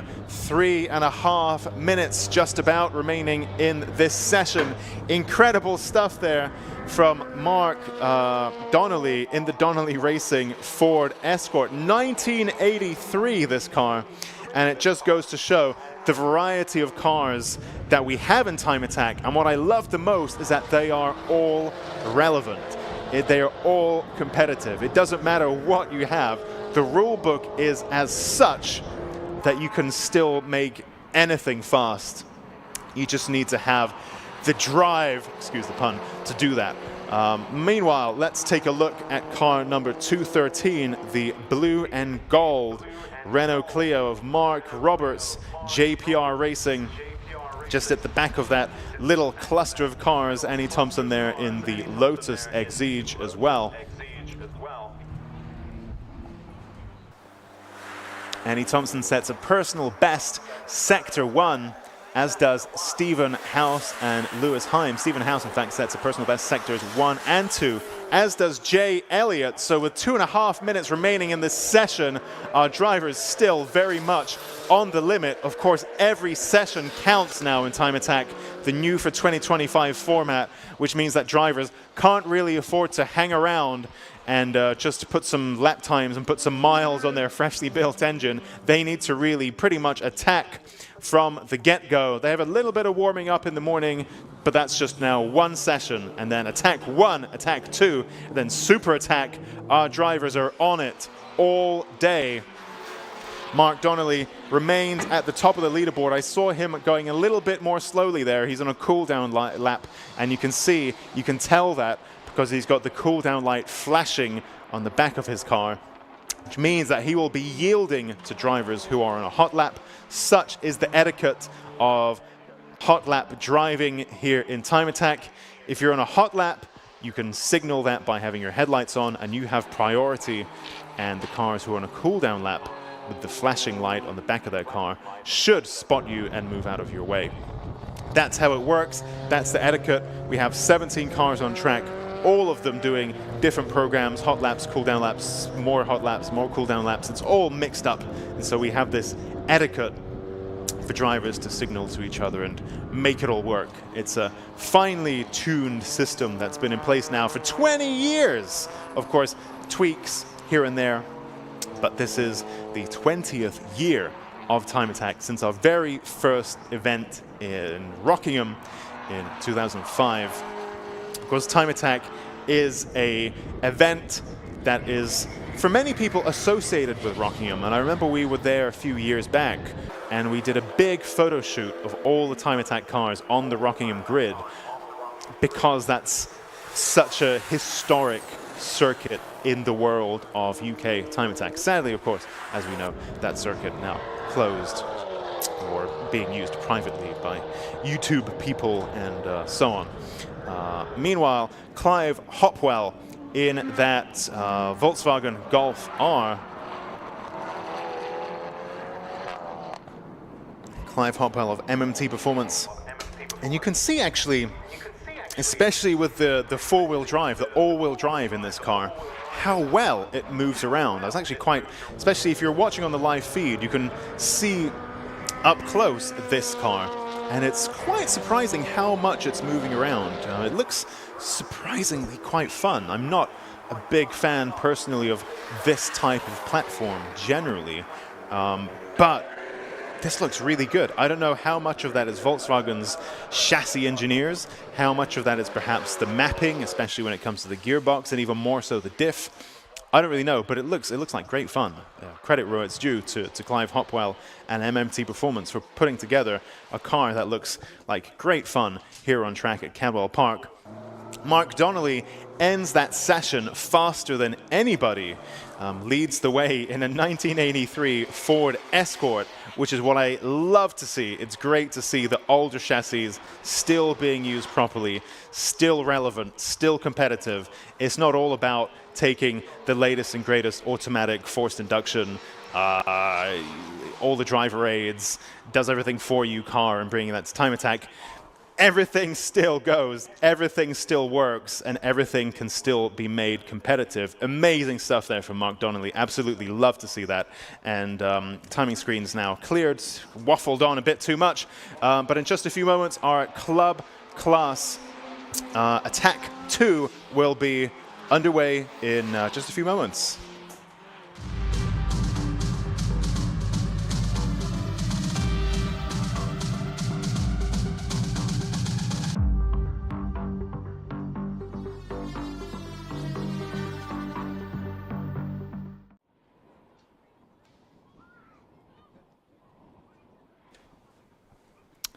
And there we go. The track is now cleared, as if by magic, and our club cars will be joining the track shortly. Cadwell Park has that funny, unique layout where it's so hilly, which is what we love about Cadwell Park. What that does mean is we don't necessarily have the big flat areas to build a paddock complex. So the paddock and the pit lane at Cadwell Park are divorced. And if you're watching from the Cadwell Park Cafe area, or if you're watching on the live stream, you can see people crossing the track, and you're thinking, hang on, what's going on here? This is Time Attack, not a foot race. Well, actually, these people are crossing from the outside of the circuit to the inside, because the pit lane is on the inside of the circuit, only accessible, so is the commentary box, actually, only accessible by crossing the track on foot when there are no cars, and then you're stuck here. You can't leave or go back to the paddock or anything like that. So the crews, in between each session, the crews come down from up there, cross the track on foot, and then walk their little feet down the hill to the pit lane. So it's one of the unique quirks that makes Cadwell Park so great. Of course, we don't have any permanent garage structures because it's all hilly. It's lovely. It's probably, not probably, without a doubt, my favorite circuit in the UK because of how it is to drive, but also because of its quirks. I love this place. So our drivers are now getting ready to join the track. Once that is open, crews are getting into position. And in the meantime, I think we have Susie in the paddock with another update. And now I'm just going to have a quick catch up with Alexander Volkov. It's great to see you back again this season. Yeah, good to see you. Likewise. Yeah. So you were, I believe, second in Club 4-Wheel Drive last year? Yes, correct. Yeah. So you had a fantastic season, and you're back for the whole round season this year? Absolutely. I'm absolutely hooked. You know, we did a lot of work on the car, and then, yeah, do it again. Let's do it again. So what have you changed over winter? So engine went for full refresh. Now we're running a turbo kit. Used to be a hybrids before. Completely overbuilt gearbox now as well. Different gear set, drop gears, clutches. Now, well, obviously new aero on the car. New aero on the car as well. All within the limit and legal limit. But yeah, something I needed. GTI is very nose heavy, and I just needed more downforce at the back. Right. I know it introduces drag, but we have bigger turbos now to you know, to push us through. So what sort of power are you running now? Okay, we haven't finished mapping yet. We go as we set the pre-map on every truck. We take the GTI on. This is how the car likes it. We did a base map, and it was like around 1200. A base map, yeah. So like a bad weather map, and then if we need, we can turn it up anytime. Yeah, from there, it's absolute animal, but honestly, I don't use it. I don't need the power.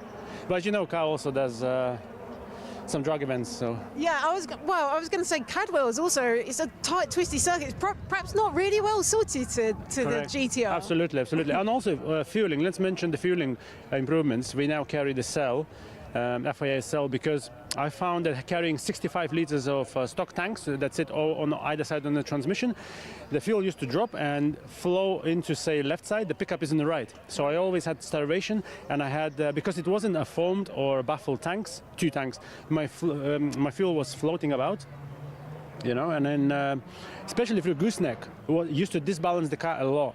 Right. So I was just fighting, and now it's good. It's all foam baffled, and you know the whole car feels good and it's together. Must still be quite a handful to get around like Hall bends.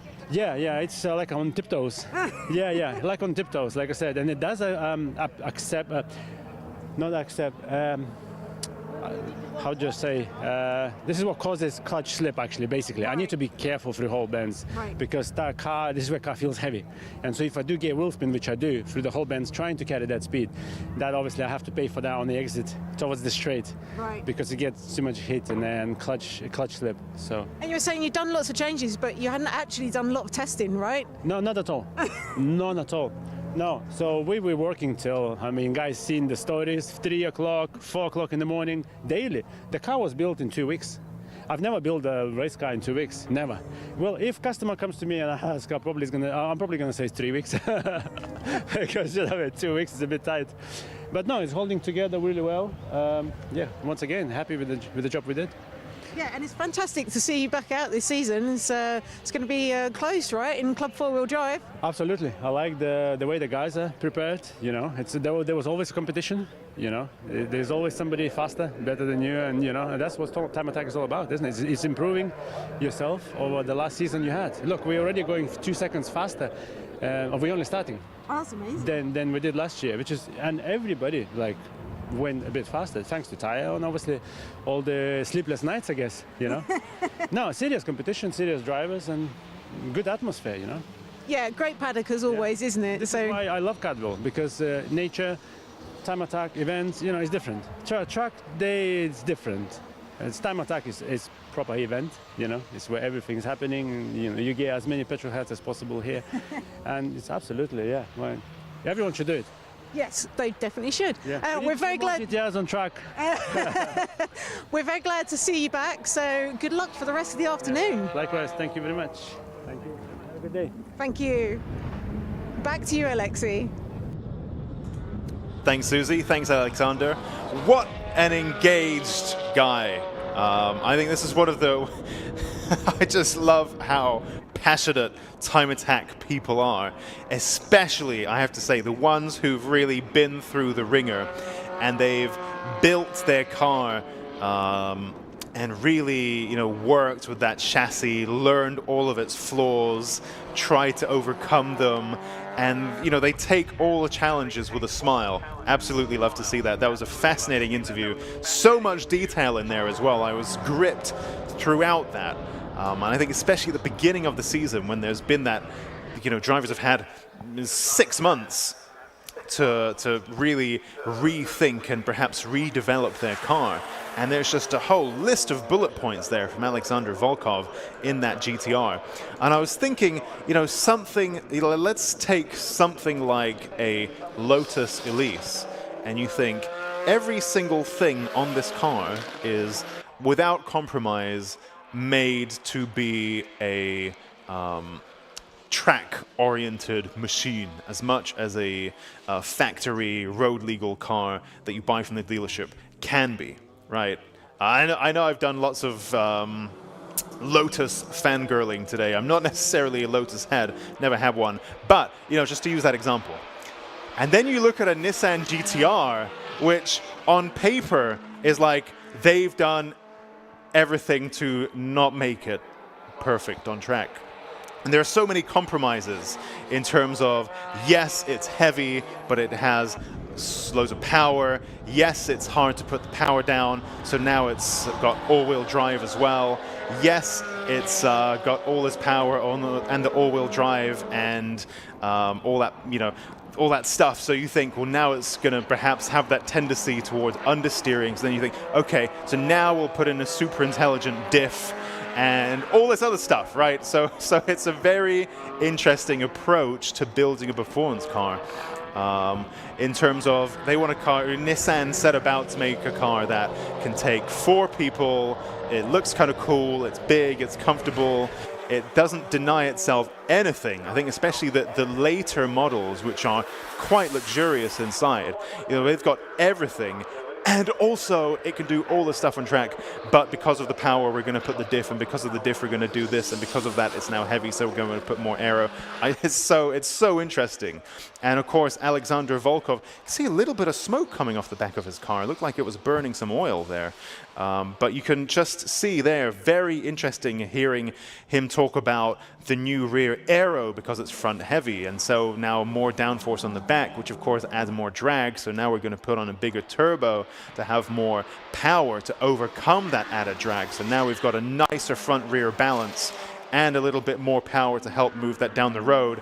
Of course, the gearbox is a very well-known weak point on these GTRs, especially the earlier ones. And Alexander there talking about the new gear set as well. Alexander runs a workshop that, so he mentioned customers there. Alexander builds a lot of these GTRs, and I believe other supercars as well. And so, you know, very, very experienced with that. Very interesting to hear about the fuel starvation issues as well. And now with that fuel cell coming through gooseneck much better than it used to be. And at one point, this was a fully standard car. And, you know, year on year, round on round, you see our drivers chipping away at this, chipping away at that. Let's develop this, let's develop that. I love to see it. And it's pretty unique to Time Attack in terms of you can do all this stuff, and all that happens is, well, maybe you'll get put into a different class, but you can still stay within Time Attack. Love it. So let's take a look at our lap times. Andrew Kime then leads the way in Club 2-wheel drive with a 137.6 in the Honda K-Series swapped Saxo, ahead of Luke Capehorn, Mike Butler, Neil Robson, Johnny Fletcher, Stu Summers, David Dyson, David Frost, Richard Smith, Neil Wren, and Philip Naidenov. And Club 4-wheel drive now being led by Alexander Volkov in that GTR.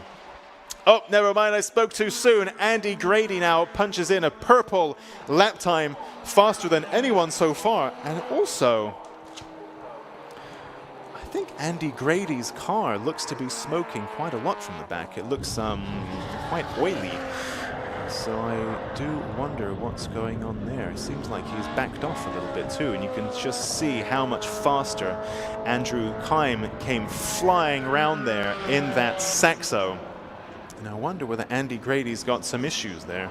I guess we'll see. And burning oil isn't always necessarily a bad thing.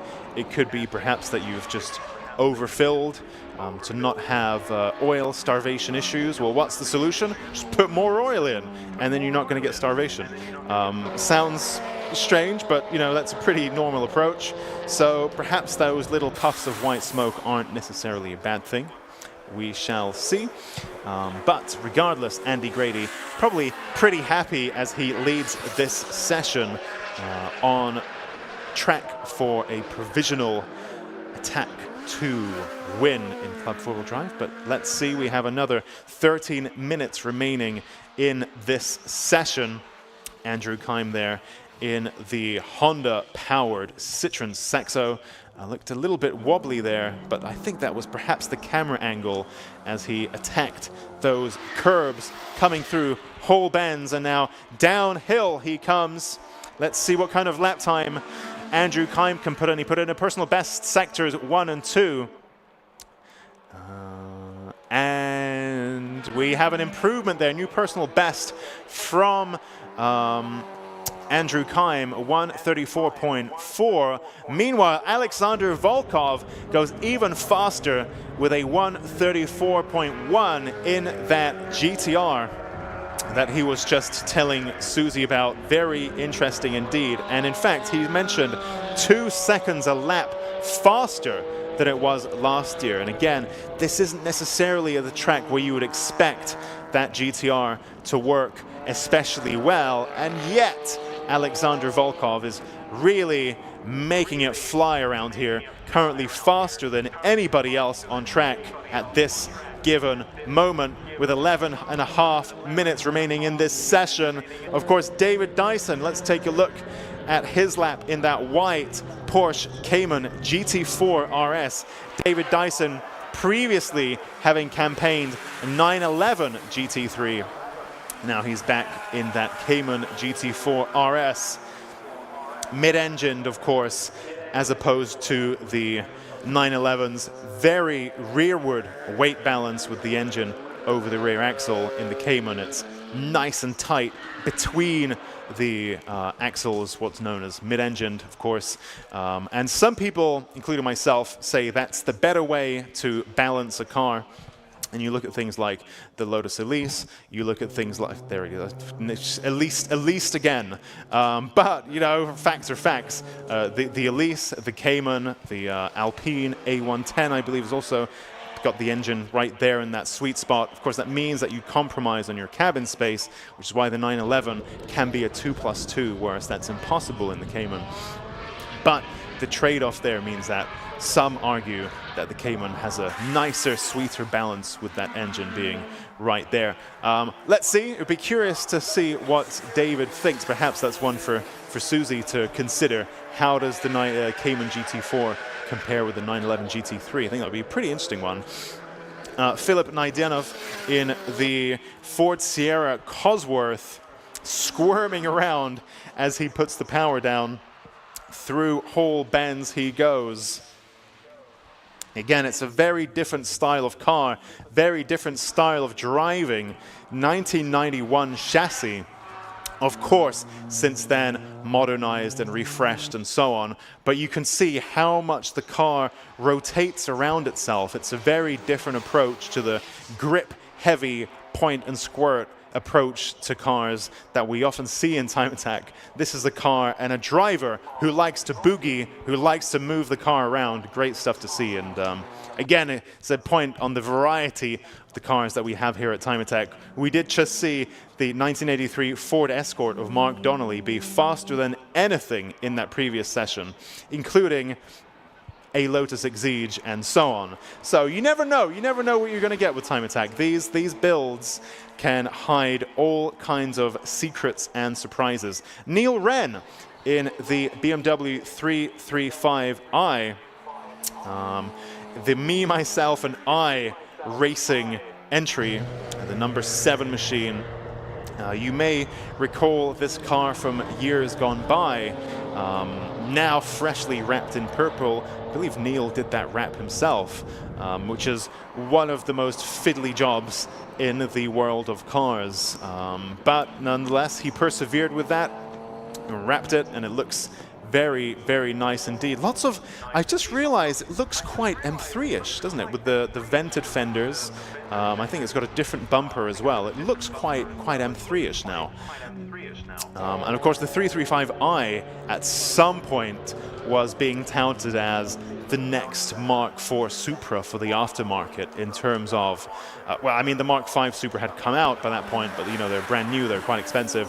Whereas the 335i is nice 2+2, straight six, twin turbo, manual, kind of cheap. So a lot of people thought, wow, is this going to be the next thing?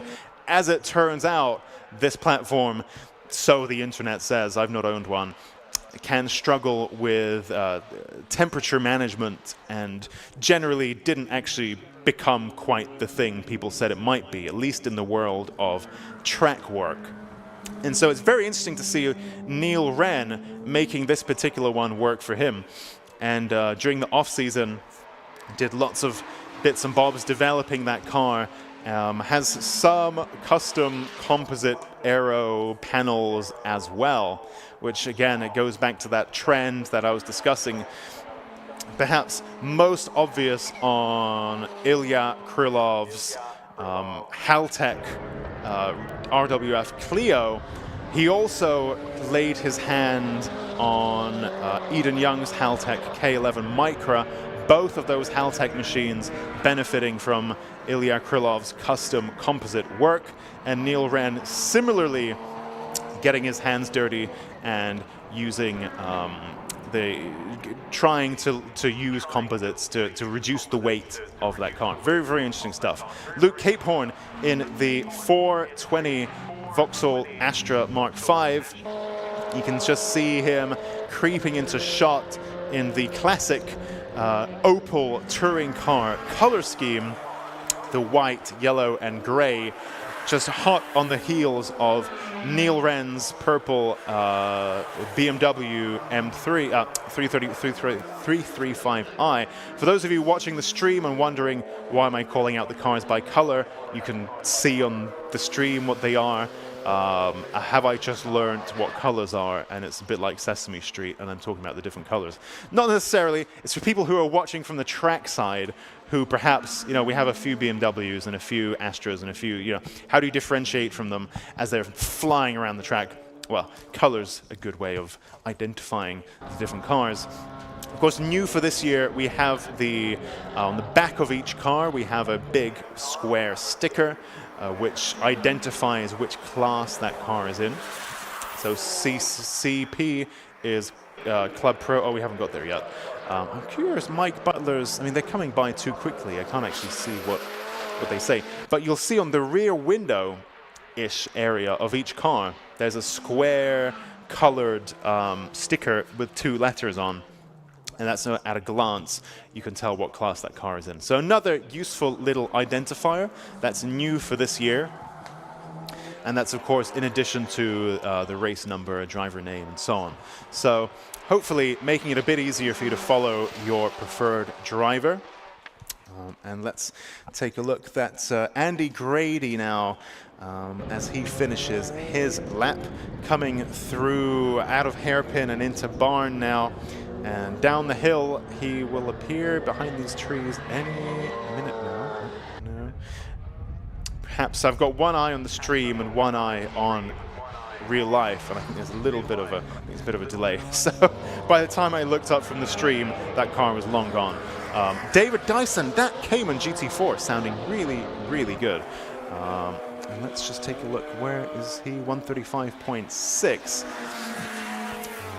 Stu Summers, meanwhile, in the supercharged Citroen Saxo. Where is he currently? 6th in class, 4.1 seconds adrift of the fastest time in class. 136.6 there for him. And the fastest at the moment, Andrew Kime, 134.5. 1:34.5. Actually, I've just taken a look. The gap on the live stream in the top left, that gap is to the fastest overall lap time in the class. It's not by class, it's the gap to the fastest overall lap time in this session. So for example, Andrew Kime, +2, well, he's leading the class, right? It's +2 from the fastest overall car, which is currently Alexander Volkov. So that threw me off just for a second there, and you also might be wondering why that is. That's the gap to the fastest overall time. Johnny Fletcher in the Mark IV Astra GSI, he blasts across the line and begins his next flying lap. His current setting a personal best in the process, a 1:35.2 there for him. And sounded like someone went pretty quickly just then. In fact, we have quite a few personal bests being punched in as well. Luke Capehorn, 1:36.2. Stu Summers, 1:36.5. Mike Butler, 1:37.3 there from him. Neil Wren sets a new personal best, 1:41.8. So with 8 minutes remaining in this session, quite a few personal bests now being punched in. Of course, this session does award points. Attack 2 does award points for the drivers. It's a new format for this year. It's going to take a little bit of getting used to, but crucially now, most of the day's sessions do score points for their drivers, depending on how fast of a lap time they can set within their class. Also in the pit lane, I can see currently the car number 180. That's David Frost in the TBOM Racing Honda Civic. I believe that's an FK, which is the 2021 era Civic Type R. This one with quite a cool martini livery. And I'm not quite sure. I can't see any work happening to that car, so I'm not entirely sure what's going on there. Stu Summers dips into the pits in that supercharged Saxo. And in fact, that's his tire pressures being checked, which is my favorite subject, as we know. And of course, crucially, when you're setting up the car before track time, the car is stationary, the car is not moving, it's on your driveway, or perhaps it's in the paddock early in the morning, and you're setting up your rebound clicks and your anti-roll bar and your tire pressures and what have you, on the assumption, well, you're assuming how the car is going to behave once it's hot and it's dynamic and it's on track. And of course, when it's hot and it's on track, you can't adjust it on the fly. So you do this stuff while the car is cold, right? And so you set your tire pressures when the tires are cold, on the assumption that as your tires heat up and the warm air expands, this then increases your tire pressure when the car is on track. So you set your tire pressures thinking to be a couple of PSI lower than what you anticipate it's going to be when it's on track. So there's a little bit of guesswork there. And so you select your tire pressure when the car is cold and stationary and accessible, and you assume how it's going to be when it's hot and set it accordingly when it's cold, making that allowance that the pressure is going to go up. And so, as you can tell, there's a little bit of guesswork there. It's not a fully concrete science in some cases. And so that's why you'll see the drivers then nipping back into the pits. Now that their tires are up to temperature, the air is nice and hot, the air is expanded, and the tire pressure and the tire temperatures are now representative. They're up to track temperatures. Now's the time to just, let's make sure that our tire settings are correct, our tire pressures are correct, and in line with what we thought they were going to be when we set them. Checkered flag has just been thrown. One of my screens has frozen, so that threw me briefly. Checkered flag now thrown, so let's take a look at our attack 2 results. So fastest car on track was Alexander Volkov in the Nissan GTR with a 1:32.4, and he leads Andy Grady, Dean Taylor, and that's it in Club 4-wheel drive. And in Club 2-wheel drive, our winner of Attack 2 is Johnny Fletcher from Andrew Kime, from David Dyson, from Richard Smith, Luke Capehorn, Stu Summers, Mike Butler, and then Neil Robson, David Frost, Neil Wren, and Philip Naidenov. So now we do the little walking along the track, across the track switcheroo as the teams and the crews head into the paddock and the pro class crews head from the paddock onto the pit lane. And while that exchange takes place, our pro class drivers will be getting ready to hit the track, and that will happen in just a few moments.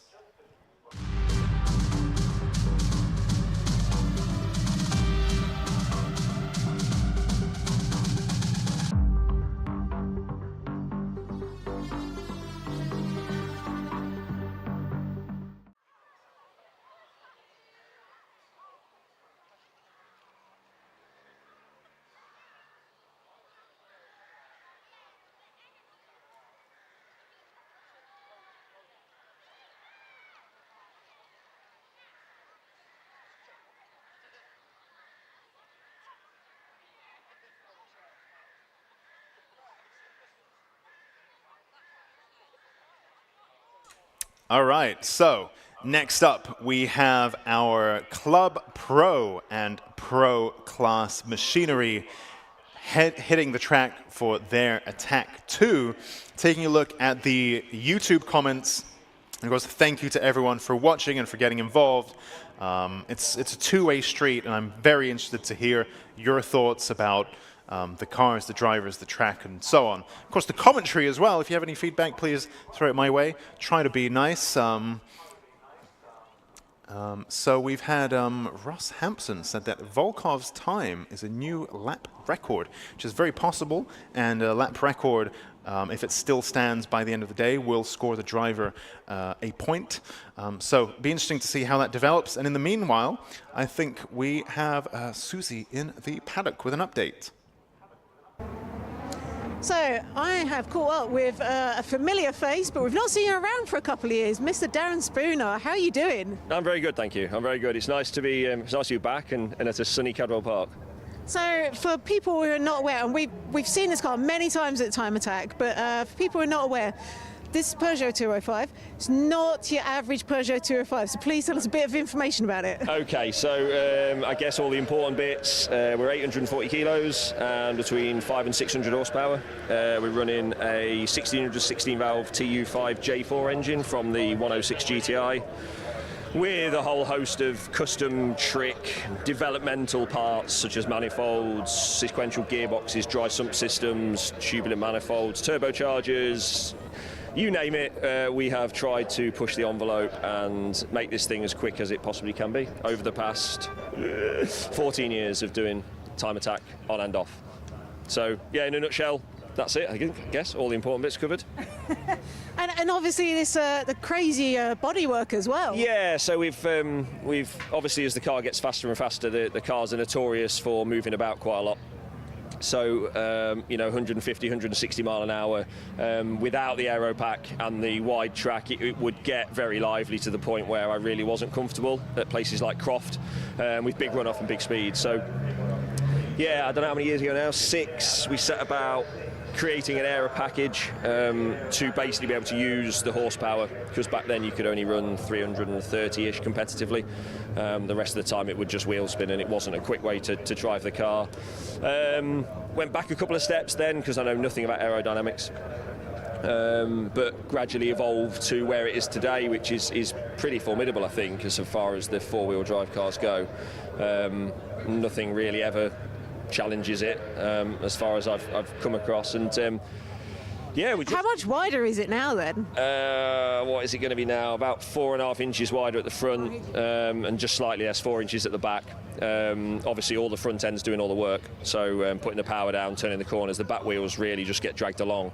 So that enables you to run a much wider setup at the front then? Well, yeah, I mean it does, but the front tyres get cooked really quickly because they're doing all the work, so the back tyres don't really do anything, so they're just getting dragged along. as I was saying before, but like we use the rear wing a hell of a lot to try and stabilise the back, because the back is very lively.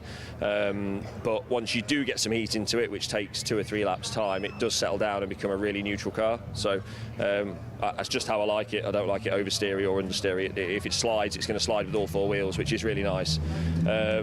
So yeah, I mean, it's come a hell of a long way. It's not something that happened overnight, and I enjoy the development side of things, the testing and the prototyping as much as I enjoy the driving, so it's kind of a win-win for me really with the car.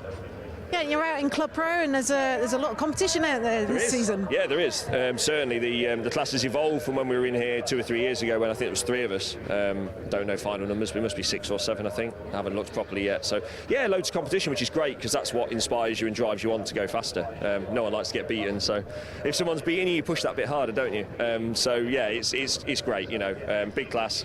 Car feels fantastic already. So really lucky to come back after 2 years, having changed so much, and it be sort of pretty quick straight out the box, but always loads more to come, and with a proper driver even more, I think. You're very, very modest. And you've had 2 sessions out this morning. How's it been out there? Yeah, it's good. Had some wandering on power, so put power down, and it's almost like a sort of steering related issue, which I can't really put my finger on at the moment.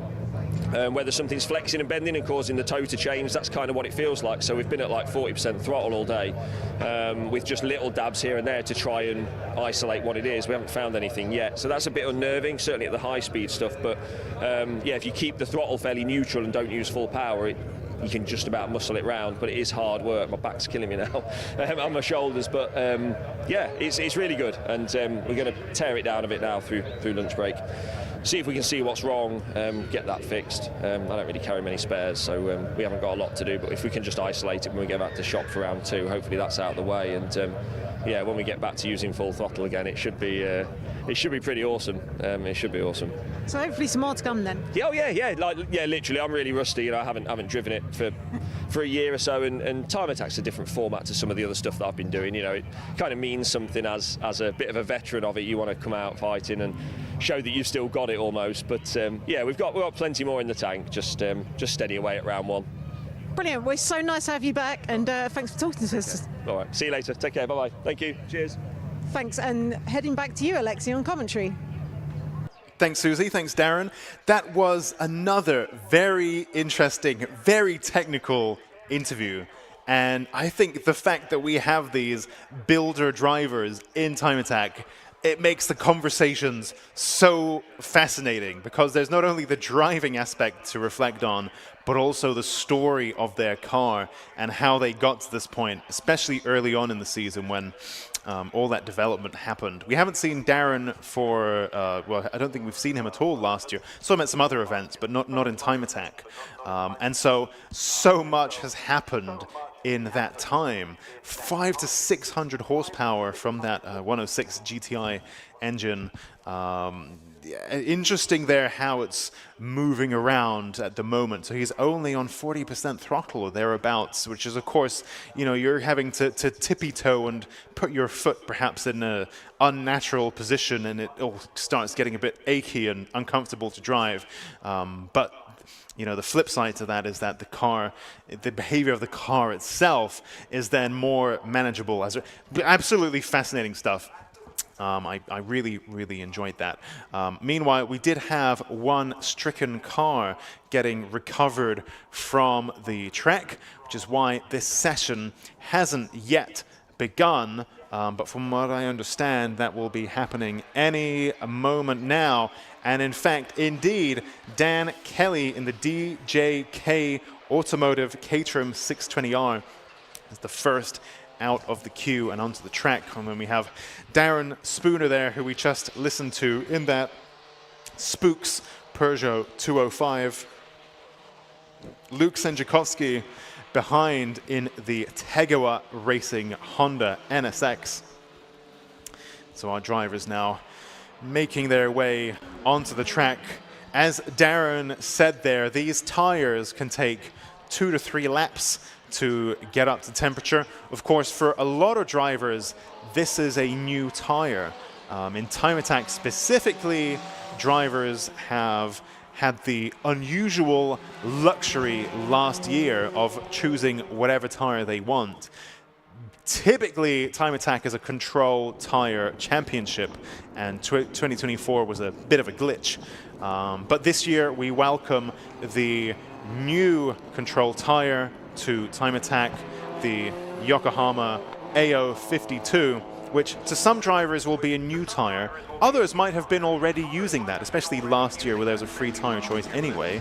Some drivers may already know and love this tire, and to others it may be a new challenge to get to grips with, excuse the pun, at Cadwell Park today. So Darren there saying it takes 2 to 3 laps to switch these tires on, at which point his Spooks Peugeot 205 balances out nicely.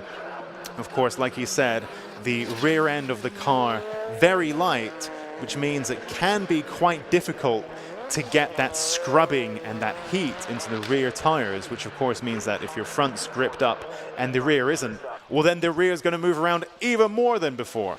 But he's got the aero, luckily, to help try to push that rear down and warm up the rears with the fronts, and then the car gets nice and balanced. Very interesting stuff. Great interview. Really enjoyed that. Thank you, Susie. So there he goes. Darren Spooner now is on your screens. Well, there's a few seconds here or there, but you know, you can give me some leeway with that as he begins his next flying lap. We have 3 hot laps set so far. Luke Sanjikovski, a 137.8. Then we have Darren Spooner, 145.9. Then we have the car number 88, Andrew Barber, 145.9. Dan Kelly, 147.7. Josh Barrett, 149.5. So our drivers now getting up to speed and beginning to punch in some timed laps, some flying laps.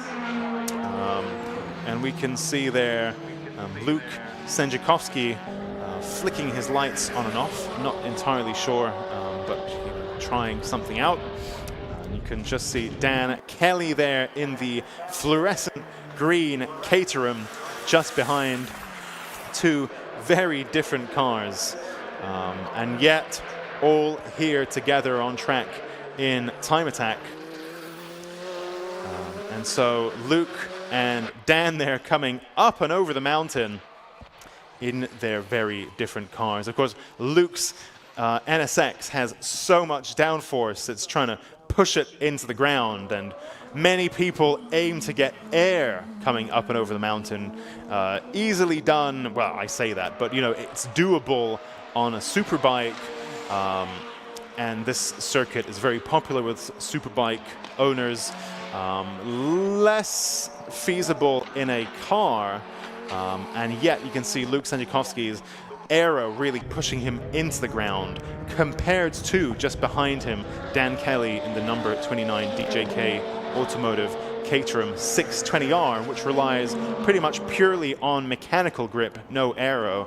And if any car would be getting air over the mountain, that would be him, with that mechanical grip, lightweight, but still quite fast.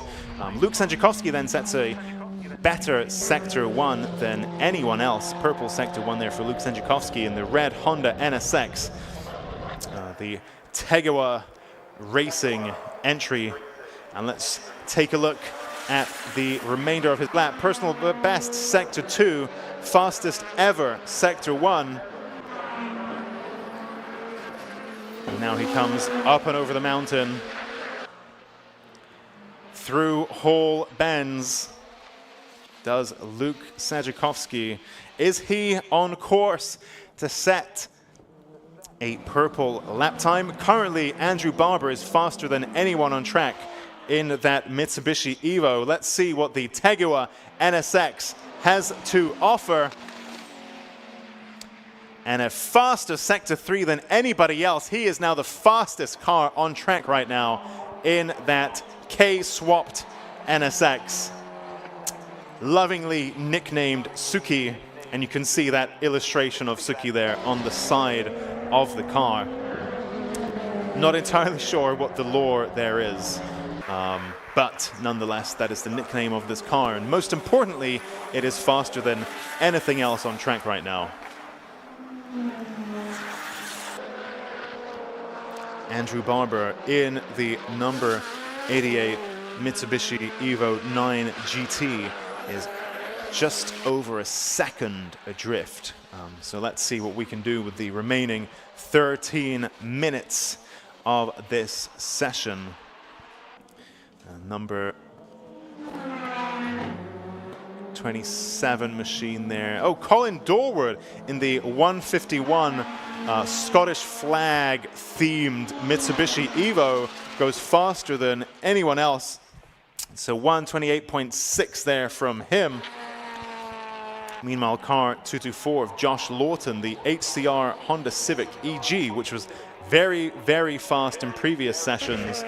He also now jumps up to second in the Pro class with a 129.9. Again, age doesn't really make a difference here in Time Attack because the spec is what counts, and the build and the soul that, and perhaps even ambition and skill that drivers put into their platforms. Really, cars are just platforms here in Time Attack. Age doesn't really come into it. Generation doesn't really come into it. Anything can work. The rule book allows you to modernize and improve and evolve a car of any generation, any segment. We even have a Ford Transit Courier van, and believe it or not, that's not the only van that we've had in Time Attack. And so really, any platform is allowed to be made to work here in Time Attack. That's what I love. Got the flashing lights there on Colin Dorward's car, which is interesting. What's going on there? See, oh, he's switched them off. I'm not too sure what was going on there, but he did set a faster Sector 1 than anybody. So we know he's got even more pace to be found. Meanwhile, car number 224, Josh Lorton in the HCR Honda Civic EG, now again leaps to the top of the leaderboard as he did during earlier sessions. That 1994 chassis, again, very fresh build. That's what counts. These cars are so far removed from their factory dealership counterparts that really it's up to the driver, the builder driver, what they can make of them. Darren Spooner there comes through Hall Benz in that Spooks Peugeot 205. Absent from Time Attack for a little while, but back for 2025. And like he said to Susie, keen to have a real go at the championship. I believe he's around for the whole year. Full season entry in his freshly redeveloped car. Oh, and he comes off the track. Whoa, that was the toe issue that he was talking about. You can see his right wheel suddenly let go and started jiggling around, and that was exactly the toe issue, I think, that he was telling Susie about, has made itself known. What a great capture to have that on camera, because we could really see that happen. That was literally the issue that he was talking about with Susie just now, and it seems to have come to a head there. Fascinating stuff. Of course, that was a little bit out of his hands, so he couldn't choose where to put the car. It ended up where it ended up. When your steering's broken, there's not a great deal you can do about it. And I wonder if that's going to bring out a red flag. I guess time will tell. We've already got flashing, being waved yellows in that sector. Let's see what happens. We have 10 minutes remaining in this session. Fascinating stuff. It really, all these stories coming to life in the world of Time Attack, and that's what I've missed for these 6-7 long months of not. Is that how long it is? Hang on a minute. Now is month 5, isn't it? And we stopped in, I think, October. That's November, December, January. 7 months! 7 months without Time Attack. That's crazy. But luckily, it's back.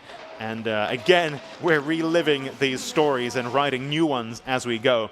Luke Sanjikovski in the Honda NSX, no stranger to writing his own stories either, having all kinds of trials and tribulations with that car in years gone by, taking the very perhaps controversial and ambitious route to go with, of course, the Honda K-swap into that Honda NSX. And it so far looks like it works wonderfully. Red flag has been thrown for this session. Darren's car stopped in a position where it's a little bit in a tricky spot. And of course, with the speeds that are going on and the fact that these drivers are attacking, even under yellow flag, things can go wrong. So it was, the calculation was that it's not impossible that another car will go off in that same spot and hit a car. Of course, the barriers are designed as such to be energy absorbing and so on, so that's one thing, but the car is a very different question. So if a car is stopped in a position where, you know, that's the calculation that another car might come off there, you're going to need to red flag that session. You can see the recovery truck now, thankfully, already on track, and hopefully that shouldn't be too much of a tricky one to recover. But let's take a look at our lap times in the meantime. So actually we have a new leader in Pro Class. While all of that stuff was happening with Darren Spooner's car, Bradley John, the car number 27, leapt to the top of the leaderboard. You can just see it there flashed by on your screens, the red and blue Mitsubishi Evo. His fastest time, a 1:27.0. And he leads Josh Lorton in that EG Civic, and then Colin Dorward, Josh Barrett, Luke Sanjikovski, Andrew Barber, and Jimmy Broadbent. Jimmy Broadbent kept a pretty low profile today with that minty MX-5, 700 horsepower, which is a real animal from a bored-out SR20, which again, very unconventional choice. So lots of curious headline-making figures and facts about that car, but so far a low profile there from Jimmy Broadbent. And meanwhile, I believe Susie has an update for us from the paddock. Okay, so I'm down here having a quick catch-up with Nick Good in your FK8 Civic. Indeed, how are you? So I'm very good. How are you? Excellent. We've again had a really good day here. It's round one. So everybody's come back after the winter hiatus. For us, obviously, it's first time in Time Attack, and also this build is a brand new build. So we've actually built this in a matter of months, right? And it's gone from an almost standard FK8, like you would buy from the dealership, yep. And now we are pretty much full race car. So new brakes, new suspension, gutted interior, different engine, different gearbox components. We've literally gone to town on it. Right. So everything. The full works. The full shebang, as they say. The full works. So we've done as much as we can, and we were here yesterday testing out. Was that your first time out testing, or? Literally the first time. It was on the dyno on Thursday, right? And then our first day sitting in the car at all was yesterday. And it was slightly different track conditions yesterday as well. Slightly different. I mean, we had some intermittent rain, didn't we? Yeah. So, which, you know, we do have glorious UK weather, you know. So it's lovely, keeps you guessing. But to be honest, as for us, it's a learning curve. Everything is kind of fresh and new. So for that moment, because we're not in sort of, you know, part ferme, or, you know, we're not on session, it's great because we're finding lots out about the car. And for me, lots out about me, because this is such a big step up from what I've kind of drove before. I mean, if you can imagine, I tracked the car all last year, but it was a fairly standard car. Right. You know, how it was last year was how a lot of FK8s that you probably see, like a nice sort of street build that you can take onto the track now and again. So what sort of power are you running now? So now we're actually running maximum power is about 500 brake. Right. The engine's built pretty sturdily, so the engine itself went over to America, had a lot of work done, so it's been reinforced, built bottom ends, nice flowed heads, fancy new Garrett turbo, G25 660, and then in conjunction with that, we're running Cyvex ECU software and standalone ECU, so gives us a lot of different options for things like flat foot shifting and all sorts of cool sort of things like that. We've got obviously the cool steering wheel, which you might want to have a look at. So a Zestec steering wheel. So Racing Honda's queuing up at the moment. It is very loud, isn't it? But yeah, so Sure that any service ZX steering wheel, so it gives us lots of functions so that while we're out there we can have like rolling anti-lag and we can change settings on it. We can switch between maps because obviously here, unlike some of the big tracks like Donington, it's not really horsepower dependent, it's massively dependent on chassis setup, so we can actually reduce the power a bit. So we actually haven't been running 500 today, we've been running probably about 420. Right. It'll come in handy at Donington. Well, yeah, I think at Donington, nice big track, open, so we can let her eat then. Excellent. So, and how's your day going today? Everything going well? Right, well, no. Right, let's get into that. Right, so basically, session 1 was great. Ran it on sort of the lowest boost setting, kind of get into feels of it. We're going to make some minor adjustments on chassis. We've got Nitron 3-ways on here, so there's lots to learn about that because there's lots of technical things, and obviously Nick doesn't know very much about technical things yet, so it's all a big learning curve. So session 1, great. Coming into session 2, good. We had a bit of a wear on the gearbox, so what we think we've actually done is we've bent a gear fork. So the actual fork that helps select the gear that we need to be in, we've actually bent it. So it's a problem that a lot of higher power FK8s have come into sort of contact with at some point, because believe it or not, there's actually not that many of these that are in that kind of higher horsepower, highly developed level. Obviously the company that sponsored me, Dream Automotive, they specialise in the FK platform, and so for us it's more of a fact find. It's not so much, yes, I do want to win and I'd love some trophies, but it's also a massive development thing. So we're really trying to push the platform and find out why people haven't been able to push them. Like obviously, you know, you see EP3s and lots of the older Civics, and you can do madness and marvelous, you know, but nobody's really had a chance to, you know, develop this platform yet. So that's why we're here. We're looking to push the boundaries and find out new stuff so we can really push the FK, because I believe it's a great platform and I think there's a lot of potential to come out of it. Brilliant. But we ran some good numbers. I think we got 37.1, 1 minute 37.1, which was the fastest one that I did, and that was, again, not particularly running at best and running on low boost. So I think there's loads more to come out of the car, and I think we've got some fantastic data from this, like from Cadwell and from the last 2 days. So we're definitely going to be coming back to Donington with an eye opener. I think we're gonna have it dialed in by then, and hopefully some more gearbox components. So. Well, brilliant. Well, we'll see you back at Donington then. Indeed, indeed. Look forward to seeing you again. Thank you very much. No worries. You take care. Bye. Incredible. Another great watch. I've got to say, I'm enjoying this stream so much. A big thank you to Lucas Oil for making this live stream possible. Absolutely such a fascinating watch. Not only hearing from the drivers, but also seeing them and their cars and giving them the time to really talk about the build. Such fascinating stuff. And I'm sure we'll have another opportunity to look at that and listen to that and speak to more people and have more lap times in the super attack. But for now, we have had the checkered flag thrown as that recovery of Darren Spooner's car perhaps needing a bit more time than we have scheduled for. So the session now being green flagged, and soon we will get, well, what is next actually? What is next? So next we have Racing Honda's Championship Race 2 shortly, but we do need a bit of time to clear up this session.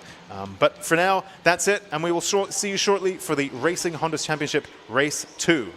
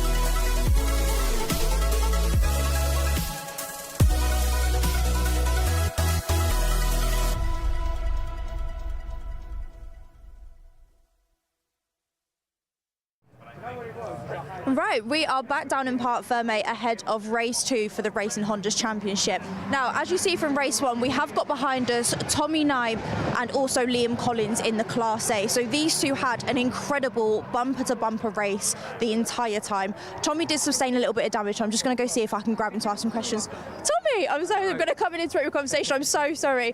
So we've got Tommy here who placed second in race 1 here. Obviously, we did sustain a little bit of damage at the side here. Talk me through. Little bit of a last lap lunge, but it's racing. It's what we sign up for, I suppose. The car's all right. It's not. It's just cosmetic, so it should be all right. Yeah, absolutely. Obviously, you sort of batted it back into place a little bit there. We're going to be doing any repair work sort of behind the scenes after today. Yeah. I can't. You know, the car looks pristine, so I want it looking good again. So yeah, we'll be back repairing it. Absolutely. Obviously, we're running a reverse grid this time around. How do you feel about that going into race 2? I don't know. I'm not sure if a lot of this is going to be happening again, or if it's going to be clean racing. But I suppose we'll find out in about 10 minutes. Absolutely, no, definitely. Well, good luck for race 2. Hopefully, we come out on top. Perfect. Going to head over here and see if we can grab Liam. Hello, Liam. Place 3 in race 1. How are we feeling going into race 2? Yeah, good. Just wanted to try and keep my nose clean this time, kind of thing. I've found a lot more pace in the car from testing and qualifying. I think there's a bit left in it, but it's just so hard to pass here, you know. You really are relying on somebody being quite polite in front of you. Absolutely. I thought Tommy was being a bit too polite, left the door open, tried to fill a space that was always going to close. So no more of that, hopefully. Well, we watched the race. It was bumper to bumper. It was an incredible race, and it really was. I'm looking forward to seeing it back on the live stream. I think it'll be a good one to watch. Yeah, so. no, definitely. And obviously going into race 2, we are running the reverse grid this time around. Happy with that? Happy with that. I think so long as people are mindful of the fact that it's a small amount of track and a large amount of grass, but I think we'll be all right. I don't think anybody's going to be too hot-headed. We'll see how we get on. Fantastic. Well, good luck with race 2. Amazing. Right, we're going to head over this way now. So we've got the race 1 winner from the Class B in Dan in the 29. And then the problem is now Aidan drives. Hello guys. Am I right to grab Dan? Hello. You are a race 1 winner. Dan. Oh, sorry. Dan. Get used to everyone. It's Dan. Hello. Sorry. Sorry, Dan. We thought you had a haircut between race 1 and now. Fantastic. Obviously, you are a race 1 winner for Class B. How are we feeling going into race 2? Yeah, interesting. I mean, a lot further back on the grid now, so I'm wondering, getting through at Cadwell is notoriously pretty tricky. So, yeah, it's hard to plan that much because I feel like plans go out the window around here. Hopefully get a good start and get a couple of paces forward and then just try and gently make my way forward if possible. And I mean, I don't know what it's going to be like with some of the Class A cars in front as well, but I think it's going to be an interesting one. No, definitely. I was like, so with the reverse grid, it is always an interesting race. So feeling confident with that? Yeah, I think so. I mean, as always, you just want to try and stay out the mess on kind of lap 1, and I think as long as you get through lap 1, you should then just get in rhythm and start trying to make your way forward. But obviously I've got Ryan in front of me, which I don't know how that's going to go because he's fast as well. So yeah, it's going to be interesting. Good race. Yeah, definitely fantastic stuff. Well, good luck for race 2. Amazing. We are going to head over to Ryan. Hello. We're heading into the car. We'll grab you for 2 seconds. Amazing. So obviously second place for last race. How are we feeling going into race 2 with the reverse grid? Yeah, good. Yeah, be a bit more interesting, I think. So I think it'll be down to the start. Hopefully the boys, we can all keep it clean and tidy. Absolutely. And get out the other end. Yeah, still confident and happy with the car as well, running right? Yeah, we've happened this morning, we've still trying to teething issues to get it where we need to be. We're running different bushes and spherical this side, but we've had to use what we can to get it out, so big shout out to Motion. Yeah, no, absolutely. Well, I'll let you jump in the car. Fantastic, good luck. Thank you so much. Right, all of the drivers are heading into the car ahead of race 2. Reverse grid, who knows what's going to happen. Let's hope for some clean and good racing. Back to you guys.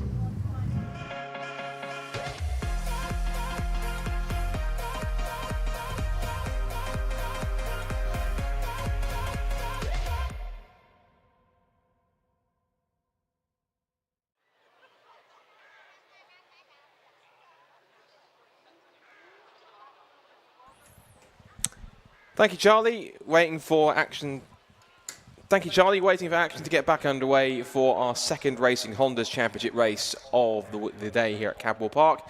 And the sun started to grace us with its presence. It's peeking through the clouds. It's been a little bit overcast at points. We ended race 1 with sunshine. There is some cloud around, some ominous-looking darker clouds overhead around the pit straight, and the massive spectator bank, which if you come here on British Superbike weekend, I've seen pictures of, is you can't see a blade of grass on that particular bank. It is absolutely rammed full of people here. Good amount of people still here watching after some of our main sessions that we've had out here this weekend.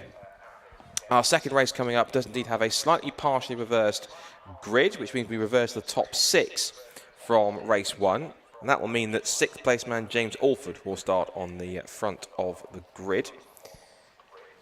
Now, the grid he had in front of me had all the Class A cars together, then Class B and then Class C. But race 1 that we had did have a staggered grid, and everyone was together where they qualified originally in the overall standing.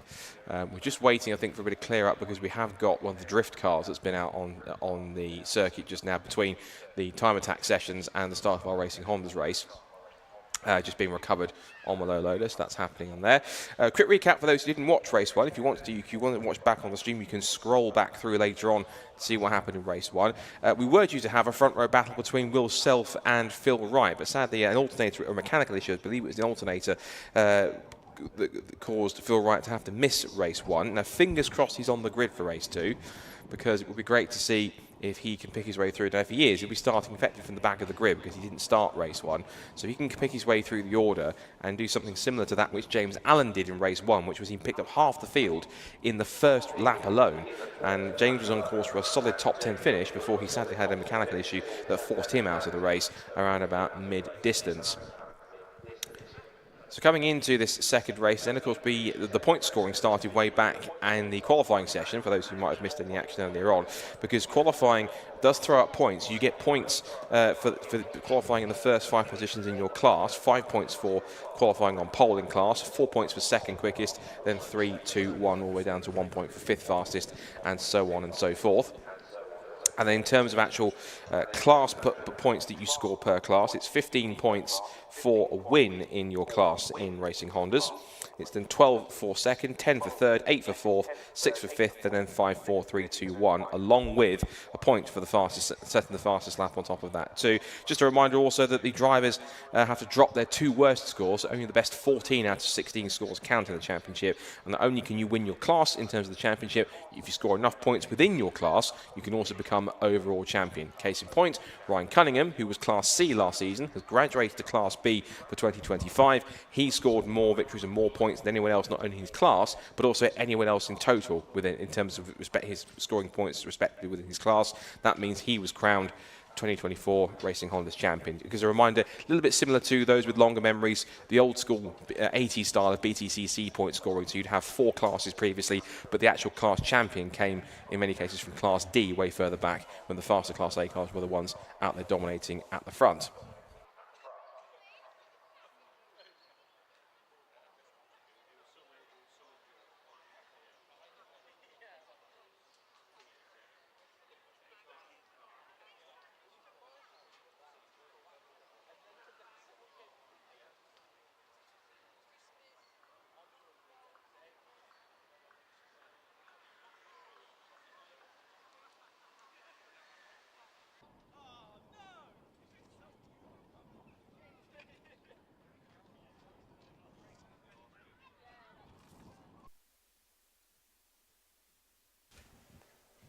Just getting some info there from Carl McKellar, the Racing Hondas coordinator. So James Alford, who will start on pole position, it's the top 6 in class, they've been reversed, has never started on pole full stop in anything. This will be a brand new experience for him.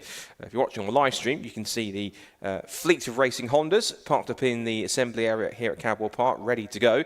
And front and centre at pole position is going to be that car on screen, the number 11 James Alford car. Alongside him on the front row, this should be interesting, we've got Bob Barron, who talked about earlier on the fact that this was his first ever competitive weekend of competition in a car full stop. Hadn't even done sprints or hill climbs or anything else, and he put in a fantastic qualifying effort in the kilted K-Swaps Civic EG, 5th fast on the 3rd row of the grid in qualifying, managed to pick up a top 5 finish, and now, thanks to the partially reversed grid, with the top 6 being reversed thanks to the draw that was done after race 1, he now starts on the front row of the grid. This could be a rather fascinating front row, because of course you've also got the likes of Will Self and co behind them, which are going to want to try and pick their way past and up the order where possible.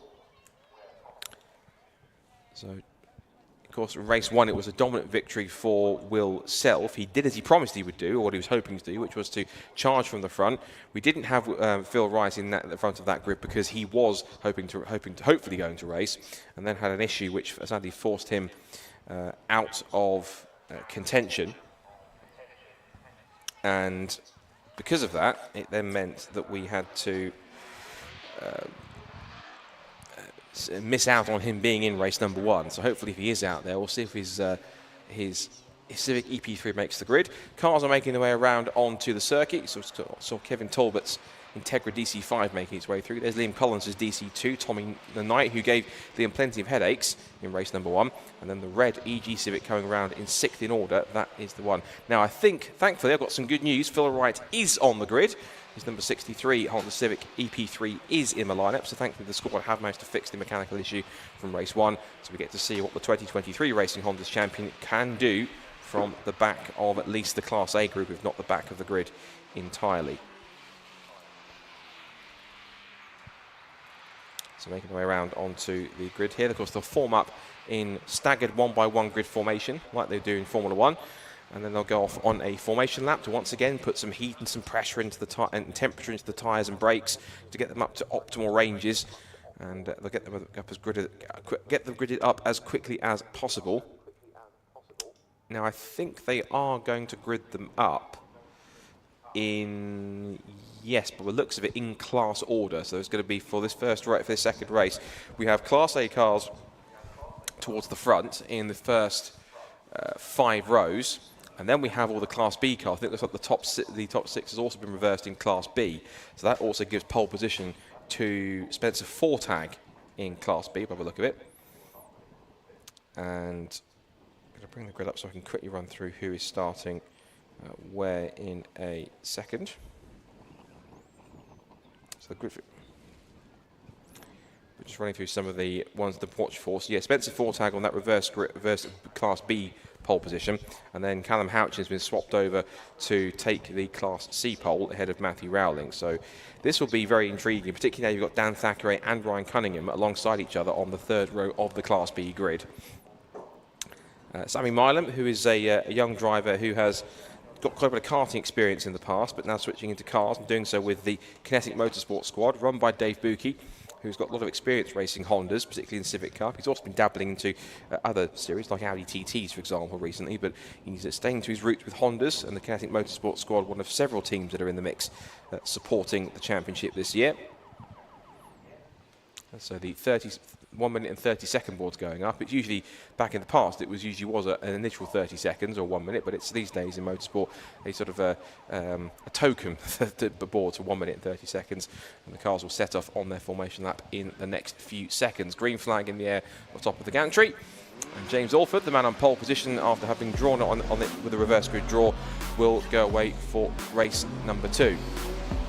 So here's the grid then, thanks to the reverse grid draw based on the results of race 1. James Alford starts on pole position for the first time ever in his life. Let's see what he can do from the front row, alongside one of the newcomers, Bob Barron, from the front row for the first time in 2nd place. Then it's Kevin Talbot and Liam Collins on the 2nd row of the grid. Collins will hopefully try and keep himself ahead of Tommy Knight this time. He starts on the 3rd row of the grid, and race 1 winner Will Self back in 6th. Fraser McNeil starts 7th in his EG Civic, in the 2nd of the Kilter K-Swaps cars. Next comes Oliver Barsby in the Honda Civic FK2 with Ben Sharp Racing. Then the last of the Class A cars, Philip Wright, after he missed race 1, he gets redemption in race number 2. Then a rose gap back to the Class B runners, headed up by Spencer Fortag, as their top 6 was also reversed in class. He's alongside Sammy Milam on that row of the grid. Then it's James Kembry and Sam Linsner from Ryan Cunningham, the reigning defending champion, in his first weekend in Class B after graduating from C. Then race 1 winner Dan Thackeray comes next, followed by Trevor McConnell, and that roundabout closes off the first part of the Class B grid. Then followed by Trevor McConnell, you have Adam Kruger, who's one of 2 single race entries this season, so he's not this weekend, not scoring points in that courtesy, being a guest effectively. Then it's Harry Greenhill and Lewis Barker coming next from Jackson White and Luke Crassus-Menu, and Duncan Holloway rounds off the Class B runners. Then Class C, we've swapped them around, so Callum Houchin starts ahead of the race 1 winner Matthew Rowling to round off what is set to be a 24-car grid. There's a couple of non-starters, one of which sadly appears to be James Allen, after he also came off the road. I think the other one we're probably also missing is Rick O'Connell, after he had a bit of an excursion exiting the right-hander at Charlie's and went off the road and clipped the tyres. I think he managed to get it going again, but pulled it off towards the end of the race, and that car sadly not able to make it back out again. So once again, on the formation, that keeping the tyres, temperatures and pressures up to optimal range. The weather conditions are certainly going to help out, being a little brighter out there as well. And of course, as the day's gone on, the circuit will have been getting quicker and quicker, because we've had 3 sets of time attack sessions. We've also had practice and 2 attack 1, attack 2 sessions. Plus also we've had 4 sessions worth of drifting. So plenty of rubber's been laid down. And of course, all the sessions the racing Honda cars have done too. That means that these cars should be ultimately, the circuit should be at about its fastest now, with all the rubber being laid down. Of course, they'll lay even more for when the time attack boys and girls go out for their super attacks at the end of the day to try and figure out who can be top of the times in that respect. And I mentioned it before, but it really is lovely to see, particularly towards the front of the Class A field here, a different variety of generations of Civics and Integras. I mean, it's not a full grid of as great a car as it is, and they're readily available and quite popular. You usually get lots of EP3s in the mix, but you've got EGs, EKs, you've got a couple of newer ones in there as well. You've got FKs and FNs in there in the mix, plus you've got DC2 and DC5 generation Integras. Really nice to see a massive variety of mix of cars, particularly in Class A, which are dubbing essentially more like a silhouette / prototype class. This is pretty much the fastest of the fastest Hondas that you'll find in the field, being in the top class. But these cars, certainly, as you can tell from the wings and the splitters and everything else that's on there, that's proven to be much more powerful, much more aerodynamic. These cars are far from standard, I can tell you that now. So the Class A field heads up the grid. Of course, there's a rose gap back to Class B. But James Alford then will have eyes forward to the lighting gantry to watch those red lights go out for the first time ever in his career in pole position. And one of the sensations of the weekend, Bob Barron, what can he do from the front row? Can he even possibly leapfrog James? He was ahead of him in the race earlier on in 5th. If he gets a clean start, he's got a pretty clear run on the outside line towards turn 1. That could be a possibility. But of course, watch for the cars that finished on the podium in race 1 earlier on, of course, which is Liam Collins, Tommy Knight, and race 1 winner Will Self. And do not count out also Phil Wright. He was less than a 10th away from Will Self in qualifying. What can he do? It's all calm and quiet until the VTEC kicks in. 5 seconds to go, and race number 2 of Racing Honda's 2025 at Cadwell Park is all set to go. We're lights out and underway. It's a clean start from the first couple of rows. Collins gets a good second place to start. Alford misses a gear and can't get it going. He's dropped 2, 3, 4 spots already. And Bob Barrow gets through. And Will Self, the race winner, is off into the road. He got onto the grass and off he goes. Also into the barriers. Tommy Knight, 2 cars off before Coppis. Everyone else just about avoids them. But the 2 of the top cars in the race 1 earlier on off the road already, including race 1 winner Will Self. Off into the barriers at Coppis and off at the road. That's a shame. We never want to see that. But those 2 have had a very premature end to their race. They sadly, at least to Will Self, possibly could be out of it. The leaders, though, charging up the hill. It's now James Alford, who is, I think, in 2nd place, under attack from Phil Wright and also from Fraser McNeil. Up the hill they go towards the right-hander at Park Corner. And the yellow flags are already out. We might be going with the safety cars off the road. Goes Fraser McNeil. He just holds on for the moment in time, and also run back a little bit there was James Alford. Seeing Kevin Talbot turning his way through, and red flag has been called, so race immediately has been stopped. So we'll have to go for a restart. It did look as though, from what I saw going down the pit straight, that Will Self tried to squeeze himself onto the grass, and just the cars ended up going for the same piece of tarmac at the same time, and unfortunately the end result was both Self and what looked like Tommy Knight also getting involved in that. Obviously, the main concern of all of them is that, fingers crossed, both drivers are okay. And unfortunately, what was set to be quite an exciting start to the race is that we've seen a couple of drivers get a little too overexcited, shall we say, unfortunately, and that's the end result. So what will happen here is that the cars will come back around onto the grid. Now, as they've completed less than 2 laps, they'll go back into original grid positions. That means that James Alford gets a bit of redemption because his car was sluggish off the start in the 2nd phase. He got a good initial jump and then seemed to just fish around for gears and try to find something, some kind of drive, and that's what seemed to kind of group everyone together as a result of that. But at least James Alford will now get a bit of redemption to try and get a better 2nd start this time around. And if he can manage it, then maybe he can possibly hold the lead much better. But one person who's slightly gutted about that is going to be Bob Barron, because he had got a great start to pick his way into the lead and to be leading his second ever race. That's something you never forget. So on to the grid they will come back around at the top of the circuit. Then they'll start to regrid them in original order. And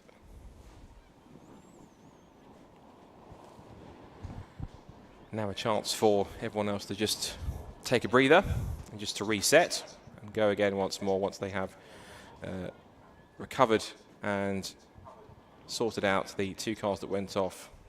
We're going to get a replay of what happened at the start, so we'll try and at least show you visibly what appeared to happen from that. Let's take a look at that and see how that worked with our Lucas Oil replay. So James Orford gets a decent initial start, but then from the second phase, looks like he misses a gear or something, doesn't get away clean. He drops back.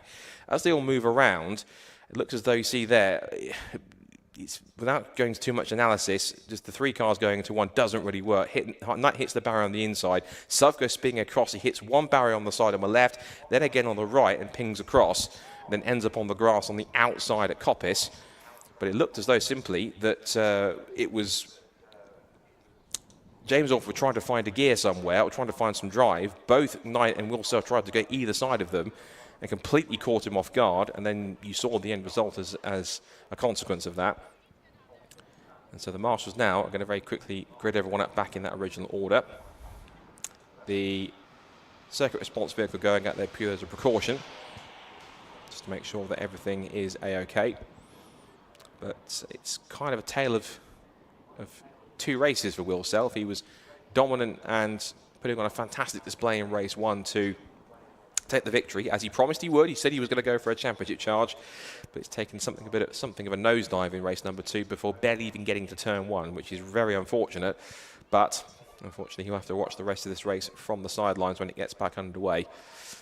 So what does this mean in terms of anyone else in the race? Well, we don't know what the status of Tommy Knight is yet. His car doesn't appear to have come back around. I'm looking out of the commentary box window, and I can't see it at the end of the queue, at the back of the queue of cars that have parked on the exit of Barn Corner. So it looks like, unfortunately, his car has not gone any further after that, because his car also went into the inside barrier on the approach towards Coppice.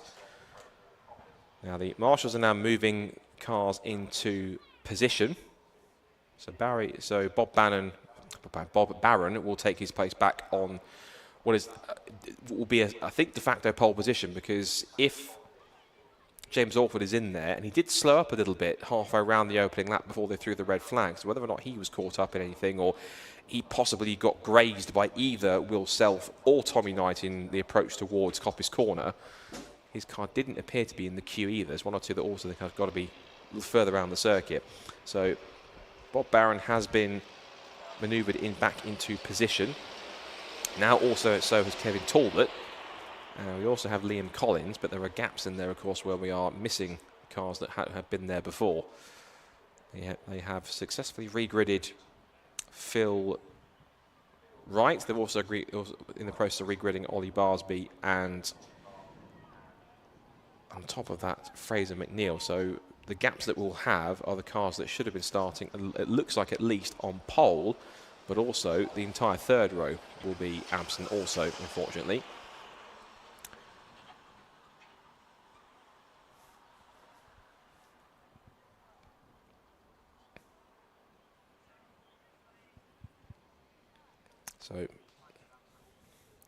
So we're going to take a short moment's break here whilst we reset for the second attempt at getting race 2 of Racing Honda's 2025 here at Cadwell Park at Modified Live underway. So for those watching on the stream, we're going to take a short break to thank some of our sponsors and come back once we are ready to get things back underway. Stay tuned.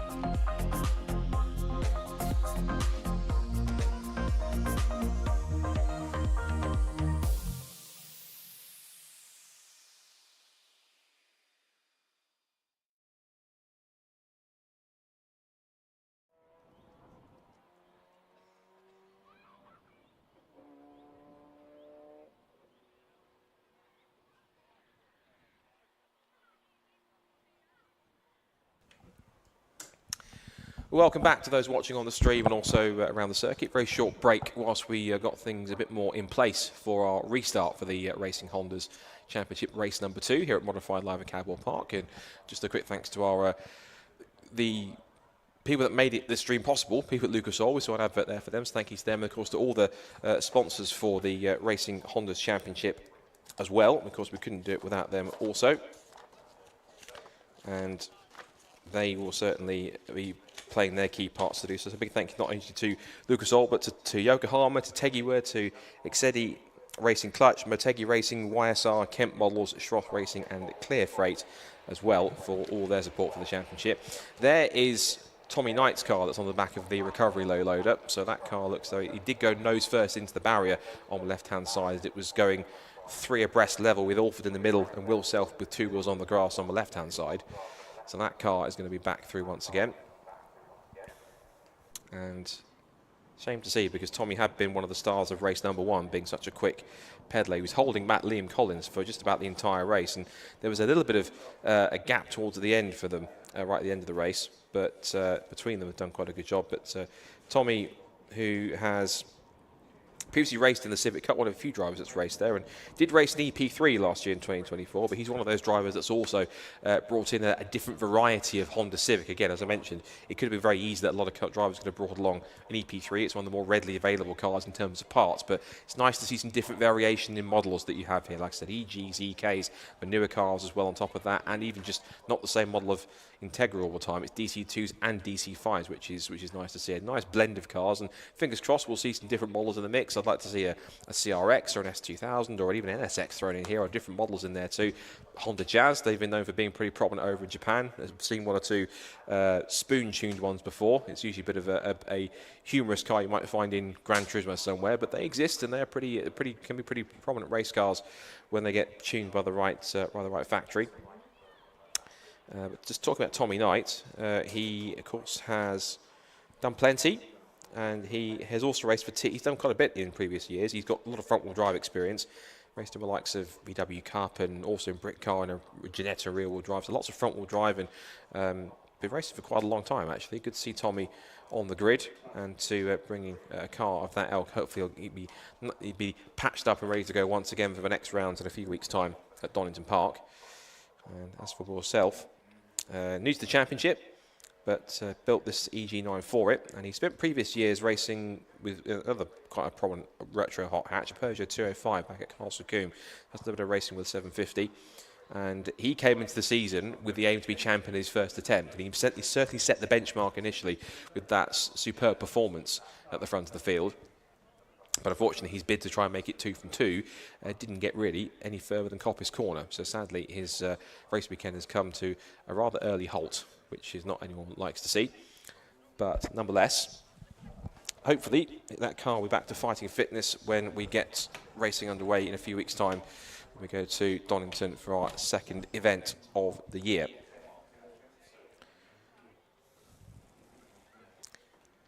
So as you mentioned, just for those who are possibly just joining or possibly around the circuit and just get themselves into position, under red flag conditions after an incident at the first corner, on the run to the first corner in race 2, and it was coming together, which involved Tommy Knight and Will Self, second and winner respectively in the first race.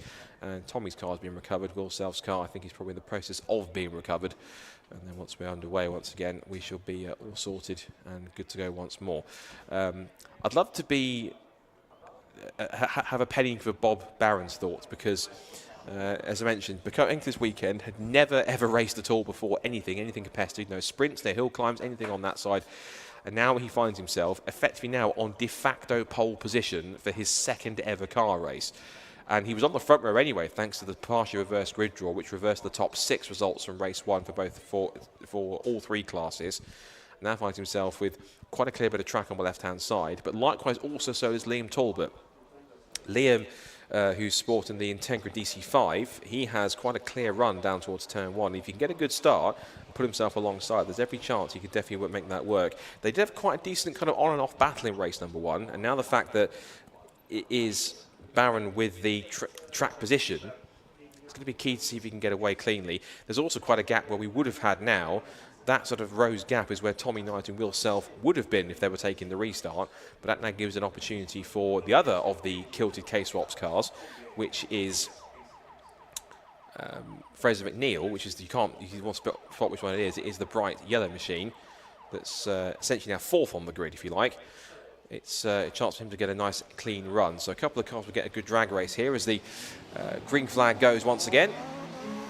So now that the instant upper coppice has been cleared, we are now on another warm-up lap, and so once again the sequence starts once more. Off they go, they lay a bit of rubber down, they start to weave from side to side, get some heat and pressure into the brakes, the temperature into the tyres, get them into those optimal ranges, get the brakes nice and grippy, the tyres nice and sticky, get them all ready to go, so that then when they get off the line, it will be key to do so.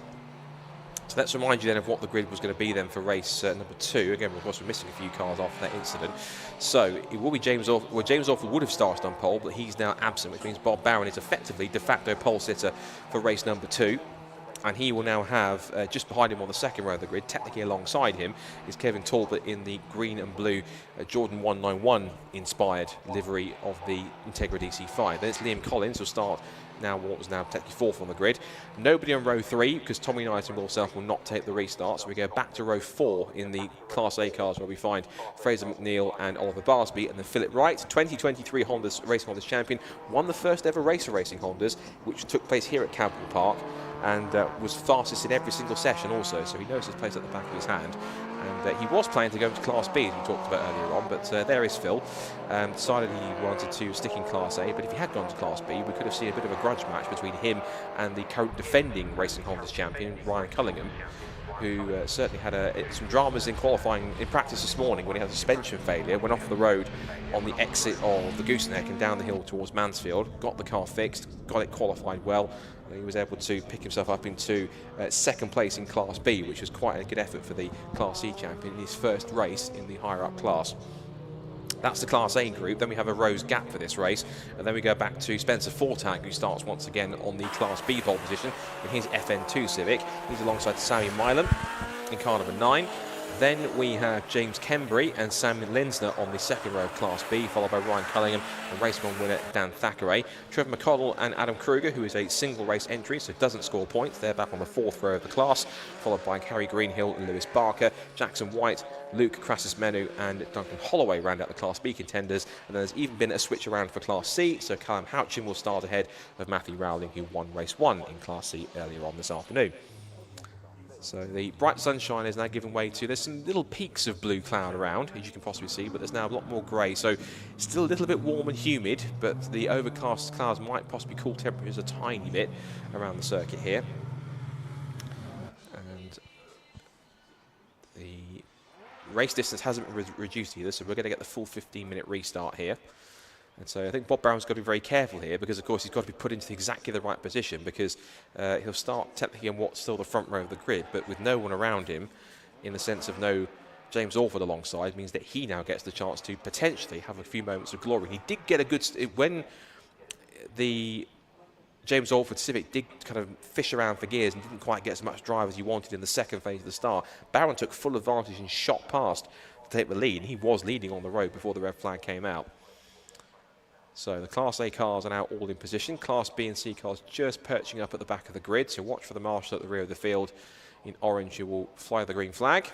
And then the 5-second ball will go up and we will get going once again. So as we say, it's all calm and quiet until the VTEC kicks in. It's about to now. So race 2, take 2 for Racing Hondas 2025 is go. And it's a strong start initially again for Barron, but a better second phase of the start does try to pull Kevin Talbot alongside in the Integra, but he slots in for second place, and it will be Bob Barron who'll lead the way in towards Coppice for the first time. It's Liam Collins in 3rd place. Up to 4th has gone Fraser McNeil, and straight away into 5th has now gone Philip Wright after he started trying to get back around the Oliver Barsby Civic.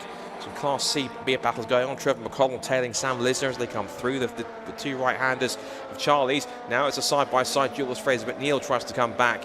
Phil Wright up the hill. The 2023 champion, plenty of poke in that EP3, and there he goes. Meanwhile, for the lead, Kevin Talbot has a look up the inside into Park Corner, but it's not far enough alongside under brakes to make that stick. We see the rest of the Class B leaders pour their way through. Already Spencer Fortag has lost the Class B lead. I think that's now gone to Sammy Milam, starting on the front row in class. So good start for him. Not a great start from Fortag from the front row of the class. He's down to third already, as the leaders turn their way down out of Gooseneck in towards Mansfield for the first time, and now they start to make the short sprint towards the mountain section. If you're watching around the circuit and up towards Hall Bends, it's a fantastic spot to watch, as they'll start to break and wind and twist their way on the most technical part of the circuit. And it's still Bob Barron who leads it. So it's Barron from Talbot, then Collins, then Wright, and it's McNeil, followed by a 6th position leader in Class B already. So Sammy Milam's up there, ahead of Oliver Barsby. So the Class A car behind the leader in Class B, who is starting to spread eagle the field already through the Hall Bends. Then the next group of Class B cars looks like you've got 66. Which is James Kembry. He's causing a bit of a stopgap, it seems, because already he's got quite a few cars stopped up behind him, which is led in that charge by Spencer Fortag. Then Dan Thackeray, Ryan Cunningham's in there too, and Trevor McConnell. But at the end of lap number 1, it's Barron who leads by 0.6 of a second from Talbot in 2nd place. Then it's Collins 3rd, Wright 4th, McNeil 5th. That's the top 5 in Class A. Milam does indeed lead Class B. He's ahead of the FK8 Oliver Barsby, then Kembry, Fortag and Thacker round out the top 10. As for the Class C cars, it is Matt Rowling, despite starting on second. He is leading the way from Matthew Houcham. It looks though, I think, obviously Matthew Houchin either didn't take the start or hasn't come around, sadly, so only one Class C in the field. Side by side between Barsby and Spencer Fortag. He's getting the double push here from both Dan Thackeray and also, right on his back bumper, Trevor McConnell. Ryan Cunningham's in there as well, and so Barsby dropping back. He's lost 1, 2, maybe 3 more spots, because McConnell has got the inside line here, turning through the right-hander at Chris Curve. So Barsby, even though that car has showed some promise and had some upgrades over the winter, not quite at the same pace he was hoping, whether he's nursing something or just not quite on the same pace he'd like to be this weekend. He's dropping behind the Class B runners, so Barsby looking to try and just survive. And lock up there from Dan Thackeray as he tries to just hold on to possible 3rd place as he's chasing after Spencer Fortag for that position. Some more battles further back. I think that was Sam Lindsay looking up the inside of Harry Greenhill into the bottom of the mountain. Indeed, Sammy has gone through. So that one of him gone up into 7th place in class. Through the Hall Bends, there's a huge skirmish going on here as they're all bottled up behind Oliver Barsby. You've got Linsner, then also in there too, you've got Kruger, Barker, Crassus Menu and Jackson White. They're all stacking up behind Oliver Barsby, who doesn't seem to have the same pace I thought he would. And that was Crassus Menu diving up the inside to steal 16th place from Lewis Barker. And that would have also been 10th in class. So Crassus Menu moving into the top 10 as Barsby moves out of the way. And he's being overtaken by a phalanx of Class B Civic EP3s as he heads down towards Coppice Corner in lap number 3. And yeah, not all is well with that FK8 Civic, I'm afraid, as Sam Lindsay takes a bit of extra trackside appendage with him through the left-hander at Coppice. And good to see Lewis Barker's car now up to 4 speed and strength after it had it got into its 3rd engine before it even returned a competitive wheel in a practice session this morning. So the Ben Sharp racing team certainly doing overdrive to get the work done. Cunningham, meanwhile, is up the inside of Spencer Fortag and has also seen, looks like Dan Thackeray's also gone through. So where Spencer Fortag was in 3rd in class, he's dropped to 5th. He might well be 6th in a moment because Trevor McDonnell is trying to squeeze past him as well as they go through the gooseneck. A little further back, we've got this next group of cars headed by Sammy Linsner. And then it's Greenhill, Kruger, who, remember, Kruger doesn't score any points in this race. He's a single race entry, so he's effectively a guest. He turns his way out of Mansfield. In case anyone wondered if they're watching New to Racing anymore, because the time attack is, oh, that's off the road, James Kembry. Kembry off the road with damage to the front end, pulling off to the side of the road. Now, that's looks like it's happened out of our sight of our cameras, either going up or at the bottom of the mountain before they go over the crest. But poor James Kembry, who was running so strong in 2nd place in Class B, will not see the flag and out of this race, barely a 3rd of the way into it. So the Honor Motorsport squad have got some work to do at the end of their first race weekend of the championship. And what can you tell by the body language of James Kembry? Is he just closes the door normally, and he's disappointed with himself. He's not. If he was angry with somebody else, he might well be a bit more hot-headed, but he climbs over the barrier, and whether or not this will warrant a safety car, unless that's tempting fate, we'll have to wait and see, as that was Kevin Talbot looking up the inside then to try and take the lead, in fact, from Bob Barron, but again, both times in towards Park Corner and the first part of Chris Curve. He gets shown the inside of the road on the grass by Bob Barron. And I'll tell you what a story this would be if Bob Barron, in his second ever car race, could actually produce the goods and take a victory, although Kevin Talbot has got other ideas. Out of Mansfield. And anyway, I was about to say, anyone wondering, that might be new to racing here, but more versed to time attack or drifting on this venue here at Modified Live. The yellow square with the black cross, that designates novice, that you've done less than 6 races in your racing careers. This is only the first race meeting and the second ever race that Bob Barron has done. But he's now got 3 very hungry, experienced racers stacking up behind him. He's got Kevin Talbot in the green and blue Integra. He then has the silver and fluorescent yellow, almost kind of BTC kind of touring car looking style Phil Wright Honda Civic, and then you've got the DC2 Integra of Liam Collins. This is over 1st, 2nd, 3rd and 4th, and Wright's actually taken 3rd place on that lap, so he's moved up ahead of Collins. So the 2023 champion, we said if he's on track he'd be able to try and get through, as the Kevin Talbot gives the orange floppy marker that was on the road a headbutt and deposited exit stage left. Onto the back straight, Phil Wright pushing hard and running wide on the exit of Charlie's. That's going to lose him momentum, and it might bring Liam Collins back into play, but it's lost him a couple of car lengths, and now he's going to have to try and rebuild that gap all over again in the next few corners, as Talbot keeps his focus squarely on the rear end of that silver EG Civic right in front of him. Bob Barron, who you would, I know I've mentioned it several times, but you would never tell it's his second ever car race. He's driving like he's been doing this for ages. A grand job for Bob. If there was such a thing as complete driver of the day, I think he'd certainly get a vote for it, because considering his performance he's had all the way through in this weekend up to this point. Half distance reached in race 2 here at Cadwell Park in the 2025 Racing Hondas Championship. And it's certainly put on plenty of entertainment, as this leading quartet are putting on quite a fantastic show for all the spectators here and also those of you watching on the stream. So Barron, Talbot, Wright, Collins, that's the top 4. EG Civic from DC5 Integra, from EP3 Civic from DC2 Integra. 4 literally different generations of machine, and as close as you like through hall bends and through the hairpin. Wind their way through, tiny bit wide off the apex there for Talbot, but right now just possibly having to split his focus here. One eye forward to try and catch Talbot, one eye behind to try and catch Collins, keep Collins at bay. And all of this, I said it before, the harder this lot fight each other, the easier it is for Barron to make a break in what is completely clear air. There's a 3/4 of a second lead across the line. Top 4 covered by just a fraction under 1.5 seconds. Might be worth possibly checking quickly, maybe, or giving a nod to the Class B runners. It's now still Sammy Myler leading the way from Dan Thackeray and Ryan Cunningham. So Cunningham possibly on course for his 2nd class podium in as many races. As Collins is trying to come back at Phil Wright here. He's going defensive on the inside, but has the line covered. Car firmly parked in the middle of the road. Collins with nowhere to go, and he's quite slow off the exit, deliberately trying to hold him up. But again, the more he keeps on trying to defend from 3rd place, he might well see the top 2 go plain out of sight. He's trying to chase after him, and how much would Phil Wright like to redeem himself from not getting any start in race 1 to be able to possibly go for victory in race 2? But whether he's just trying to work his tyres a little better or possibly trying to hold him up a little bit, either way, it's not quite the pace he was hoping for. But maybe in this second part of the race, he might start coming back towards him. So Bob Barron, again, doing a fantastic job leading the way in this race. Talbot pressuring all the way at this point through the hall bends. They go past the stricken number 66 of James Kembry. I think some remnants of his front bumper were just in the foreground of the camera on the grass at the top of the verge at the mountain. Just note on Class C, Matthew Rowling still in 17th overall, but he's got a clear advantage. He's thinking he is the only... He is the only Class C car running, because the other car of Sandy Callum Houchin didn't take the restart, unfortunately. So he's the only... So he will go on and take Class C honours. 5 minutes to go. Top 4 all together. So close you could almost throw a blanket over them. 2 seconds is the margin from Barron all the way back to Collins in 4th. There they are, all in shot but together.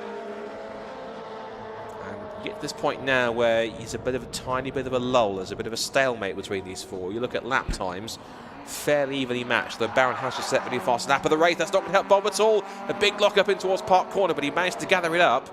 And usually when you get a big slide in these front-wheel drive cars, the strategy is just boot the throttle and wait for it to come back around. And getting under brakes there, just snatched the rears a little more, and just about held on to it under brakes. He just about got it anchored up for the corner enough. Oh, and he's lost it. He's gone to gooseneck completely sideways. Off onto the grass goes right. Collins takes avoiding action, and through all of it, Kevin Talbot goes through. So whether it was something that was possibly a problem for maybe it's a problem for Bob Barron. That's 3 corners he's done that now. That was at Park Corner, into the gooseneck and into Mansfield. The car getting very sideways. So either it's something on the brakes or it can't be cold tyres. There's something that's going on. Something is not right with that one. But unfortunately, Bob Barron will not win his first race on his second go. Kevin Talbot takes the lead. Very lucky to get away with that. I'm intrigued to see a replay of that whole sequence because that was very close for all of them. So what it now means is Kevin Talbot leads the way. Collins is up to second place now in the black DC2 Integra. It's now third place for the recovering Barron, who, after his car going sideways all that time, whether it's dirt on his tyres or something that got on there, he is back to full speed and now has Phil Wright handing him down in 4th position. So a dramatic lap on that time by. Lap 7 was not the lap for Bob Barron at all, but it was for Kevin Talbot. And Collins in that whole process, despite checking up, set a personal best, set the fastest first sector of anyone else in that lap 2. He comes right, looking up the inside of Barron. You might well give him the space. A little wide, headlights ablaze for the 2023 champion. Now tries to pull himself alongside, but the punch off the corner of that EG Civic is much, much stronger than the EP3. But in the second phase on the acceleration part, they're much more evenly matched. And again, Wright just darting out a little bit, having a look, darting to the outside line, trying to force the switch back here for Barron. That's possibly inexperience coming in here, because Phil Wright's been in the championship pretty much since it started. Won the very first race that was ever held in the championship right here at Cadwell Park. He's got good history here. And again, Barron just that car not looking comfortable through the gooseneck. He's just locking up and twitching around a little more. It's more stable than it was a lap ago. You just sense that not all is quite fully right with that. Again, wide again, and sweeps across it to almost get into the way of Wright, and he falls himself alongside. He's going to try and squeeze into the edge of the road, but Wright's got momentum and track position. He locks up into the first part of the mountain before they crest the rise, and a bit of a slightly forceful move, but making his point. Phil Wright does get the job done. Barron, I think that's possibly was very keen to try and keep his place, but unfortunately experience gets the better part of gets the better of Barron, and it's Phil Wright up into 3rd position. Barron does still have the fastest lap of the race though, so that's a token gesture he'll take away. It'll be a bonus point for him if he holds on to that. Again, checking with the Class B runners, still Dan Thackeray leading, Cunningham 2nd, Milan 3rd, then McConnell and Listener in the top 5. We've got a bit of a lull here, even though Collins is chasing off the top. It'd be good to possibly check in with our Class B runners to see how they're getting on. It is 1.4 seconds between Thackeray and Cunningham at the front of that class. And there's a further 1.2 back to Milan. And that's for our Class C leader, Matt Rowling, 16th overall. Leaders in Class B have just swept past the pits. And there's roughly round about a couple of seconds between the top 2. Here are some of our Class B contenders. There they are. There goes Thackeray. There goes Cunningham. Proudly showing the number 1 with the Kemp Models logo emblazoned on the side. The defending champion adjusting to life in Class B and seeming to take it up with aplomb. And they're closing in on Fraser McNeil in the second of those kilted K-Swaps cars that come all the way from Scotland. Great to have them in the championship, travelling all the way. They have some 4 or 5 hours trek from them from across the border. And I spoke too soon, didn't I? Because he's now run wide on the exit of Park Corner and also relinquished overall places now to both Thackeray and Cunningham. Meanwhile, at the front, with now the last lap looming imminently, it's now nose to tail for the lead. It's Integras at dawn here. DC5 versus DC2. Talbot versus Collins. That's not 3/4 of a second anymore, and Collins is on the prowl here. He's senses blood in the water. He's got his tail up and definitely looking to try and pick up a victory here. On to the last tour of the Cadwell Park circuit. Just the remaining 2.1 miles or so to go here at Cadwell Park. 2.176 miles left to run, and who is going to pick up victory in race number 2? Is it Talbot or is it Collins? We'll find out in a few moments' time.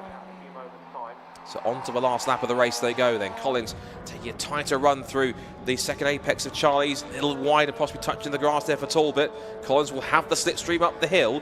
Has he got enough horsepower under that DC2 car to put himself, with the aid of a slipstream, up the hill onto the rear wing of Talbot? Not close enough to make an attack into Park Corner. Fairly sensible line taken from both drivers. Collins trying to close up a little bit more. There's grass and dirt on the outside of the circuit where a couple of cars have gone wide. That might be where Fraser McNeil was a couple of laps ago. That's the remnants of his brief excursion. Through the gooseneck, closing back in is Collins. He's getting close here. A little away with there. Not as quick a run into the gooseneck as Talbot wanted. He went defensive into Mansfield. Now the sprint back towards the mountain. He's always going to pull side by side. It wasn't a great exit for Talbot, but it's enough to hold the place up into the complex, into the mountain for the last time. Through the left, through the right, over the crest. Collins is all over the back of Talbot, looking to the inside line, looking one way then the other, posturing around the rear end of the DC5, but he can't quite make it stick. They twitch their way through the hall bends, left, right again, and back down towards the hairpin for the final time. Talbot has 2 more corners to hold on. Collins looks for that undercut. It's a slow run off the corner for Talbot. Collins almost gets to the back of him on the exit of the hairpin. Out of barn corner for the final time. Collins will close, but it's going to be too late, and Kevin Talbot brilliantly defends to take race 2 of Racing Honda's 2025 to kick off a fantastic season opener at Cadwell Park. And trailing behind in 3rd place is going to be Phil Wright, with Bob Barron, who might rue what could have been, but he put up a great defensive effort and a great drive out in front for half the race. He doesn't get the fastest lap of the race. That goes to Phil Wright. That's a point made for him, and a point literally gains the fastest lap. He takes P3 on the road and in the class as well. We go back to Class B. It's going to be a double success for Dan Thackeray in his full season debut in the Championship. He debuted towards the end of last season, but a great beginning to his 2025 campaign in Class B. Equally for Ryan Cunningham, the defending champion. That's a couple of podiums and a couple of second places for his efforts. Great effort, and the upgrades certainly paid off for him. And Sammy Mylan, what an effort for him in his first weekend of the Championship for Kinetic Motorsport. He and Dave Bucky's team are going to be delighted with a podium in Class B. Excellent stuff from Sammy. Then it's Fraser McNeil in 5th position, 8th overall. Sammy Linsner is 9th, and Trevor McConnell rounds out the top 10. And that's then followed by the number 15 of Lewis Barker. Good to see that car get up. That's the ex-Jake Hewlett car that's taken a few wins and victories and pole positions. Then it's the rest of the field come streaming through.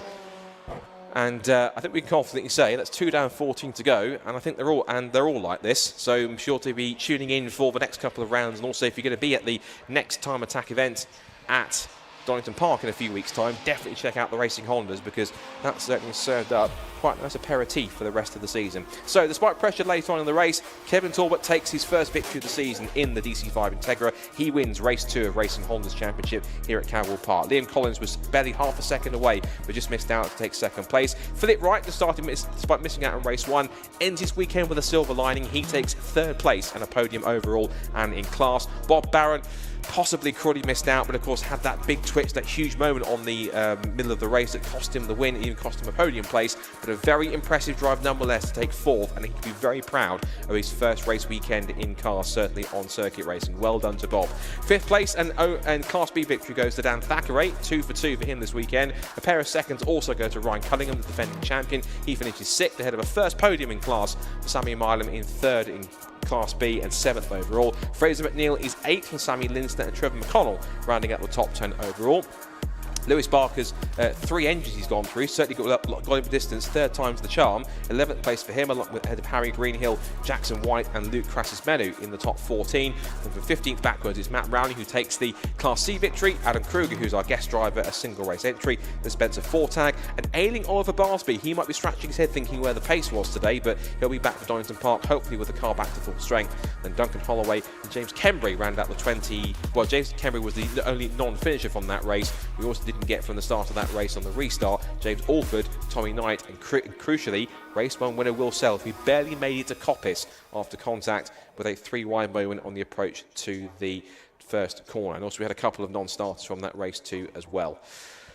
Well, entertainment all the way from Racing Hondas, and of course there's 1 down. There's 7 more of those still to go. The next one, of course, is going to be at Donington Park in a few weeks' time. So, of course, if you're going to be there, of course, or if you are going to be watching on the stream, do check out the Time Attack stream. Again, big thank you to that, courtesy of Lucas Oils. Thanks to everyone who's been here for Modified Live.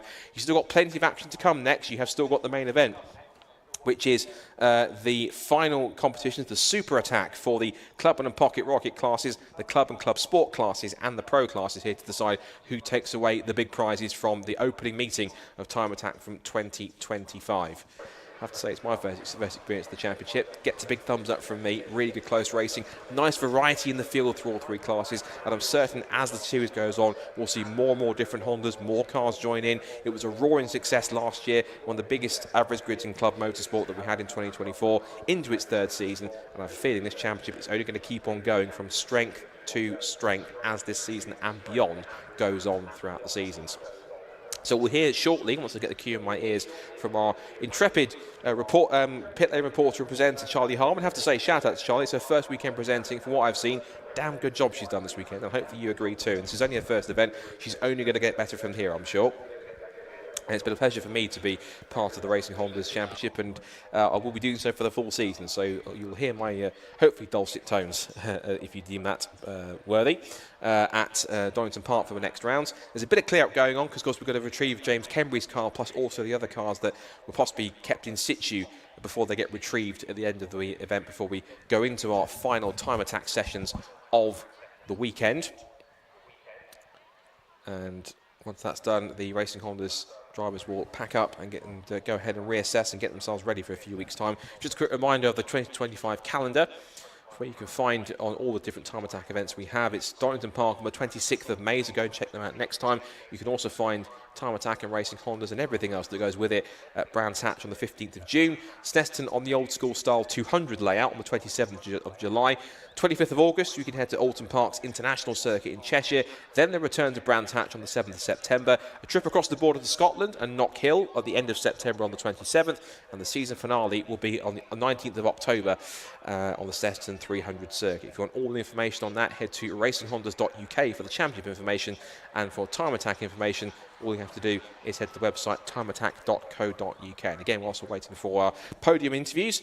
Another quick thank you to Lucas Orr for the stream, for being able to provide us with the stream here, or allow us to provide the stream for you guys. I know it's been quite a hit, both with the time attack drivers and hopefully the Racing Hondas fans too as well. I'm sure you'll go back and watch it if you're in the race to see where you came and how you got on. And again, a big thank you to the Racing Honda sponsors. Once again, to Yokohama, to Tegiwa, to Lucas Oil, to X-City Racing Clutch, to Motegi Racing, YSR, Kemp Models, Schroth Racing, and Clear Freight. Good to have them all on board to make Racing Hondas what it is. So you'll hear once again from Alexi in a moment's time. But first of all, we are going to hand over once again to our intrepid presenter, Charlie Harmon. He'll have the podium interviews for race number 2 of Racing Hondas, including our top 3s and overall race winner, Kevin Talbot. Amazing. Right, we are hot off the track of race 2, and I am here with our Class A winner, Kevin Talbot. That was a fantastic race. How was that? I mean, that was intense. I didn't have the pace to win, but I think I put Bob under just enough pressure. He made a mistake, and I took my opportunity. I don't know if I touched. I got to check my car for a bit of silver paint, but I take it. And then Liam was coming so hot. He's mega. And then coming into the hairpin, I kept popping out of second gear, and on the very last lap, he bumped me because it wouldn't stay in. It just wouldn't stay in, and they're trying to wind the lock off. But yeah, intense. Fantastic. Obviously, Bob held out for a good half of that race there. He Definitely did. made you work for that win. Yeah, for sure. He was getting, I don't want to use the word messier and messier, but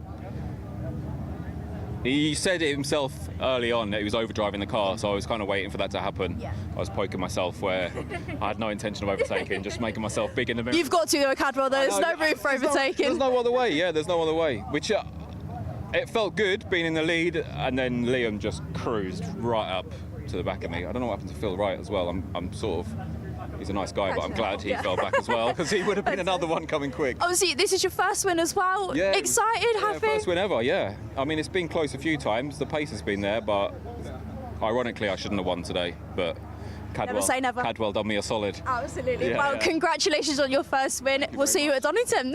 Thank you. Right, we're going to grab our Class B winner, Dan, over now.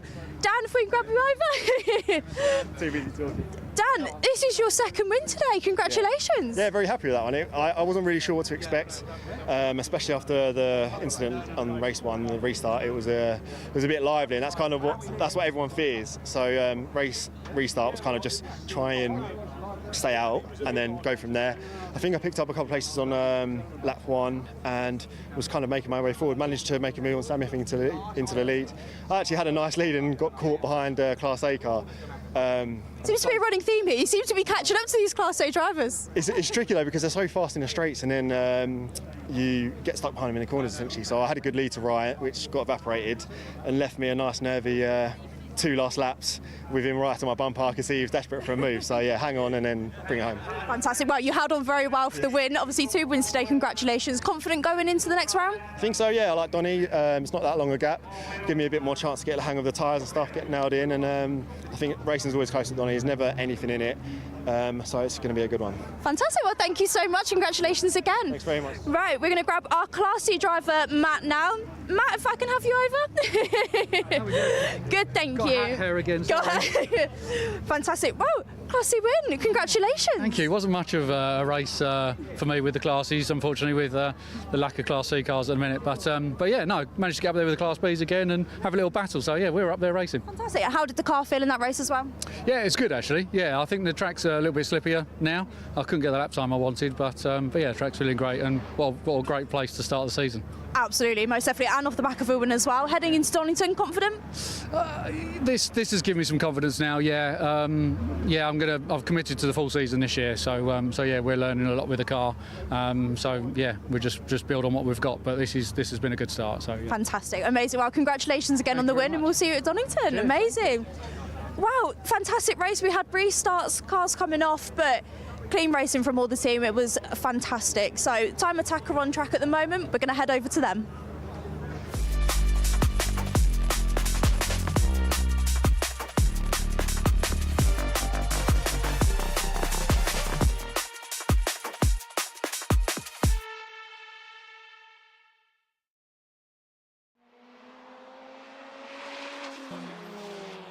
All right, now it is finally the super attack session.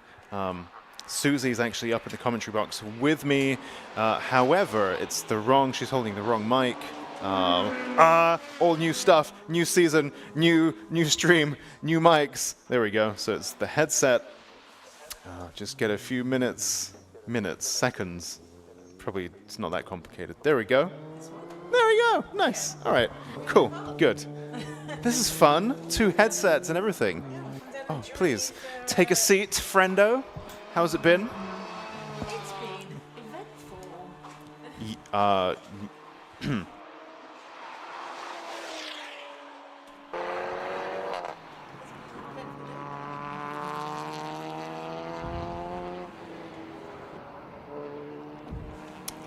So sorry, Susie, you were saying we're just trying to tweak the mics here, dear viewers. Yeah, Susie, what were you saying? It's been an eventful day, I think. There's been lots going on. Obviously, we've seen we've got a few less cars out on track now than we did this morning, right? Yeah.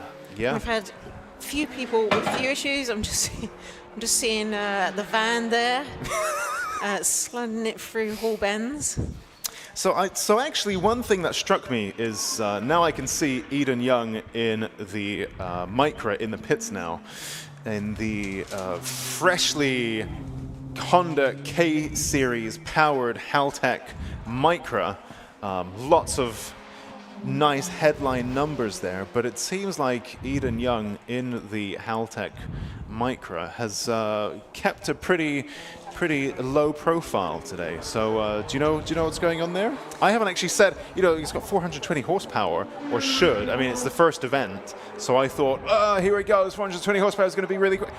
And yet, what's going on? I think he's having some issues. I think both Eden and Ilya are both having issues where they're saying car's not exactly going in a straight line. And so they've been checking geometry. I think both of them out there today, but we're not sure. It might be kind of like diff. Who knows? So we can see Eden has pulled over in the pit lane here now. So not going quite according to plan for him. I can see for the live stream viewers, there's a little QR code to vote for your Lucas Oil top driver. So definitely take a look at that if you're watching on the live stream. It just caught my eye there as a new little thing that popped up on the screen. Interesting. So I would have thought any issues would be related to the new engine in Eden's car, but no, I believe his engine is good. Wow. Yeah, so I think obviously what you want is the car to go where you place it. Yeah. And so obviously that is going to be an issue, and I think that is the issue he's struggling with today. How interesting. Okay, well, at least that feels like one of those things that maybe fixable.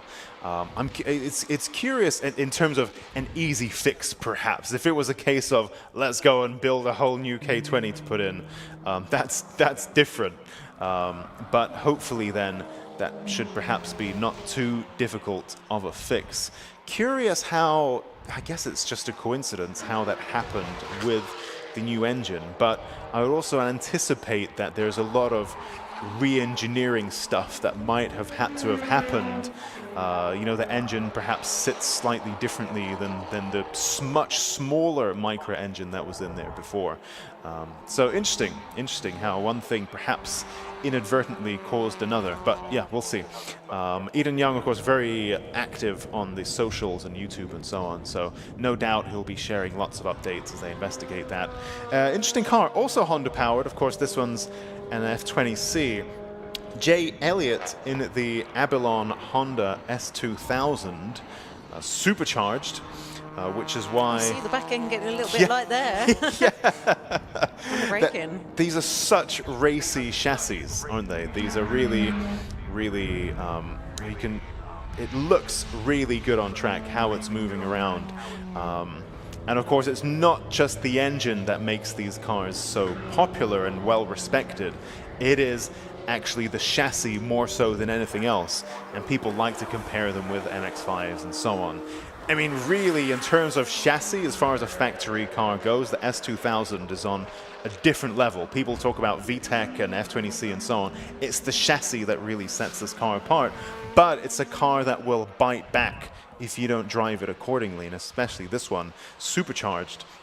I don't know whether you have any power numbers to hand, or maybe you didn't manage to catch him. I did not. Unfortunately, I did not manage to catch him while I was checking in with people today. Even looking now how it came around hairpin turn 17, that S2000, how that front bit in so aggressively and the rear just swung around it, but not in terms of Larry oversteer, but in terms of how beautifully and in such a balanced way the rear follows the front there. It just really does what you want it to do. Really, really great chassis. It's a shame we don't see more of these on track, because they're very capable machines indeed. But unlike the Lotus and unlike the VX220, they weren't necessarily marketed as such. And so they flew under the radar a little bit, but they really are very racy. Of course, we also have lots of minis here. This is perhaps one of the trends in Time Attack of recent years, is these minis. The number 286 machine of Stephen House, 611 Motorsport, R53 Cooper S. First time he's driving that car, from what I understand, at least following some quite extensive changes, including, you can see perhaps from the stream or from the trackside, this is the dark blue and dark gray Mini, the dark gray being carbon, actually. So even the doors on this are carbon. It's 100 plus kilos, I think Stephen was telling me, lighter than previously. So really it takes a little bit of relearning to drive this car and make the most of that weight reduction. It's a big chunk. Similarly, actually, Eden Young in the Nissan Micra, the Haltech Micra K11, is documented on his various channels his own weight loss journey, and that's also equivalent to about 100 kilos, give or take. Wow, and that's, in terms of your car, you've gained 100 kilos of weight saving in your car. Like your own build of yourself as a driver can really affect your cars, especially in a lighter car like a Micra or a Mini. If you as a driver can reduce weight or find lighter gear and so on, then that's going to be reflected in the car's performance, especially in a little short wheelbase super light car like this. Let's take a look at some of our lap times then as we head into the final 9 minutes of the Clubman Pocket Rocket and Classic and Retro Super Attack. Currently faster than anyone right now, again, is Mark Donnelly in the 1983 Ford Escort, and he leads from Dean Riley and Jamie Biss. In Pocket Rocket, forced induction, currently leading that class is the number 185 machine of Gary Papworth in a Norfolk Mini with a 1:38.6, and he leads Stephen House, Lewis Hyam, and Rafael Tsaris. Clubman Plus, currently with a Honda S2000 supercharged. The only entrant in this class as a single round entry is Jay Elliott with a lap time of 1:41.6. Pocket Rocket, naturally aspirated, currently led by Mark Roberts in the JPR Racing Renault Clio, ahead of Stephen Wilkinson, Marcin Bashkovich, and Mark Blackburn. And meanwhile, Clubman then currently led by Dan Buckingham in that fluorescent yellow and white Honda Civic Type R, ahead of Clive Hopwell and Annie Thompson. Susie, you might remember we have some K-swapped Renaults here as well, or do we not anymore? Oh gosh. Okay, that's a tough question. Okay, well, we'll come back to that one. We have lots of K-swaps. Just thinking. I don't think we have as many as last year. I think we had loads last year. We do have a few less this year. But we've also picked them up in, obviously Eden this year. Yeah, so we've gained a few. True, yeah, we've exactly. also gained a few. Interesting what you were saying. Sorry, go on. I was just going to say, for Classic and Retro, Mark Donnelly, who's got the fastest time at the moment, I do actually know, and I'm not sure if this beats his time in the last round, but that was a lap record as well. So that is a lap record for Classic and Retro out there. We were comparing that against the Classic and Retro has once been divided into Pro as well. Yeah. And I think maybe I was egging Mark on a little bit earlier, so he's got a target out there. But an amazing time being set by Mark out there. Yeah, well, there are points up for grabs if you set a lap record. Whoever by the end, sometimes we've seen a lap record be set and then get beaten by someone else in the same day. It's as of the end of the day, whoever has set what is by the end of day the final lap record, there are points up for grabs there. And so we've seen a few potential lap records here. Of course, all the results are provisional. They need to be checked over, and track limits and parc fermé and so on. But we've seen a few potential provisional lap records here today. Of course, that Ford Transit Courier there, absolutely incredible. Lewis Hyam's 320 horsepower Fiesta ST swapped Transit Courier, a very modest guy who also uses this as his work van and also track toy. I think that's probably quite a rare combination and truly a car that can do it all. And definitely also hustling in Pocket Rocket forced induction, currently sitting third in class with a 1:42.8. And it's not bad for your work van. It's not bad for a work van. Yeah. With this, with all the parts delivery stickers on, it's literally just a van. And I presume you call up the people written on the side of this van, or you go on their website and you order some parts, and he delivers it in the Time Attack van. Incredible. You can see how much it's moving. Faster than any other driver too. Yeah. This is like the fastest courier you can get. Wow.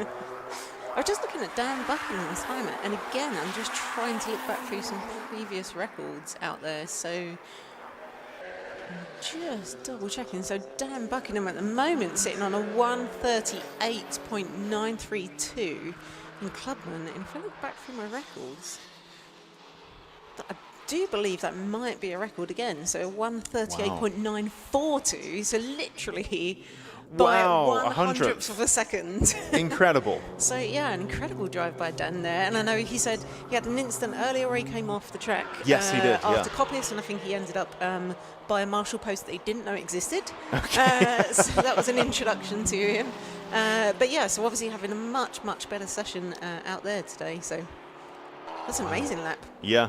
It's so interesting year on year to see these drivers getting faster and faster. I watched it was the Porsche Carrera GT. I saw a really interesting thing where I'm not too well versed on the YouTube side of things, but somebody put modern performance tires on a Porsche Carrera GT on the Nürburgring, and it lapped so much faster than what was previously considered at the time the best possible tire that you can get. You know, the technology moves on little by little. What's also really interesting, a friend of mine with a Lotus Elise, it's not a thing, I don't want to keep going on about these cars, but he put, it's a Series 2 Elise, I think they're about 20 years old now, and he put a modern semi-slick tire on a otherwise standard Elise, and he broke some suspension components as a result because the loads were so much higher than the tires that the Elise was designed for back in the day. And back in the day, you know, they were meant to be used on track. They were meant to be put on grippy tires. But in these 20 years, and even year on year on year, you know, Yokohama's AO52 control tire that we have now is probably quicker than the control tire that we had a few years ago. You know, this stuff moves on. Even if you don't touch the car, you don't touch anything else, you just put in the most current performance tire, and you're going to gain a lot of time. So interesting how this stuff moves on every single year. But of course, the drivers themselves also developing their car, and we've seen a lot of that. If we take a look, Dan Buckingham is currently on a flyer, and in fact... Oh, so he's bested his lap again there, so he's broken into the 138s there.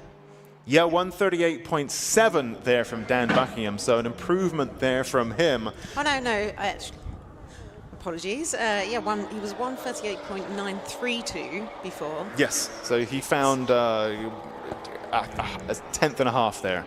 So nice improvement there again, chipping away at it.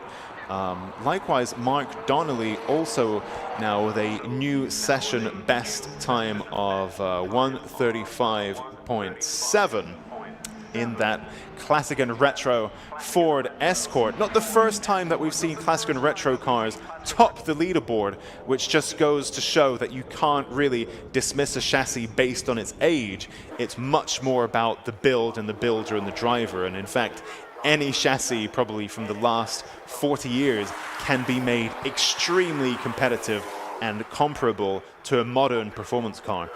Great stuff there. Really, really love to see the variety of cars that we have at Time Attack today. And in fact, it's not just today, it's for years that's always been the case. Great stuff. I just realized that car in the pits, the red and blue Clio, is indeed Mark Blackburn's machine. I don't think it used to look like that. I guess it's maybe he's had a knock somewhere and put different colored panels on. I think it used to be all red, maybe. And now it's a bit of both. Who knows? Maybe. Something sounded supercharged there going past the camera. I didn't manage to grab what that was. So, is it Dean Riley in the VX220 has actually just set the fastest Sector 2 time. So he must be on a bit of a flyer there as well. So keep an eye out and see how he finishes the lap up. Yeah, he's currently 1.3 seconds adrift of the fastest time set by Mark Donnelly. Both of these drivers in Classic and Retro. In fact, two Classic and Retro cars currently overall fastest on track. Doesn't quite manage to go faster than Mark Donnelly, but still set a faster Sector 2 than anybody else. Although the bested his time, so a PB for Dean Riley there. Yeah, impressive stuff. Not quite enough. It's still 0.9 of a second adrift from Mark Donnelly, but the checkered flag out. That super attack really flew by for our Club and Pocket Rocket and Classic and Retro cars. Let's run through our lap times. Well, the results, at least provisional results. Our Classic and Retro winner then is Mark Donnelly from Dean Riley, and then Jane Biss. In Clubman, Dan Buckingham wins ahead of Clive Hopwell and Annie Thompson. In Pocket Rocket, naturally aspirated, it's Mark Roberts from Stephen Wilkinson, from Martin Batchkovich, and then Mark Blackburn. In Clubman Plus, it's Jay Elliott, and in Pocket Rocket Forced Induction, it's the number 185 machine of Gary Papworth ahead of Stephen House, Lewis Hyam, and Rafael Tatsaris. Now we will clear the track of our Clubman machines and get ready for our Club 2-wheel drive and Club 4-wheel drive cars to hit the track. And that will all take place in just a few moments.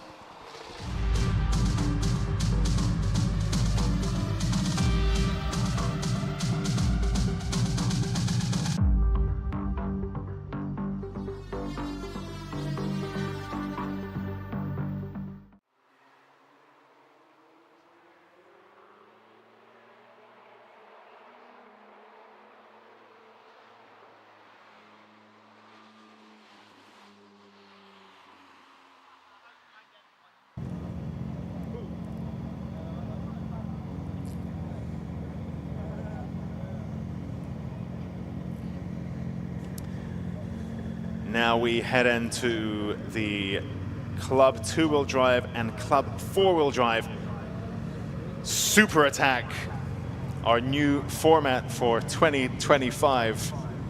Sessions now called something slightly different, and all sessions now scoring points for our drivers in some way or another, awarding them and incentivizing reliability and getting out in every single session. Of course, the final session of the day, Super Attack, is where it counts the most. Luke Capehorn's machine there in the Opel touring car colors with the mustard yellow and the gray on the white backdrop.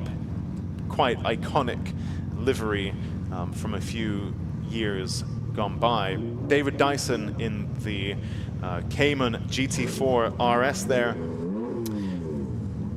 Let's now peer into the cabin of the 218 machine of Neil Robson, the BIB Performance BMW 135i.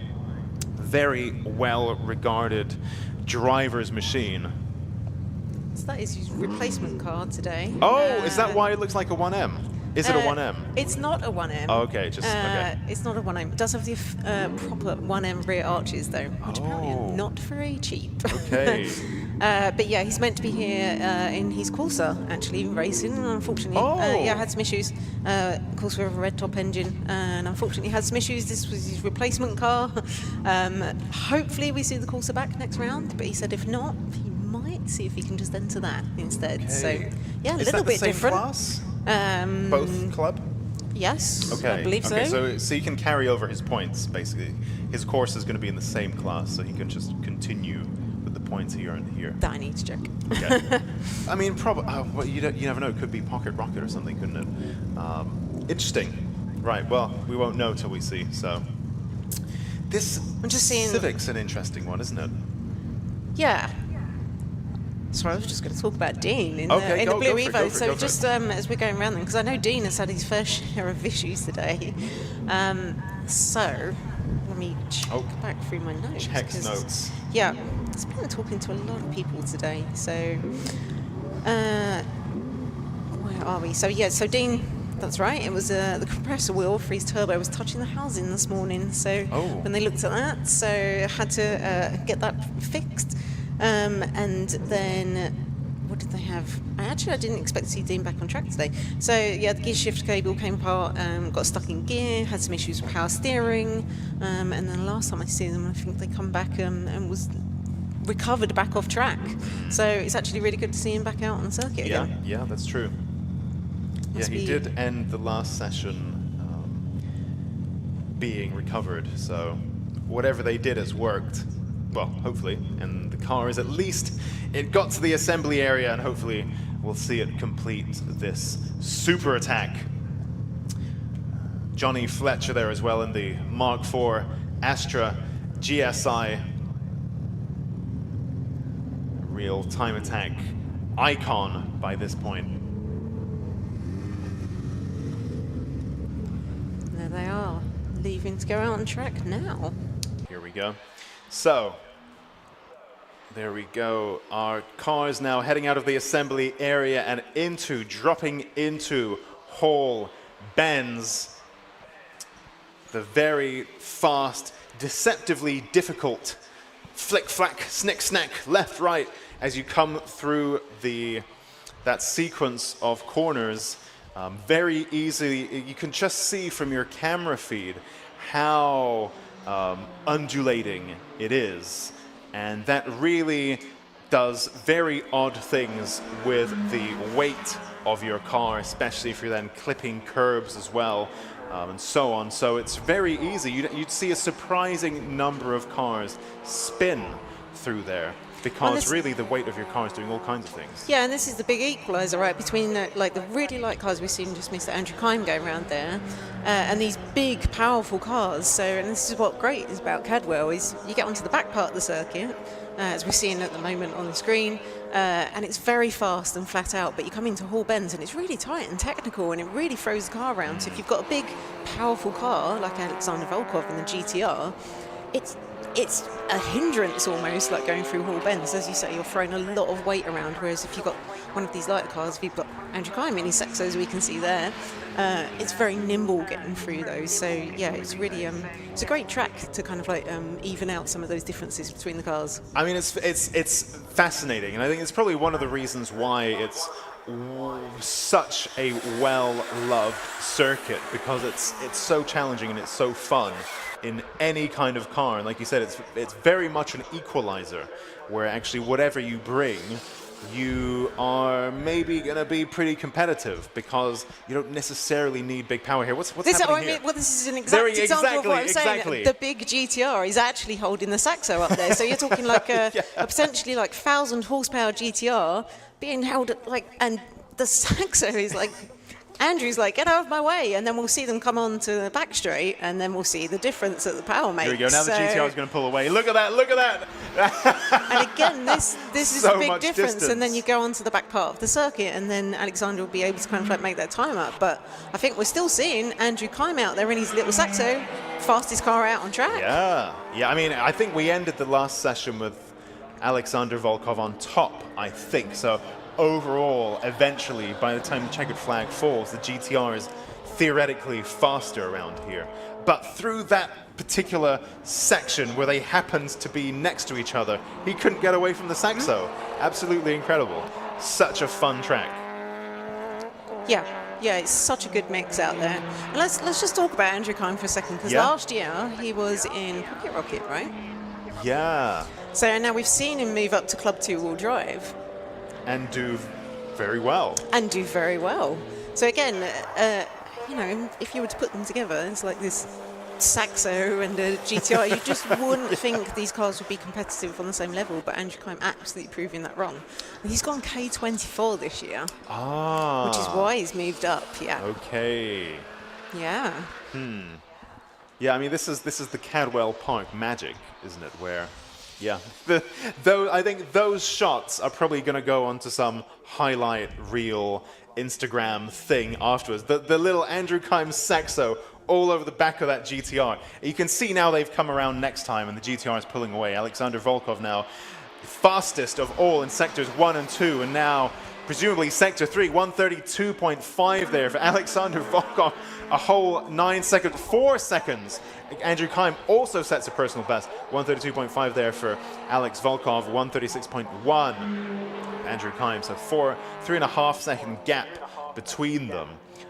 But yeah, Volkov, I think now finally finding his rhythm, finding some space on track to really flex that GTR's muscles. And a red flag, we've had a red flag come out.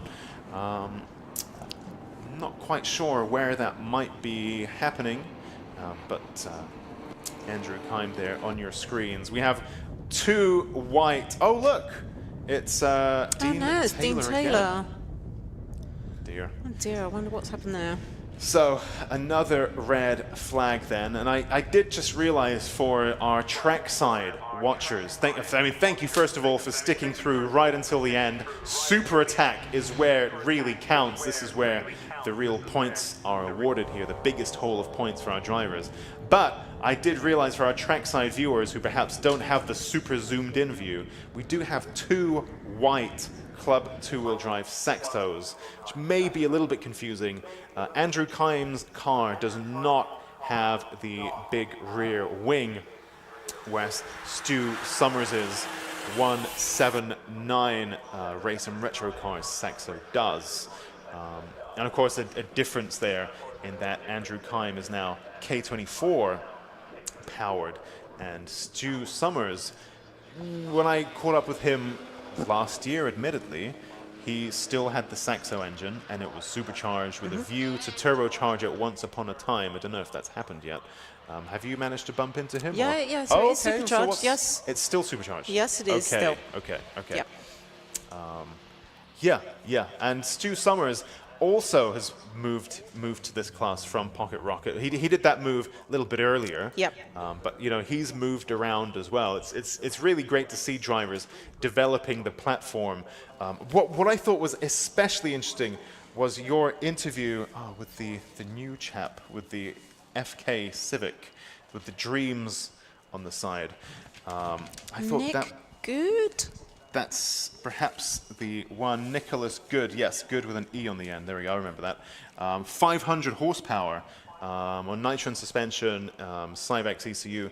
But what he was saying was how that car is like a test bed for future technologies, for the future aftermarket that caters to that platform. Yeah. A lot of the things that you'll be able to buy as car enthusiasts will have been developed by drivers here at Time Attack. I think that's so fascinating. It's like pioneering the next steps of the tuning industry happens on track, of course, and often it happens here at UK Time Attack. So I'm just looking at our circuit map. Actually, that's not correct. No, I was just going to say it assumes, doesn't it? It extrapolates sector times. Yeah, and puts you. It's not like a real-time GPS or anything. It's quite an odd tool, really. yeah, well, sometimes we can use to tell who doesn't come back round, but I think at the moment that is going to be Dean. Yeah, yeah. It looked like he'd pulled off into somewhere that's a little bit out of the way, so. Oh, so I can see why you thought maybe it wasn't him that brought out. Yeah, exactly. I think I've seen cars in that spot earlier, and they brought out a red flag. So I think that is him. I mean, we can take a look at who's in the pits, which is a lot of people. I think the number 218 machine is somewhere. Neil Robson's 135i. Oh no, he's there in the pits. It's just not reflected on the timing screen. Perhaps he hasn't broken that beam that it needs to, or something. Andy Grady is also in the pits. He's as just well. not on the timing screen as such. Stu Summers here. So it's just Dean Taylor who is unaccounted for. So that's definitely him who brought out the red flag just now. Very unlucky. Sounds like a tough day there for Dean. Yes, as I was saying, he was having issues earlier, so unfortunately it looks like issues have persisted into that final session.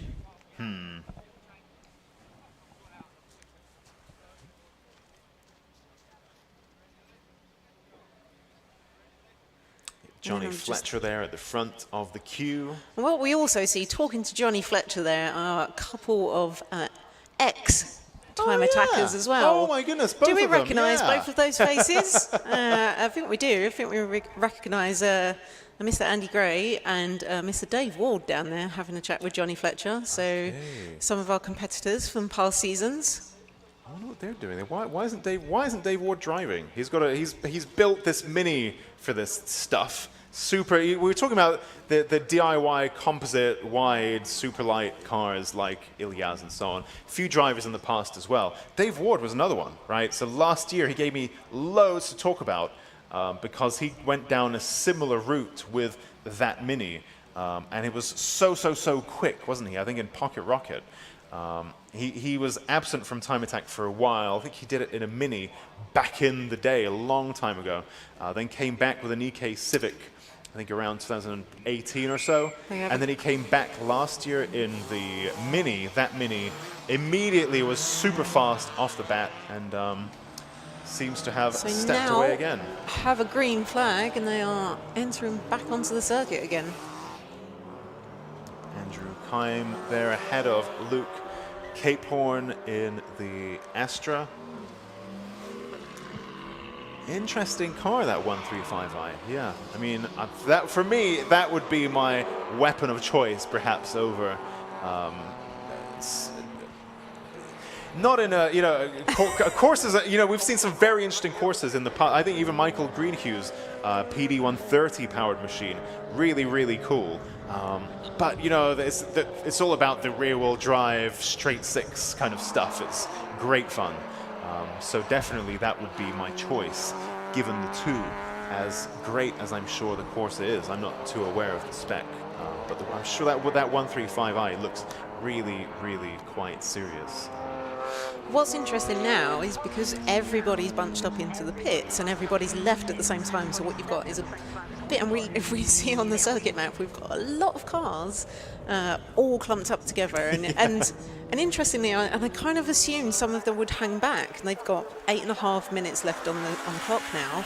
But I assume some of them will hang back just for that chance at a clear circuit, because what they're going to do is start encountering traffic, right? And that's going to be a bit of a problem for some people. So, yeah, we'll see how that goes. They might have to work through that traffic, or they might kind of like have traffic coming up behind them. So, yeah.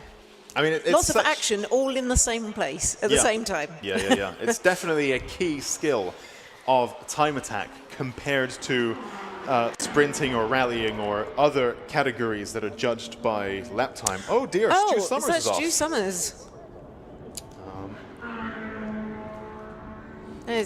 I'm guessing quite zoomed in. Yeah, let's just see where that now.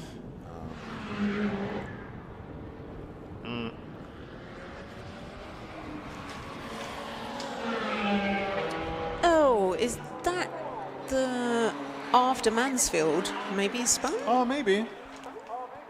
And maybe he's facing the wrong way? Yeah, I mean, his number plate came off as well, right? So he must have it didn't look like something. Yeah, he was close to the wall. Yeah, it did look like he pulled it off, but maybe not. But yeah, so it looks like Stu Summers on the side of the track. Luke Caporn's Astra moving around loads under braking there. It looks like a real handful. Last year's runner-up, I think, in Club 2-wheel drive. It really does look like quite a stiff setup there, doesn't it? It's like it's quite impressive how much these cars can move around and be made to handle. Oh yeah, and that is Stu Summers at the side of the road there. So yeah, just after Mansfield.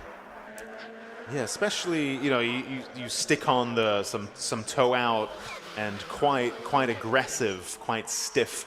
Otherwise, anti-roll bars and damping and so on. And these Astra VXRs can actually handle pretty well, especially with an aggressive diff as well. It really pulls itself in, and the rear you can see moving around quite a lot. Quite a handful of a car. Not the most sophisticated chassis in the world, but as a result, that's a car that you can really wrestle and dance around. Great stuff. So I think Luke Caporn there just coming over and bettering his time as well. Okay, and you can see Alexander Volkov sets a faster Sector 1 than anyone else. 145.8 miles an hour through the first speed trap goes Alexander Volkov. Let's see what Sector 2 is looking like for the GTR driver. As the camera now focuses on him. Take a look there. Okay, he's slightly slower Sector 2 than what he is used to. And another red flag. Oh dear. Oh no, that's it's disappointing, especially for Alexander there. He's on his hot lap and looked like he was absolutely flying. He was on a flyer there. Andrew Kime, in fact, look, you can see he had just set a faster Sector 2 than anybody else. Again, the GTR and the Saxo somehow going toe-to-toe here at Cadwell Park. David and the Goliath, isn't it? Yeah. I mean, they're in different classes. They're fighting different championships. But the fact that they're on track at the same time means you can really start to look at some very interesting comparisons. But I wonder, perhaps, it being the first round since a long off-season and the first time that these drivers are really on the attack with the big points up for grabs here in Super Attack. Perhaps mistakes are being made or cars are being broken in the pressure of this final session of the day. Of course, it's been a long day as well. You can just see how baking hot Alexander Volkov's GTR front brakes are. I mean, that's what happens, right? You're on a flying lap. You're and being really hard on your brakes. Yeah, and normally, GTR. Yeah, exactly. You've got, 1,700 kilos. Yeah. And then, you normally come in and you stay out on circuit and cool your brakes down a little bit, but he's had to come straight back in, and we can actually see the smoke coming off the GTR there. So they're frantically trying to keep it rolling to stop the brakes catching on fire, I'd imagine. Well, or to stop the pad melting onto to the disc. So yeah, that's what they're doing to stop it sticking, because especially that car is generating so much heat as it brakes, 1,700 kilos. And like Alex said, it's very front heavy as well. And usually you'd take laps, cool down laps, to bring everything back to spec. And even after a cool down lap, you're still moving. And now it goes to fully stationary. I mean, it's pretty unconventional what they are doing.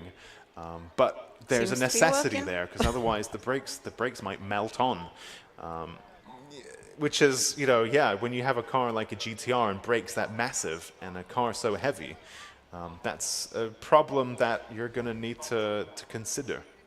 I don't think brakes are probably terribly cheap for these cars either. No, definitely not. Nothing is in the world of GTRs. So yeah, it's quite amusing. What else is happening?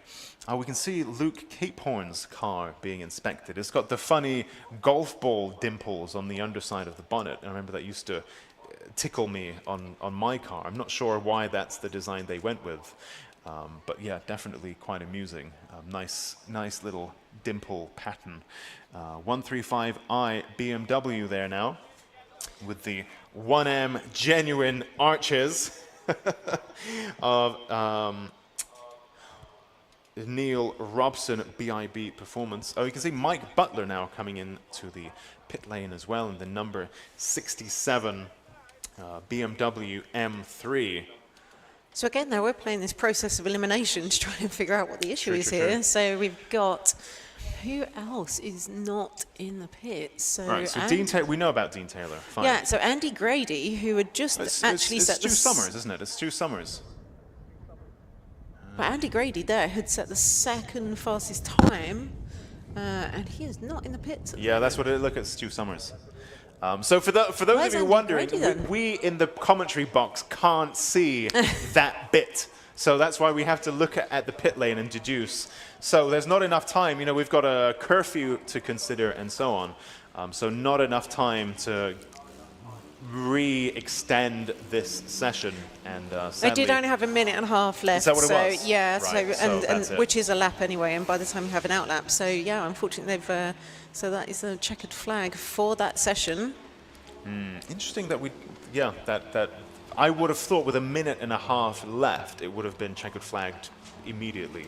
But I guess there was still some kind of judgment call to be made there. But that's it for our Club 2-wheel drive and Club 4-wheel drive super attack. Let's take a look at these lap times. Alexander Volkov, then the fastest driver on track with a 132.5, ahead of Andy Grady and Dean Taylor. And Andrew Kime, then our provisional Club 2-wheel drive winner, ahead of Luke Capehorn, Johnny Fletcher, Neil Robson, Neil Wren, Dave Dyson, Dave Frost, Philip Найденов, Stu Summers, and Mike Butler. So now we're going to take a few minutes to recover this car, and then after that we will be ready for our pro class super attack in just a few moments.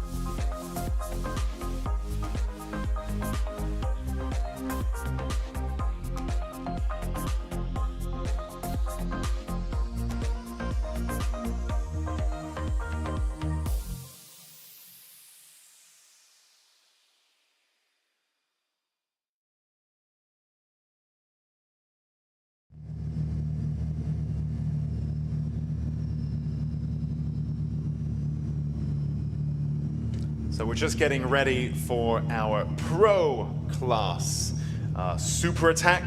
Just taking a look through some of these comments here. Ross Hampson, I have to say, you've been so incredibly helpful for us throughout the day. A time attack competitor with a Subaru Impreza. We've seen him on track in the past, and yeah, very keen observer of time attack lore. So very helpful tips there about, you know, what's a lap record here, what's a lap record there. And indeed, Ross Hampson calling it there, Volkov has beaten Sam Pickering for the lap record for Club 4-wheel drive, and indeed that does seem to be the case. So very interesting. So another lap record then today. Another lap record for the list of lap records. MG Ward Racing says Wilco in the 334 Clio is a K-swap. There we go. So let's... One of our many... How did I forget Wilco? How indeed. So that's K-swap, exactly. So quite a few K-swaps here in Time Attack. S18 RSG, who is, it's funny on YouTube, people are all using funny names. Honda Enjoyer 12, and stuff like that. Fish.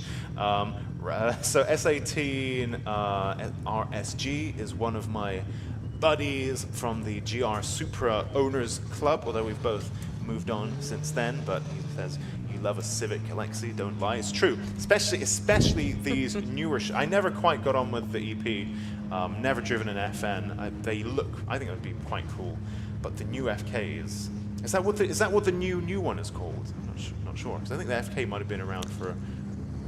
I think maybe the FK is the one before, not the most recent one.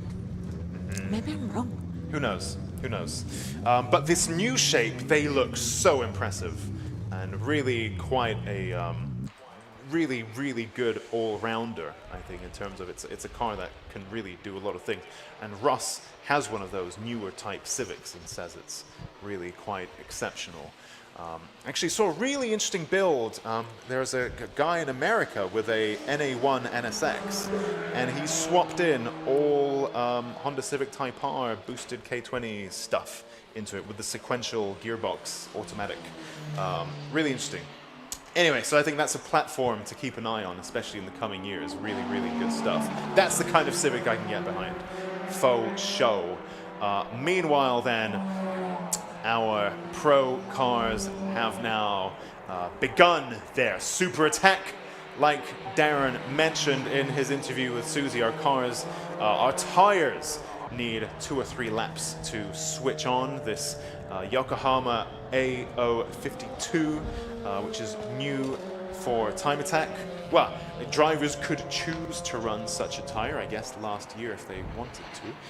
But it's newly the control tire in Time Attack from this year. We've had control tires for quite a long time, since I think 2017 or so. That's when they were introduced, and then unusually last year we didn't have a control tire, and then from this year it's the Yokohama AO52, which drivers seem, from the conversations I've had, seem pretty positive about. Darren Spooner there saying they need 2 to 3 laps to switch on. I would imagine that perhaps depends on ambient temperature, track as well. And he mentioned in his Peugeot 205 with the rear end being so light, that car also needs work put into it to heat up the rear tires because it's skipping along the ground, whereas the fronts are super gripped up. It's front-heavy car. I mean, relatively speaking, it's still a Peugeot 205, but it heats the fronts much easier than the backs, putting a lot more energy through the front tires than the rears. And what happens is you switch the fronts on and not yet the backs, and that makes the handling even more tricky. But when it's all nice and warm and switched on, so what's happening? What is happening Luke Sanjikovski just actually, he's gone straight out onto a flyer, and so he set the fastest lap out there. But just watching all of the sparks coming off his car from the huge error that we see out there on this Honda NSX. And just literally, as you see, look, When he reaches a certain speed, it's just pushing the car down. I don't know if there's a bit more movement in the front splitter there, but it's just where it's all of this downforce kind of like pushing the car into the ground, and so I think they might have kind of like titanium sliders or something kind of like underneath to. But yeah, there's quite a lot of movement around there, isn't there? You see the car kind of like moving around. I don't seem to remember it doing that in the previous sessions to the same degree. I wonder whether perhaps they've lowered it just a touch. Or maybe turn the aero up a little bit, some it more looks angle of particularly attack. impressive, but maybe a little bit too much. I don't remember it, or maybe is it darker? No, not really. I don't remember it doing quite as many sparks in the previous sessions. So interesting. Well, maybe for the super attack. It doesn't seem to be slowing him up. down, because looking at the timing sheets, so he's fastest Sector 1 and Sector 2 as well. So he's coming up. We see him just going around the hairpin at the end of. Yep, but look, Hallbend, it's in his early days. It is. So indeed. now we're going to see a real lap time from him. I think it's going to be 128.2. Very, very fast indeed. So that 141, not quite yet representative because those tires weren't yet switched on. And that aero making all of those sparks, putting loads of aerodynamic load through those tires. Look at how it dwarfs the Caterham there. Wow. That car, a Honda NSX compared to... He's got a face full of sparks there as well. Yes, it's like you're welding. That is not a particularly big car, really, the Honda NSX, compared to but cars big today. aero on it. But the aero. Yes, exactly. And compared to that little Caterham, it looks absolutely... It's like the old memes from the Le Mans series with the BMW M6 GTE, which was made really, really, really big on with Photoshop compared to everything else. It kind of reminded me of that a little bit. That NSX looking gigantic with all that aero. So we've got Jeremy Broadbent here. So Jimmy was saying he was running into an issue with the car hitting the bump stops, and I was looking, particularly it looks quite high at the front there. Does, so it does, yeah. I think where they must have had to raise the front of the car to avoid that issue there, because you can see the little MX-5 there is actually looks. You can see the front end looks quite high. Yeah. Again, because he was hitting these issues with hitting the bump stops.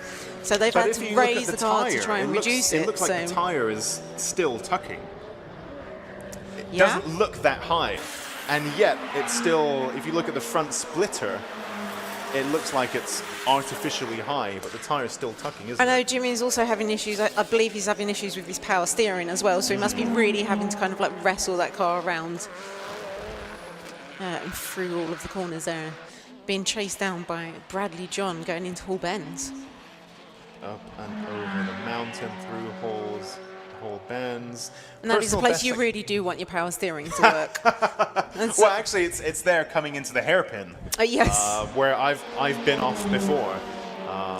That's the bit where if you go straight on, well, that's it. The track stops there. There's no more track, just wall. Jimmy Broadbent, 135.1, a personal best there from him. It's good enough for 5th in Just looking at the timing screens, though, again, we've got fastest Sector 1 and Sector 2 for Colin Dorward as he goes across the line. Oh! Yes, straight into a 128.086. Wow. So taking the fastest time of the session so far. You could see he had lit up the Section 1 and Section 2, so... we're seeing them lighting up everywhere now. So, yeah, everyone kind of going out and, really starting to push on now. I think people are beginning to find their flow, their tire temperatures are getting into that window that they need to be in. Brake temperatures, of course, very important as well. Performance brakes, they just don't work when they're cold. They just don't brake.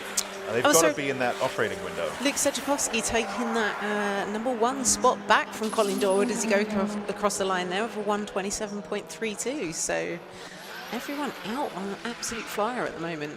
Interesting. Sometimes in the past, I think we've split the Pro class into Pro 2-wheel drive, Pro 4-wheel drive. It's cool when we do see them all together, the NSX and the Evo and the Caterham and the MX-5, all of them together in the same class. Very interesting to see Luke Sanjikovski's Honda NSX up against Bradley John and Colin Dorward. Really, really cool stuff. And at a circuit like Cadwell, so far, Of course, Luke Sanjikovski, very experienced driver in terms of even circuit racing and so on. So really working that NSX. Yeah, it's paying dividends here. 127.3, which is very, very fast indeed. Bradley John at 127.6. Colin Dord at 128.0. So really... But all swapping the fastest sector times between them as I'm watching it. They're just, it's literally Luke, Bradley John and Colin Dord all just swapping. Every time I look up, they're stealing these fastest sector times off each other. So yeah, Colin Dord there, fastest sector 2 of anyone. Yeah, and so Bradley John had just come around and I believe taken the fastest sector 1 as well. So you see Luke going down there with his lights full of blaze. Again, still lots of sparks coming from that, just on one side. So yeah, I wonder if the front splitter is a little bit loose maybe on one side and just touching with the ground. Makes for a good fireworks show anyway. Incredible. it looks very cool. Yeah, hopefully it's meant to do that, and it's the little titanium bits, which I know, I think, from what I understand, some circuits look at that differently. They don't really want bits rubbing on the track surface, especially the titanium's going to win. And so, yeah, that's an interesting one. But it does make very nice sparks, that's for sure. Yeah, we'll watch that one. Meanwhile, Andrew Barber there, 130.2 there for him. Yeah, so obviously on his slow down lap there, but obviously great to see that. Absolutely, it's always immaculate, that car, whenever I see it. Yeah. So hard to keep a black car looking that good, but it always literally looks like it's just come out of a showroom. And it's immaculate inside, under the bonnet, everywhere. It's a very, very nice car. 149.7 miles per hour there through Speed Trap 1. So personal best there for him. Very, very respectable speed. I think Pro Class really starts to make these speeds seem very normalized, where you think, 149.7 miles per hour. Luke Sanjikovski, there we go, speaking of which, 127.3, so again, goes faster than anyone else. We have a car stopped on track. Oh, that is Andrew Barber. That is Andrew. Do you know, he was going quite slowly We thought last he time. was just like on a cool-off lap then. Yeah. That looks like that's the Park Straight. That is the Park Straight, yeah. So I'm guessing he's trying to get that started because he's just rolling back down a little bit. Double waved yellow, so that means be extremely cautious. And then in this instance, the car is on the track, not even slightly off it. So double waved yellows there. While race control deliberates. Oh, is that him moving again? I'm not sure. There he goes. Yeah, he is. Yeah. Okay, so he is moving again. Very good. Josh Barrett there. So what's he been up to? He's back this year with the Caterham 620R, and of course, unlike the other Caterham 620R of Dan Kelly, this one equipped with lots of extra aero, which is not something that you're used to seeing in on a Caterham.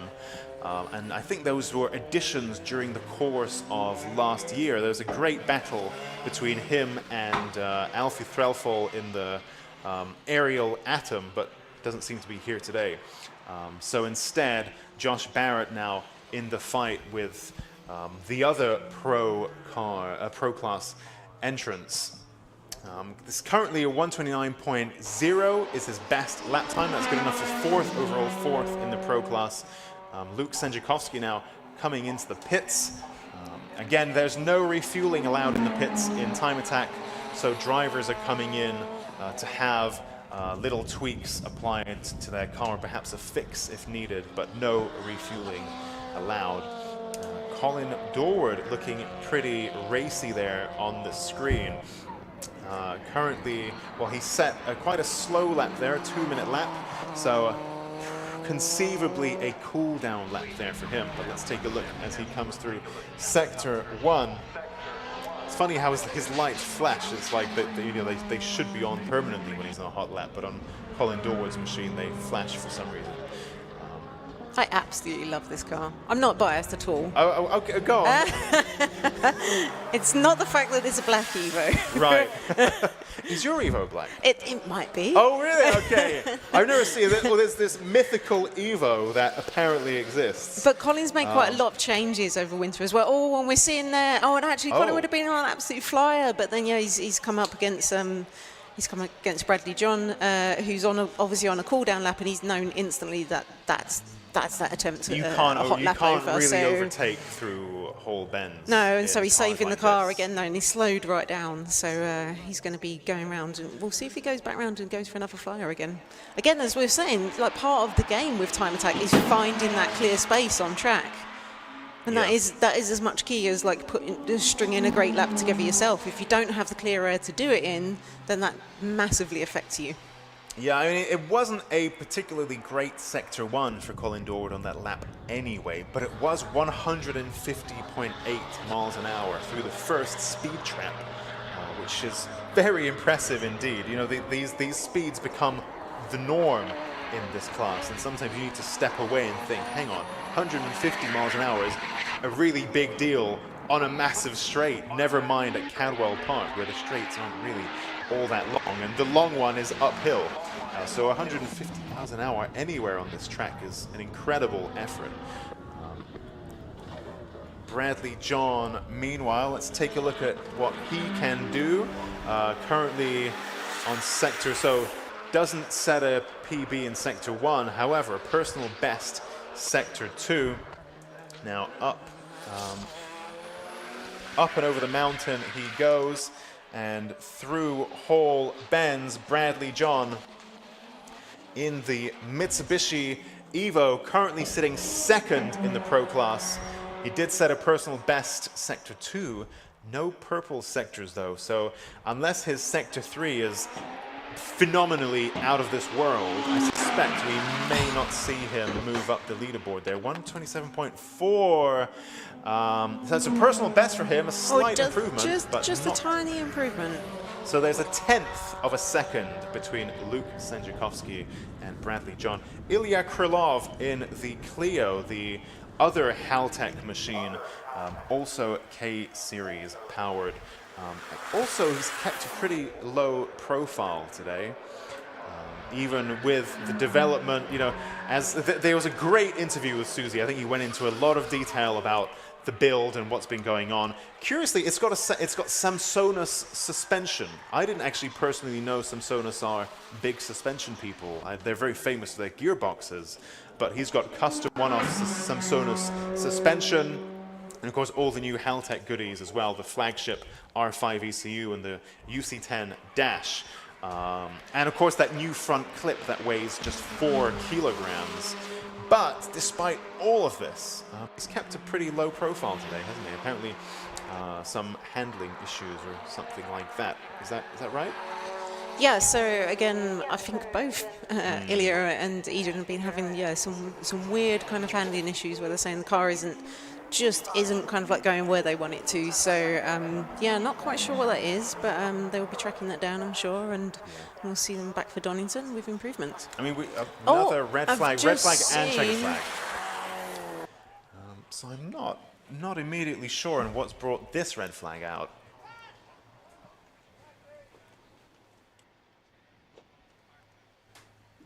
I think perhaps we might have had a car on fire somewhere on the track.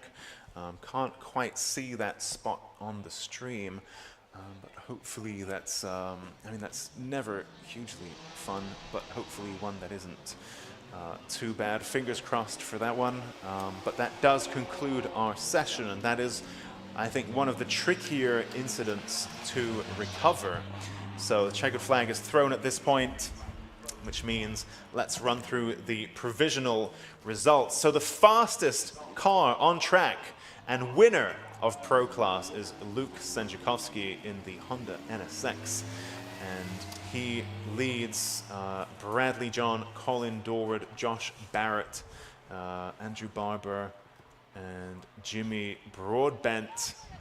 And actually, there we go, one driver who didn't really make much of an appearance is the number 224 machine of Josh Lorton in the HCR Honda Civic. Yeah, I'm just watching them in the pits. I know they had issues earlier. I think they had problems with the exhaust manifold.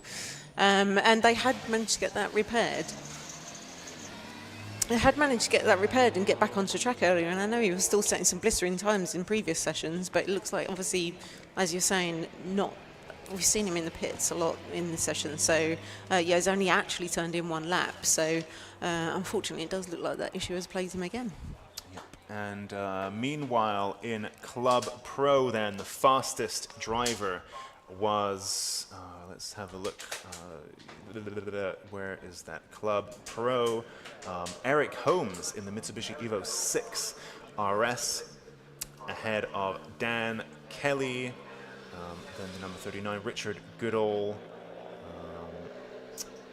Then we had Danny McLeod, who isn't on the entry list, but he's on the timing screen, Ilya Krylov, and Mick Porter. Those are provisional results, which are, of course, TBC following Parc Ferme and all that good stuff. And that does conclude today's first Time Attack of 2025. I hope you've enjoyed the live stream, which has made a comeback thanks to Lucas Oil. Hope you've enjoyed that. We certainly have. Especially the interviews. I thought that was great fun. Thank you to Susie for joining in the commentary box today. Thanks for having me, Alexi. As always, a pleasure. And we are back in 3 weeks for only Donington. 3 weeks. Incredible, incredible. We are so lucky. 2 time attacks in May.